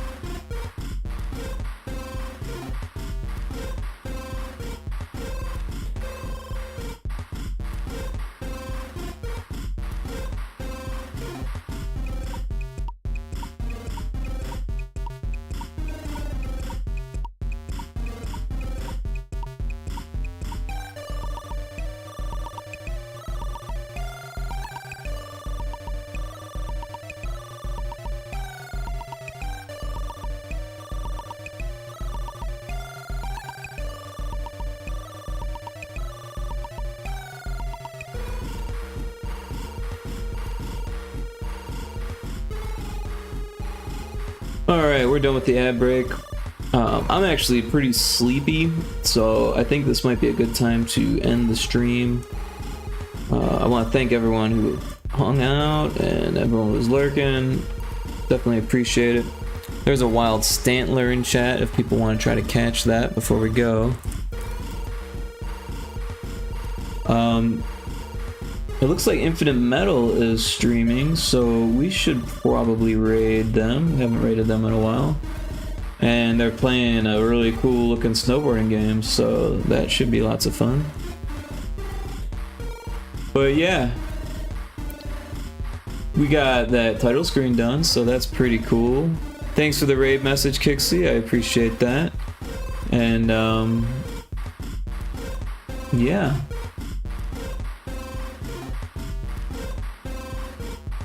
Thank you for the stream. Thank you for being here, Kixie. I appreciate it. And you're welcome. I'll probably be streaming again tomorrow and the next day and the next day and the next day until I don't stream the next day, which I don't know when will that happen. But yeah, I'm trying to get back in the groove here. Trying to get this Pyrotoad game done. We still got cutscenes to do. We still got music to do. We still got sound effects to do. But yeah, my sleeps. I had like a normal sleep schedule last week and the week before and the week before. So I'm gonna try to get back to that because it felt normal to be awake when the sun is out and go to bed when the moon is out kind of thing. So I'm gonna try to get back to that and yeah. But yeah, let's raid Infinite here. Let's get that raid going. Raid.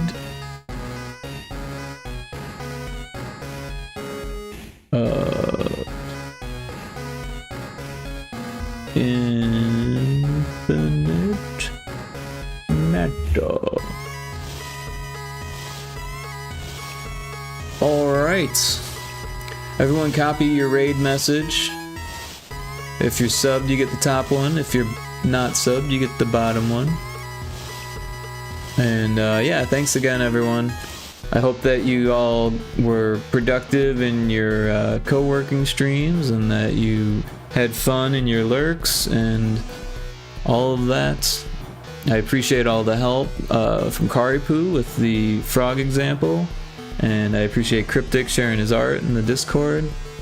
And yeah, it was a fun stream. Got a lot done. We got that Pyrotoad animation thing. We should save this before it crashes again. Yeah. So next we'll probably be doing some cutscenes or some music or some sound effects.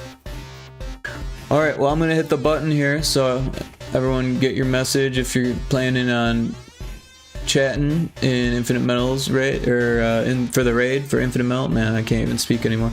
He's super cool, you should check him out. He's got Skelly, so Skelly is super cool, and should be lots of fun. So I'll see you there. Bye.